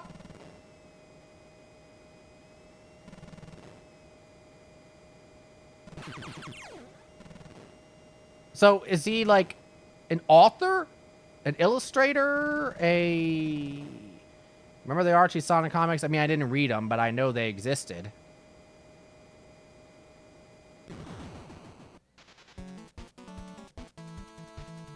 I lost too many lives already at that point. He was a writer on those, okay? So, he wanted to kill everybody in the series? He wanted to kill Sonic and Tails and everybody? Is that what I'm understanding here?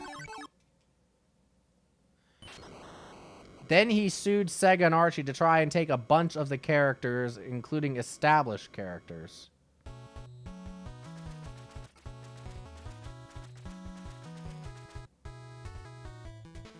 Okay, well, he's just a fucking idiot then.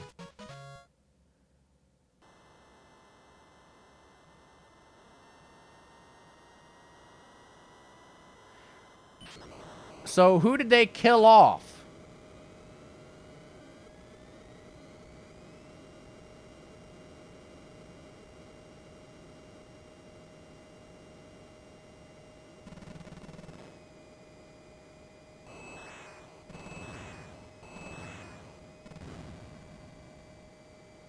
I mean, did he kill Sonic and Tails?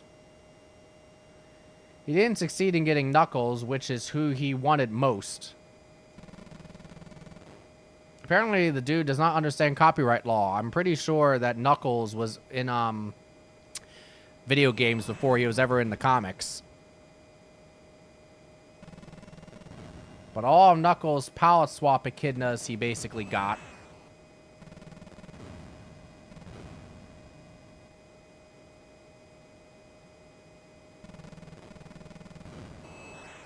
And there are certain things they cannot do with Knuckles story-wise. Really? I did not want to press... Well, okay. Because he will sue again.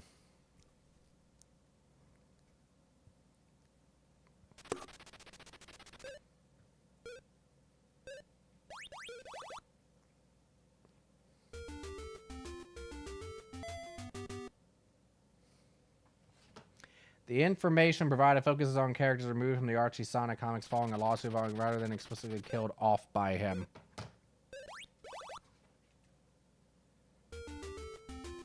Several characters in the old reality characters category were removed due to the lawsuit, but it's not specified they were killed off in the story. Old reality versus new reality?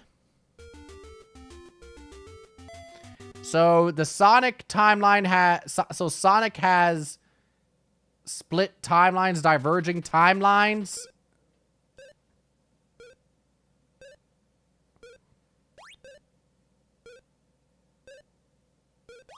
I'm sorry, I was... my mind was doing multiple things, and I wanted to make sure I was doing my math right. Yes, and then they go to space. What in the world?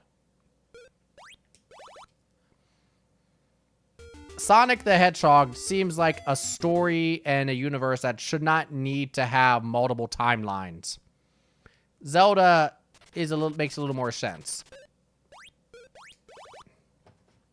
Archie Sonic was a life experience. I'm have to go look this up then. Important to clarify that the removal from the comics does not actually mean they were killed off, but rather they were discontinued from appearing in subsequent stories due to the lawsuit. It's not like a Flashpoint scenario.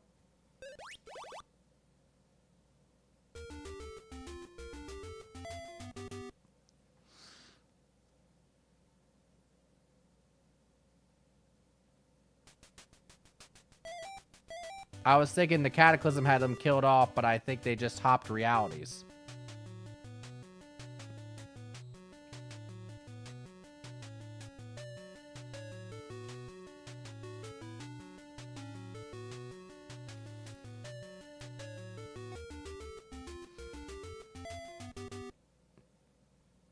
So the reason this team is called Viper is because they actually raise and breed venomous vipers, and we're hoping that these vipers actually bite the fuckheads in their taints and kill them, so that way we don't have to have them back on the show ever again.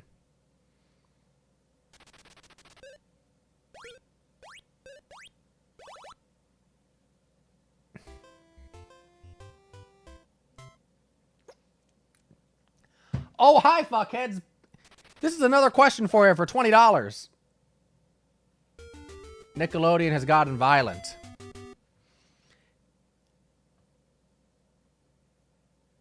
Oh, wait. I just learned that the fuckheads apparently have been already vaccinated against a specific type of venom.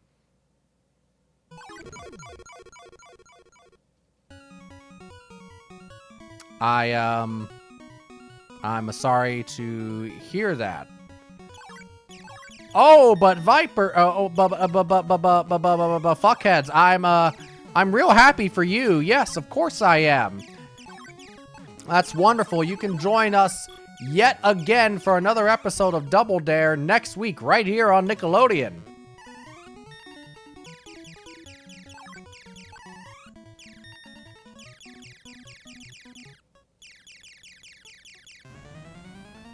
Dan Schneider has entered the chat. I'm gonna get banned from this channel. You have to do a lot to get banned here. Yeah. There's been plenty of inappropriateness and general disrespectful things said here. Yeah, ask Bigfoot. Right.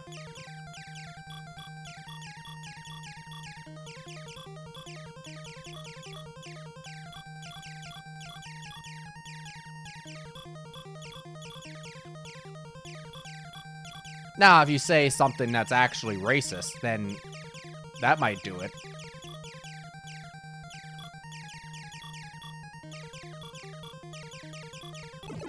So when you have some downtime, Google Dan Schneider and iCarly.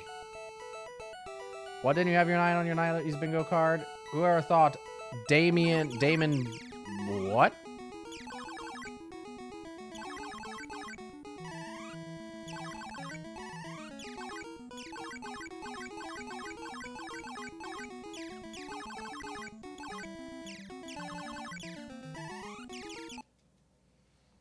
Whoever thought that Dennis Blunden from Head of the Class would be a sicko TV director for Nickelodeon? Oh, yeah. Mm-hmm. Yep.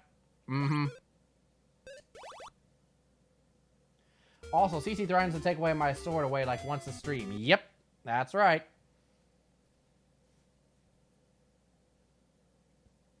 I didn't know he was on Head of the Class. Mm-hmm.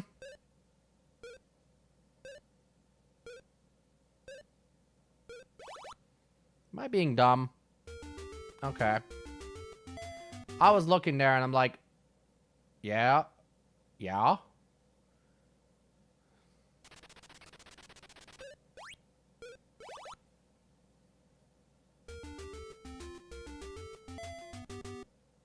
Became a total fucking weirdo when he started producing directing because the power went to his head and he knew he could start taking advantage of things.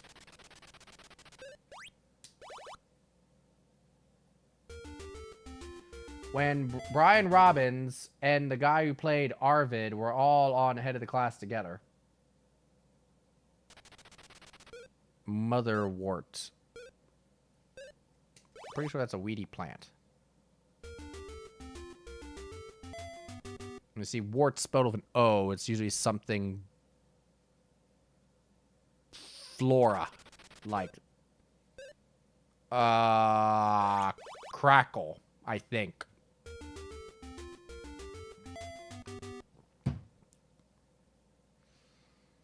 Speaking of cracker, are your Jeopardy episodes still up? Pretty sure that's Ethiopia. I watched way too much TV growing up. Well, I understand. Because I'm right there with you, buddy. I almost called your episodes, by the way, Celebrity Jeopardy episodes, Earl. I guess that tells you what I think about you, but... Fuck!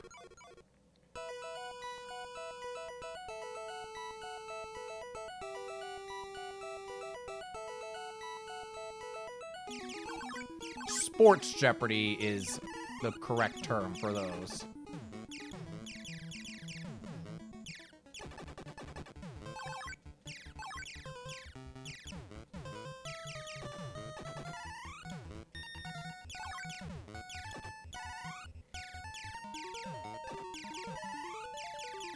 Not on Crackle. I post them on Daily Motion since we all know Sony's gets ban happy. That's for damn sure.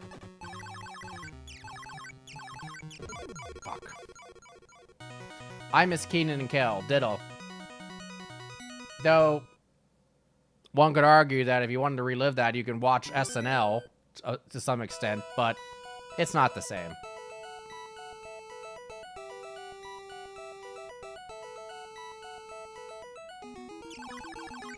Did anybody see Good Burger 2? Or the new Good Burger that came out, what, like a couple years ago?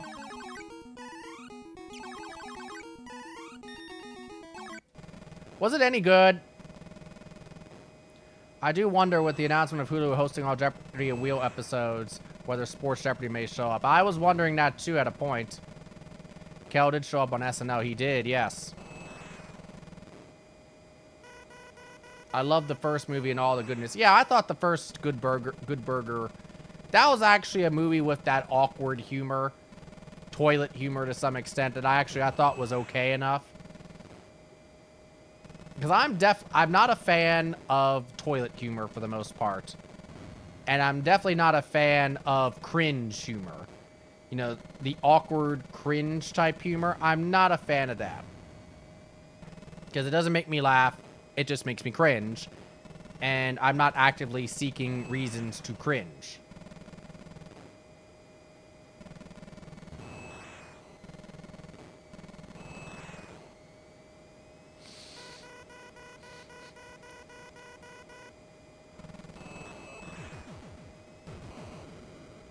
I'm trying to think of a good example here.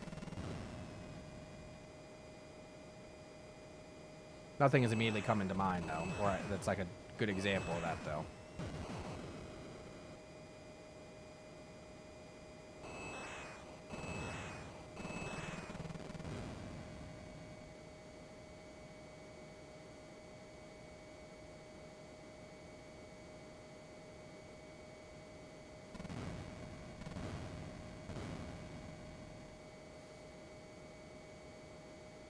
Staring off into the sky blue yonder.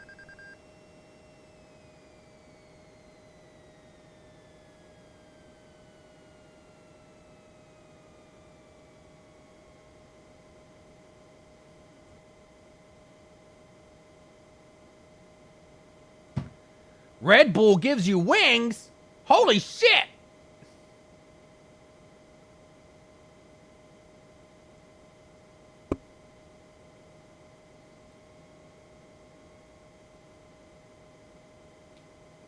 Did anyone see Dear Santa with Jack Black on Paramount Plus? I thought it was mostly funny and then took an unexpected and dark turn. This is a movie about a kid with dyslexia thinking he was writing to Santa and ended up writing to Satan. Whoa!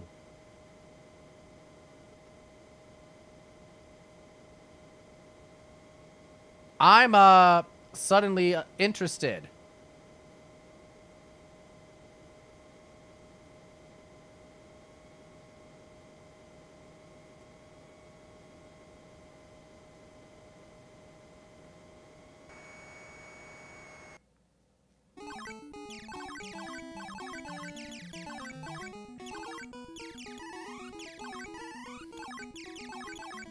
And I'm back. I signed up for the ad-free free trial. Nice. If you have Amazon Prime, you do also get a free Twitch subscription to a streamer.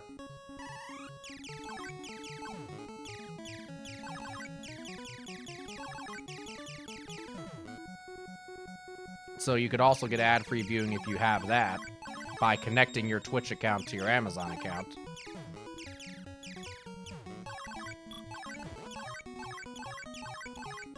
Wait, what? Yep. One free subscription if you have Amazon Prime. You just need to connect to your Twitch and your Amazon accounts.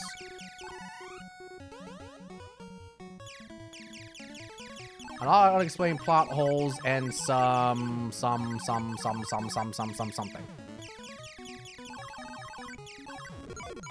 Fuck! Some fuck, that's what.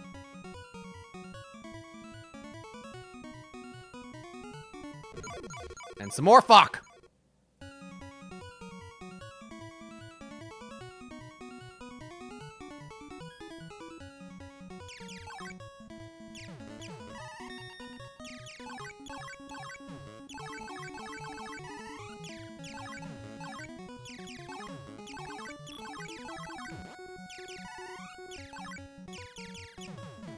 Ah, fuck me. M. Night Shyamalan twists. Okay. Hold on, I'm gonna take care of that. Take care of... what? Uh-oh.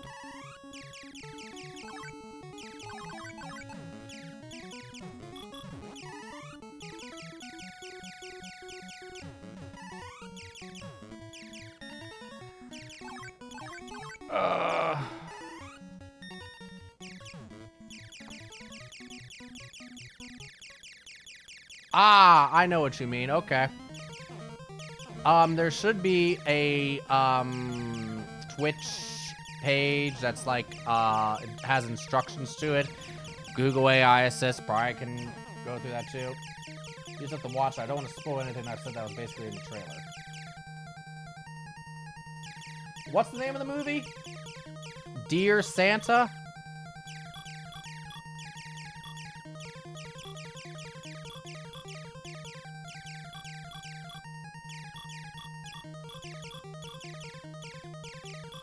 But the twists aren't bizarre, just way unexplained, not connected like you'd see them in the movies. Huh.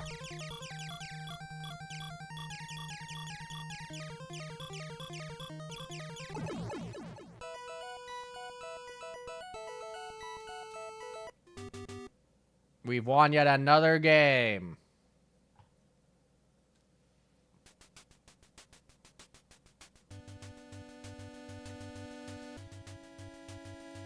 Let's get the two nasty ones out of the way early. Apparently we're not.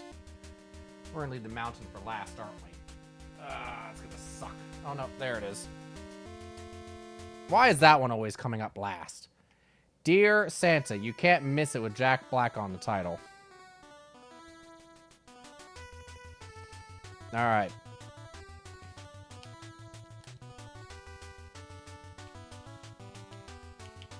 Oh, come on. Oh my god. Well, we just lost it again.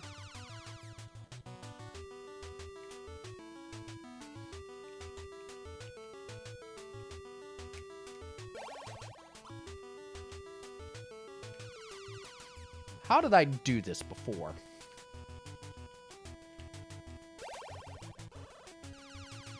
Is it just fucking luck?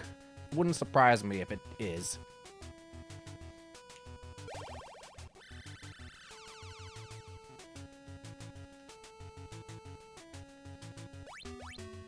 It's one of those, hey, they buried the lead in the story. Yeah.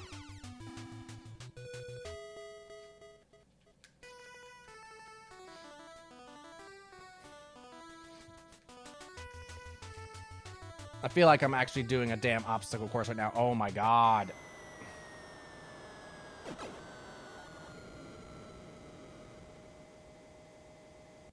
Ah.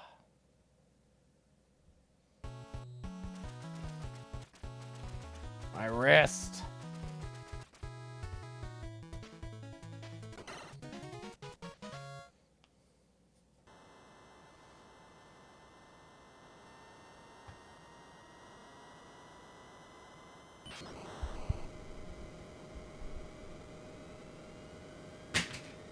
Hang on a sec.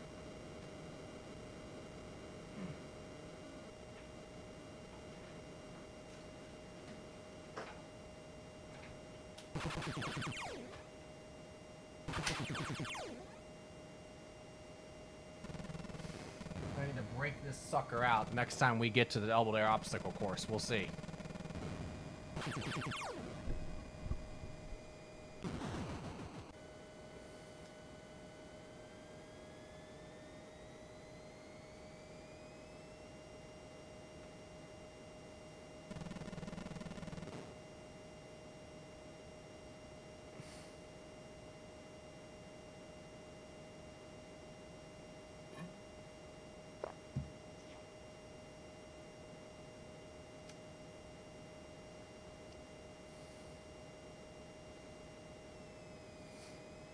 I don't remember if I've ever, like, used it on stream before, but I think I've showed it. Ah, shit. Hold on. Ah, son of a bitch.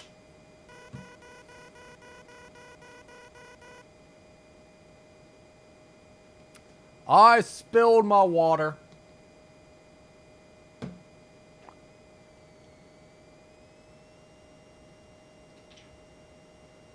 And it's all over everywhere.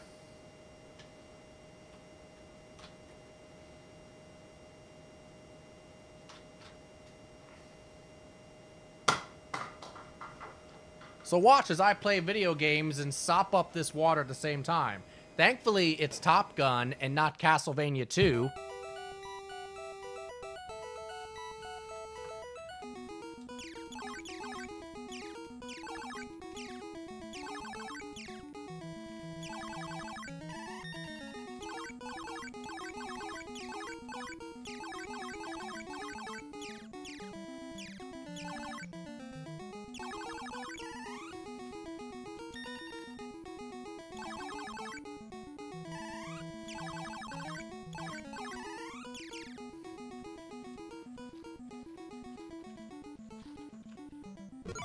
Oops.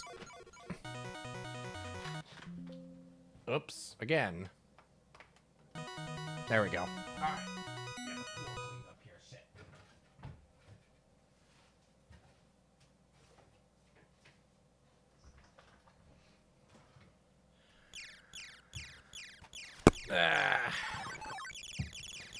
One of the lovely things about liquids, when they spill, they go everywhere.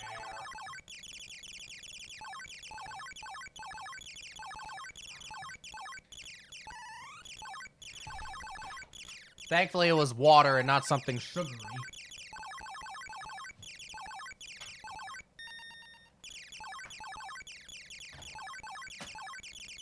Still, water and electronics don't mix well, right? Oh, God. Well, we were going to lose anyway, so...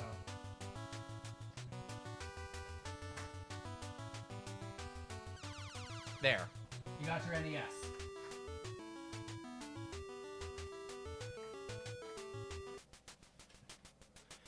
You realize that the fuckheads have like 20 frickin' NESs.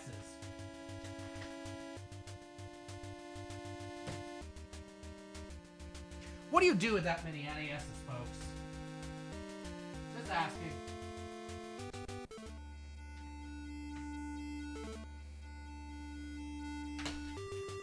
Somehow this was Bigfoot's doing. Naturally. Always.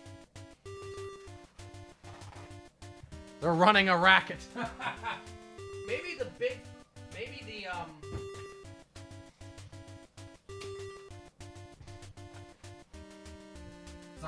fuckheads were the first, scalpers in video game history.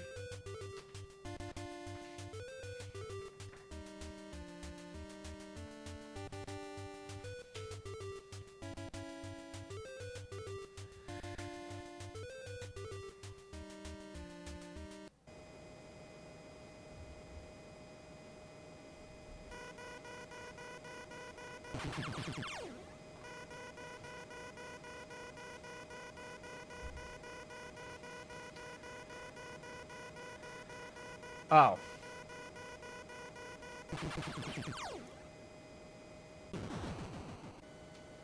Well, that's the first time I've died to one of those.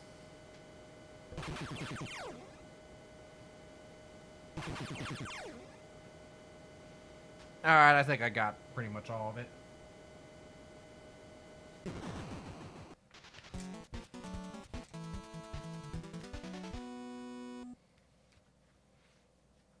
Alright.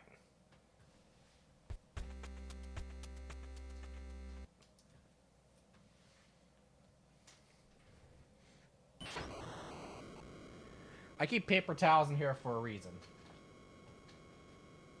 There we go. Okay.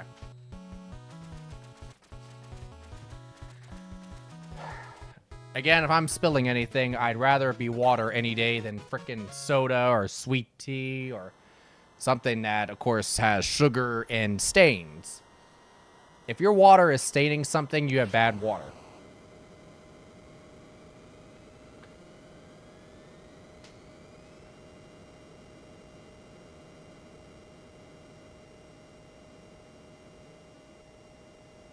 All right.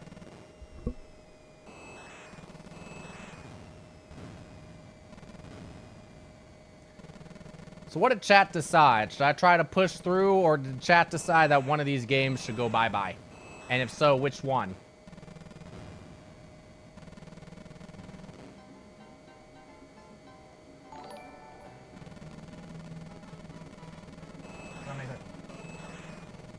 I'm trying to figure out how to pronounce that. Sorry. L Probe just subscribed for too much in a row. I apologize for that. The text on my side, I was like, wait a minute. Why is that not looking right?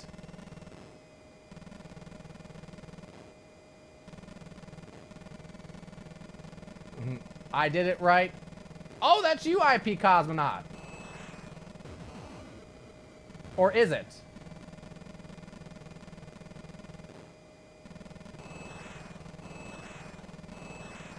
But yes, thank you for subbing again. Enjoy the emotes and enjoy not having ads.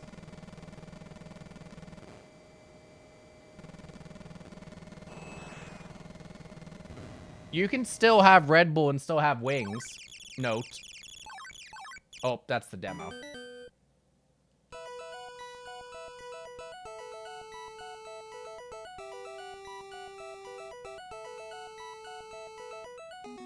I might have to change the color of that font a little bit because I was looking at it and was like, I couldn't tell if that was an L or an I. I couldn't tell if the first letter was an E or an A. And I'm like, I shouldn't be struggling this much to read.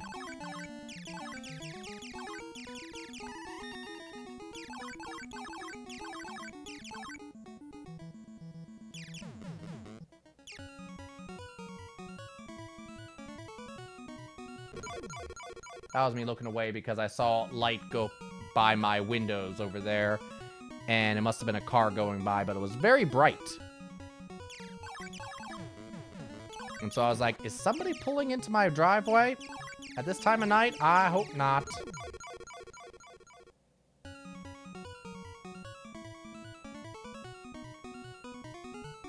Why is that difficult for me to say? El Probe.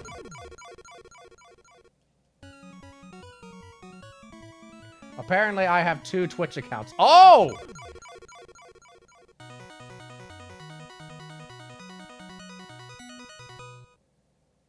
So what does the El Probe stand for? I don't remember learning in Spanish class what probe is. I know what L means.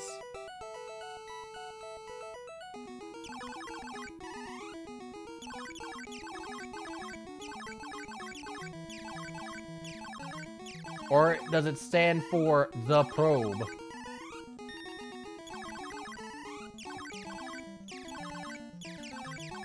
Just like, of course, El Paso translates to the Paso.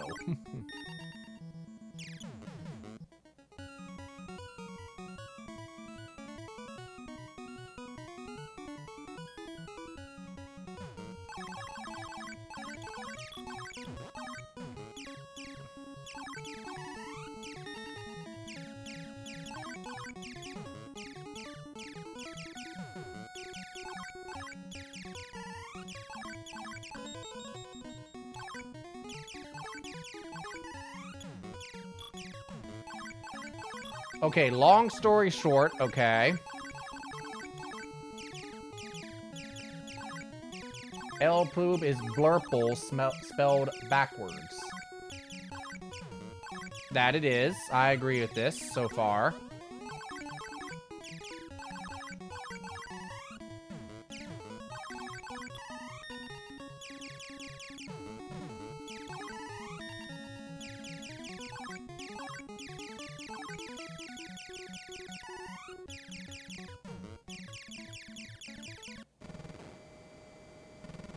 It's a color one of my cousins and I came up after a late night of gaming. Okay.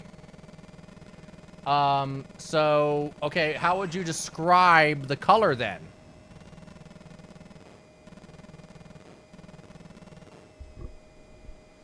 Like, if you were to try to describe to somebody, like, I want to say, I want my car to be blurple.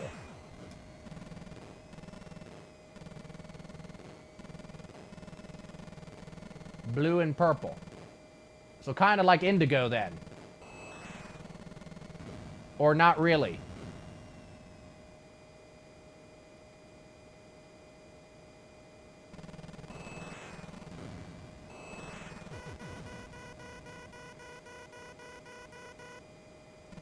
Indigo, but with a much funnier name.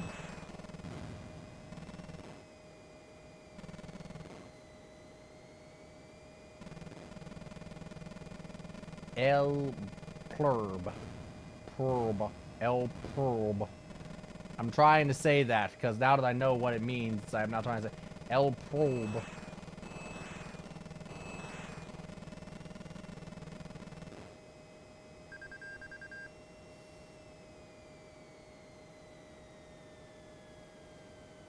But yes, anyway, thank you again for subbing.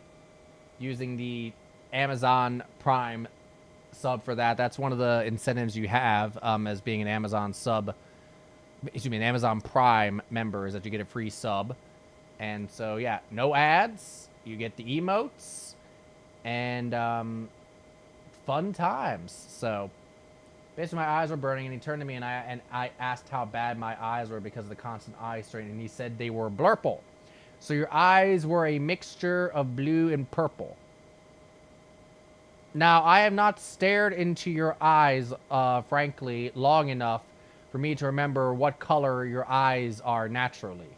Are your eyes normally a blue color?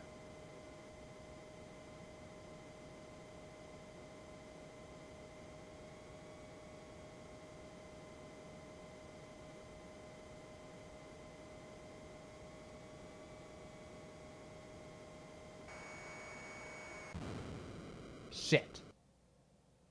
I've been choking at the landing here recently. Or at least today, I should say. My landing accuracy has not been great.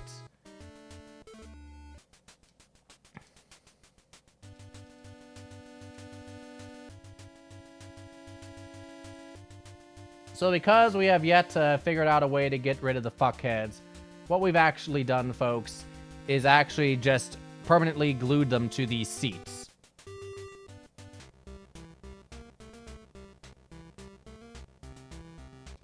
That way they're not bugging anybody when the cameras aren't rolling. They're just stuck here the whole time. We actually wheel them off set the same time we wheel off all the rest of the set pieces. Makes it very easy to deal with them. No, it's a misnomer. I think he meant to say Purple and Blurple came out. It was like 3 in the morning, so we just roared with laughter, and Blurple was born. Okay.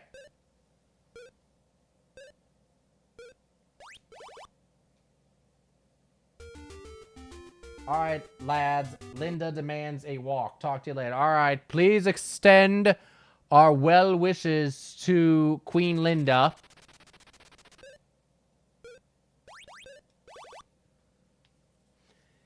And enjoy the walk. And hopefully nothing crazy happens.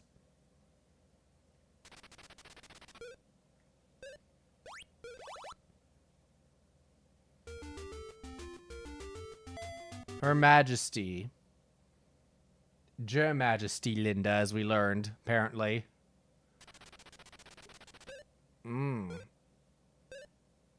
I'm gonna guess China?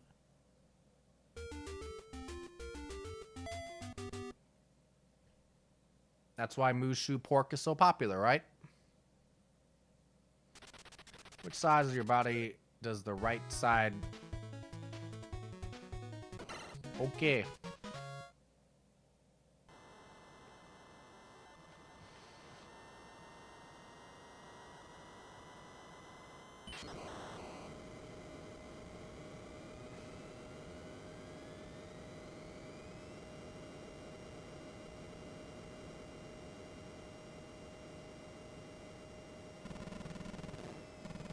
I'm honestly thinking of cutting Top Gun myself, leaving Gradius, and not knowing how much longer Gradius has is the one problem. Am I like most of the way through? Am I, like, not even halfway through? That makes a difference.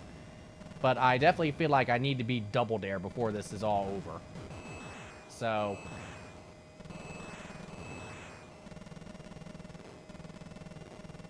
we shall see. Whether I somehow end up pulling that off in the next run I have there, or... what. I'll tell you what. Regardless of anything else, if I... this is what we'll do. I had to pay attention to the bombs for a second. If I beat Double Dare... Double Dare, it will... you know, beating the obstacle course will be the official end of the shuffler. I'll keep the other two games, but if I pull off the obstacle course, that will be the official end regardless of what happens to the other two. So, if I beat Top Gun or I beat Gradius, great. But they're still in the shuffle. But if I beat the Double Dare obstacle course, it's done. We will consider it done.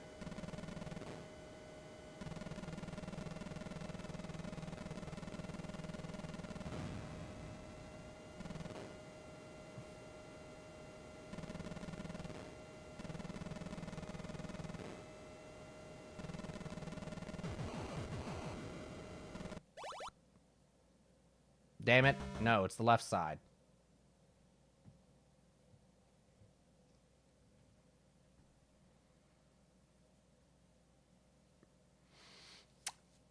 Because Mark Summers is ready to get rid of these assholes.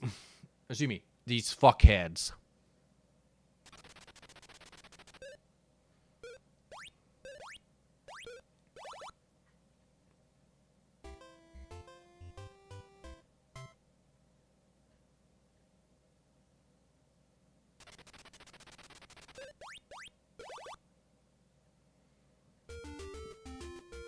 The only heart they'd be leaving in Chicago would be if the heart was taken out of somebody, right?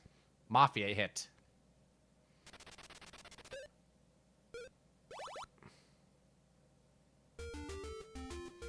Been to the Mojave Desert. It's quite hot.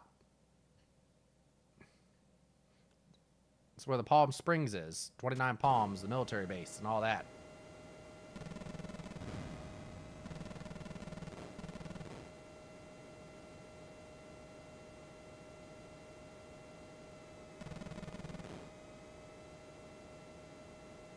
Also the first place that first time I ever had Jack in the Box. It was pretty good.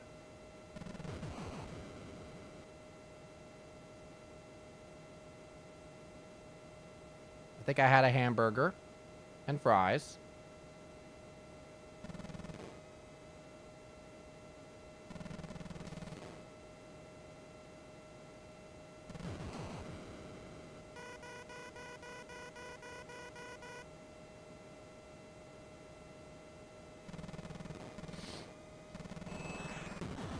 Those damn bombs.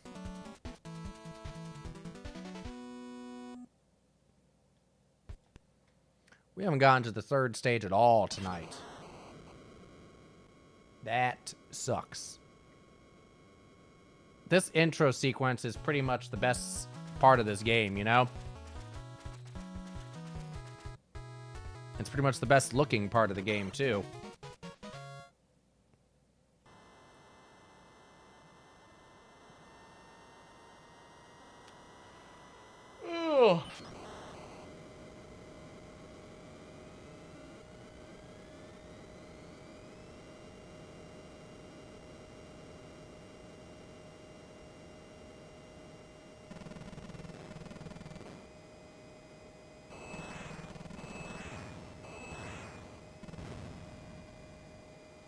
So what if Maverick was actually related to the fuckheads? And then it was one of the also somebody in the fuckheads family controlling the ship in Gradius. So this entire thing can be a family affair then.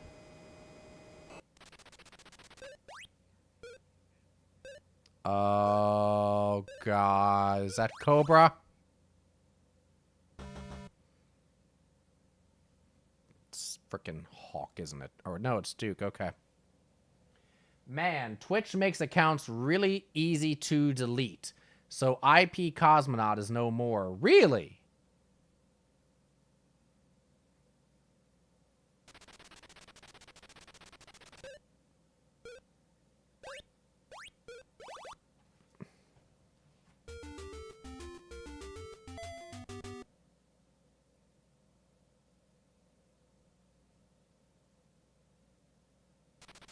I guess not.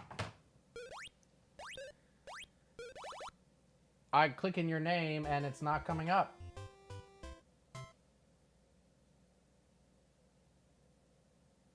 IP Cosmonaut, that is. Yeah, since I have multiple accounts and I use the Amazon sub of this one, I just deleted it. Gotcha.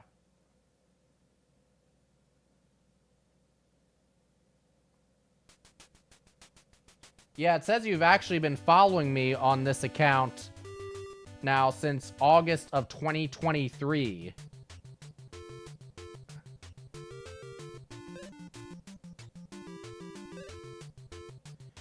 So any future streams will be done from this one.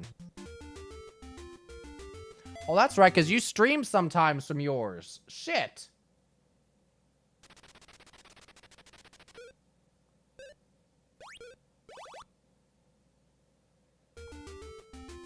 Well, make sure then, whatever your broadcasting software is, you're going to have to make sure you link it in with this account and de-link it from IP Cosmonaut then.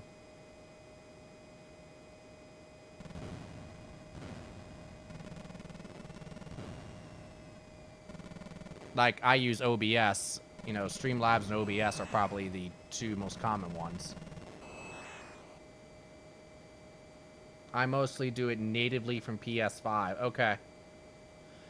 So you're probably going to have to log in on there with your LProbe account. It's going to take me a while to be like, okay, LProbe is IP Cosmonaut and and get it like sync in my head.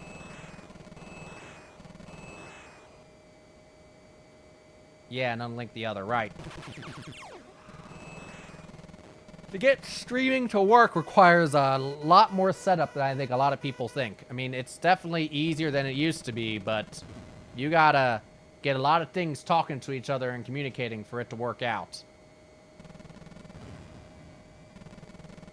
Even if it is a native stream like from a console.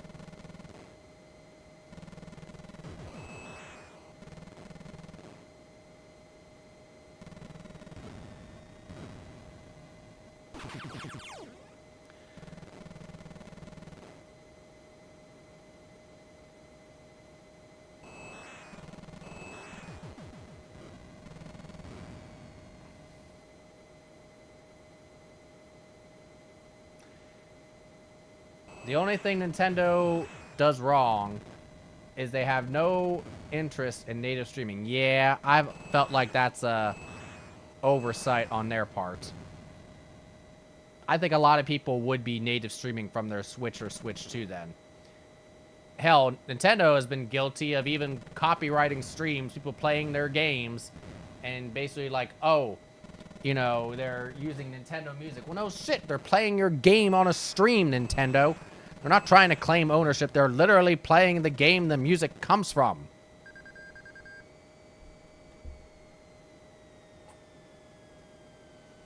It's like people.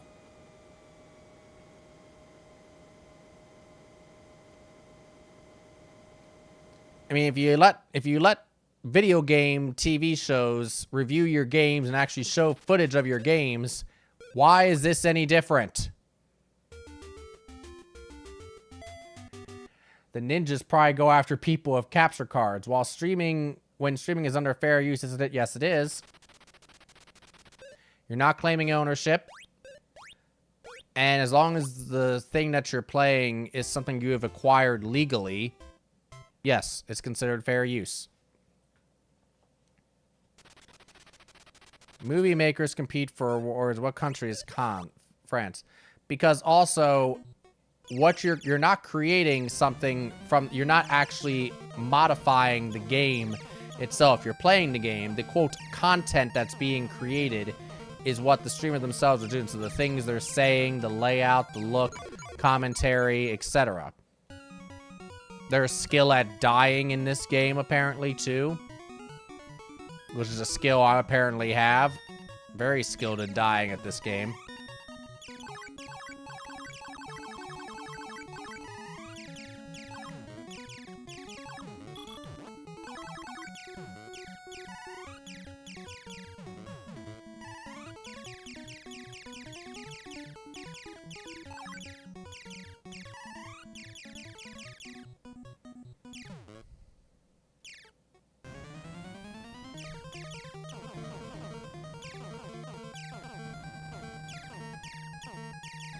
Have you seen all the news related to the MiG switch?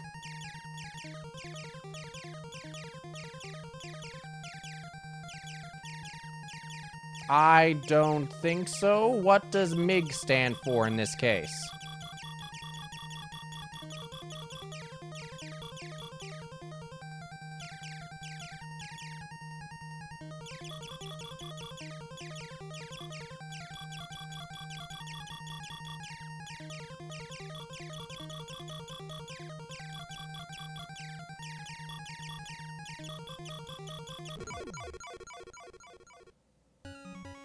Lost my concentration on that one.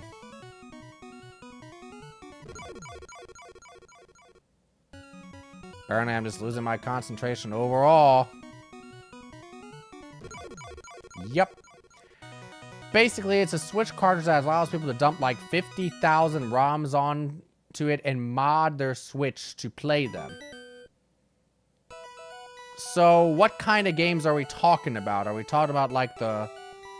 You know, the types of things that you would see on those, like, 50,001, like, joystick things, the, whatchamacallit, handheld games that you would see in, like, the mall?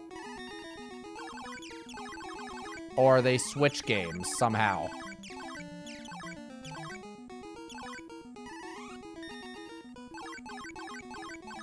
Basically anything, okay. So they're basically like the Switch version of a multi-cart. Because I have a few multi-carts myself.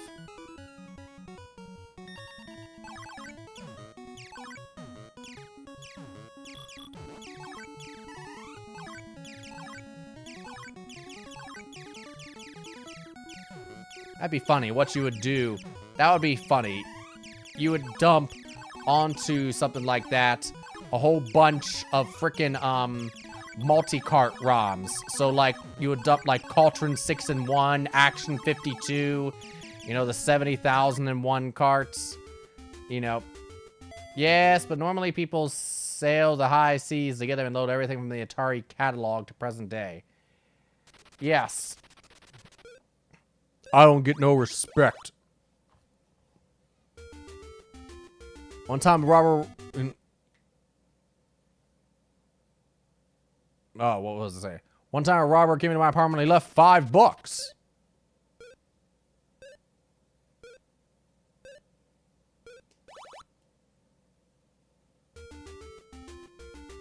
Sheer guess. So then if you dump a whole bunch of multi-carts onto a multi-cart... I had this question before on here. Yeah, I didn't remember. You would have a meta multi-cart.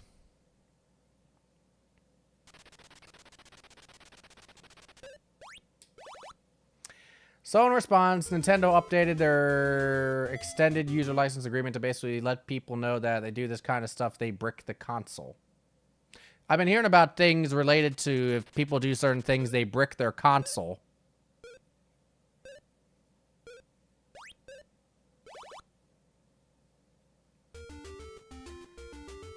Which I think is a very dangerous move by Nintendo.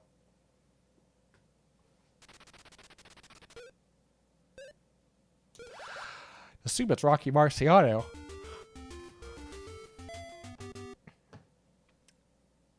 It's a good way for Nintendo to piss a lot of people off. How about that? I mean, they have to protect their IP. I get that. Your aunt's child's father's wife. Your aunt.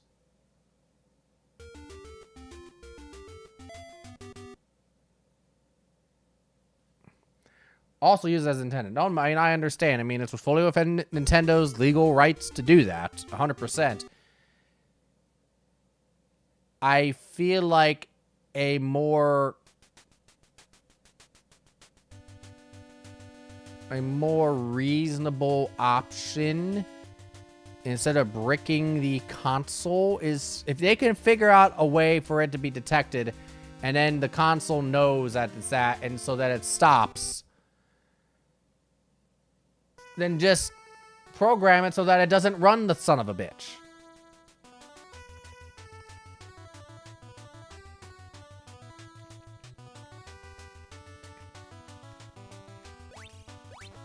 Oh, they're detecting it and banning them from online connectivity. Well, yeah, I mean, do that. I feel like the bricking of the console is almost vindictive.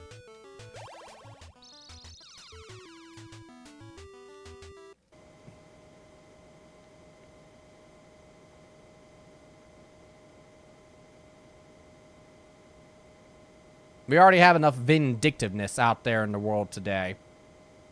And again, Nintendo is fully within its legal rights to do that. But there's a difference between legality and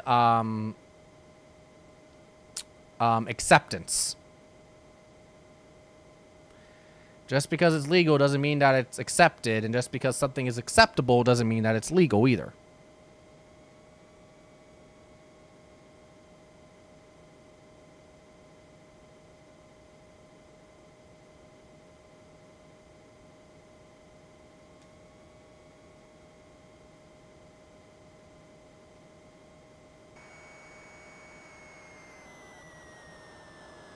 Same with the GameStop truck that got hijacked. I didn't hear about this. Something like 3,000 consoles were stolen. Holy shit.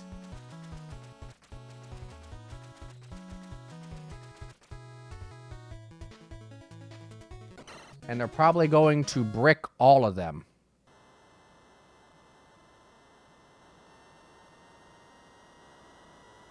Well, how did... I guess Nintendo must have a record of which Nintendo Switches were on that. They must have some way to be able to tell which Switches, maybe by serial number or something like that, were on that truck. And so they'll be able to, I guess, find those or detect those when they first connect and then, you know, when they first connect them, you know, immediately brick them. Serial number manifest, yeah.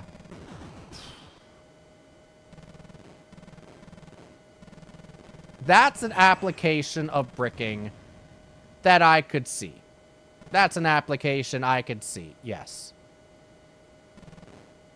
Now, I mean, it sucks if somebody paid for that unknowingly, but I also would look at them and it's like, you probably shouldn't buy your console secondhand like that. I mean, if the thing is sealed and you're not buying it from like online or an official like Nintendo's from a store, I have suspicions. Why do you have a sealed system? The interesting thing is that it's been in the EULA for iPhones, PlayStations, and Xboxes for almost a decade. That doesn't surprise me.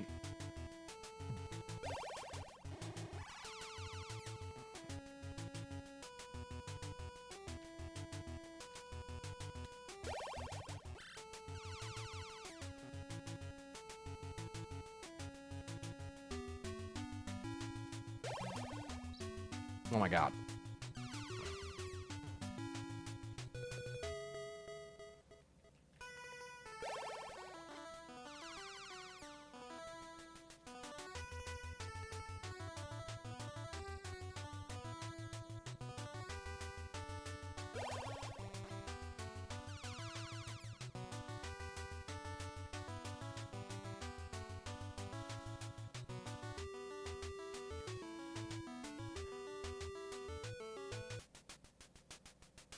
Well, we got close, but once again, nope.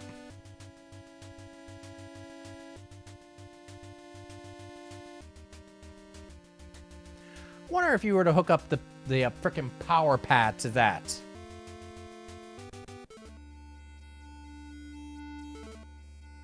Additionally, iPhone components are serially locked to an individual device, so if you try to part out an iPhone component for sale, the recipient wouldn't even be able to own them.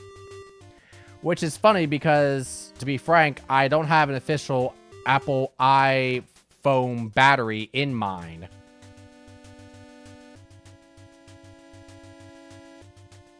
Yeah, it still works. I mean, yes, it picks up at, it's like, this is not an official battery. But, guess what? It still works.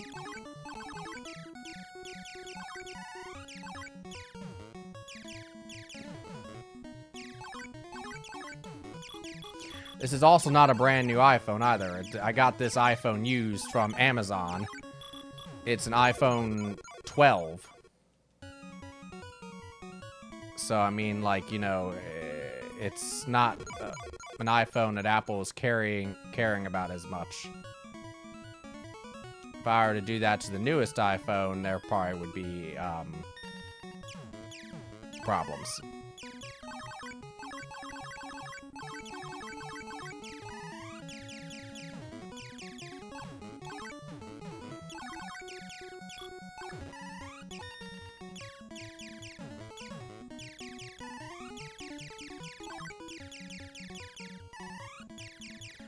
Batteries may not be, but things like the camera and chipset would likely not be compatible. Yeah, 100%. I would 100% say yeah.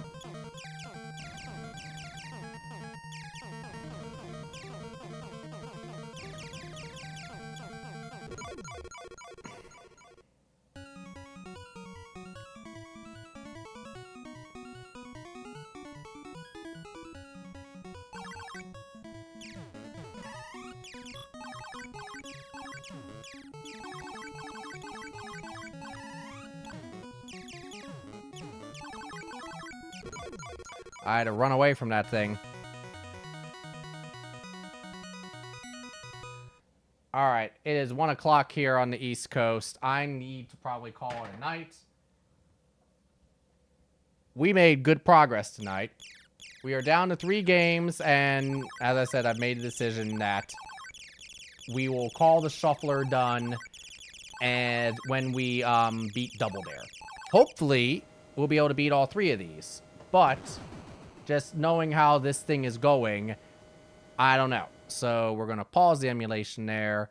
We're going to save these states just to be sure. And there we go. And I thank you all for watching yet again and hanging in with me. And so next time, maybe the last. But with 3 games left, I have a feeling that thing is going to, you know, continue to accelerate, as it were. So we'll find out. But anyway, thank you for tuning in. Have a great rest of your evenings. Have a great week, and I hope to see you, in theory, next weekend when we pick this up. Bye-bye.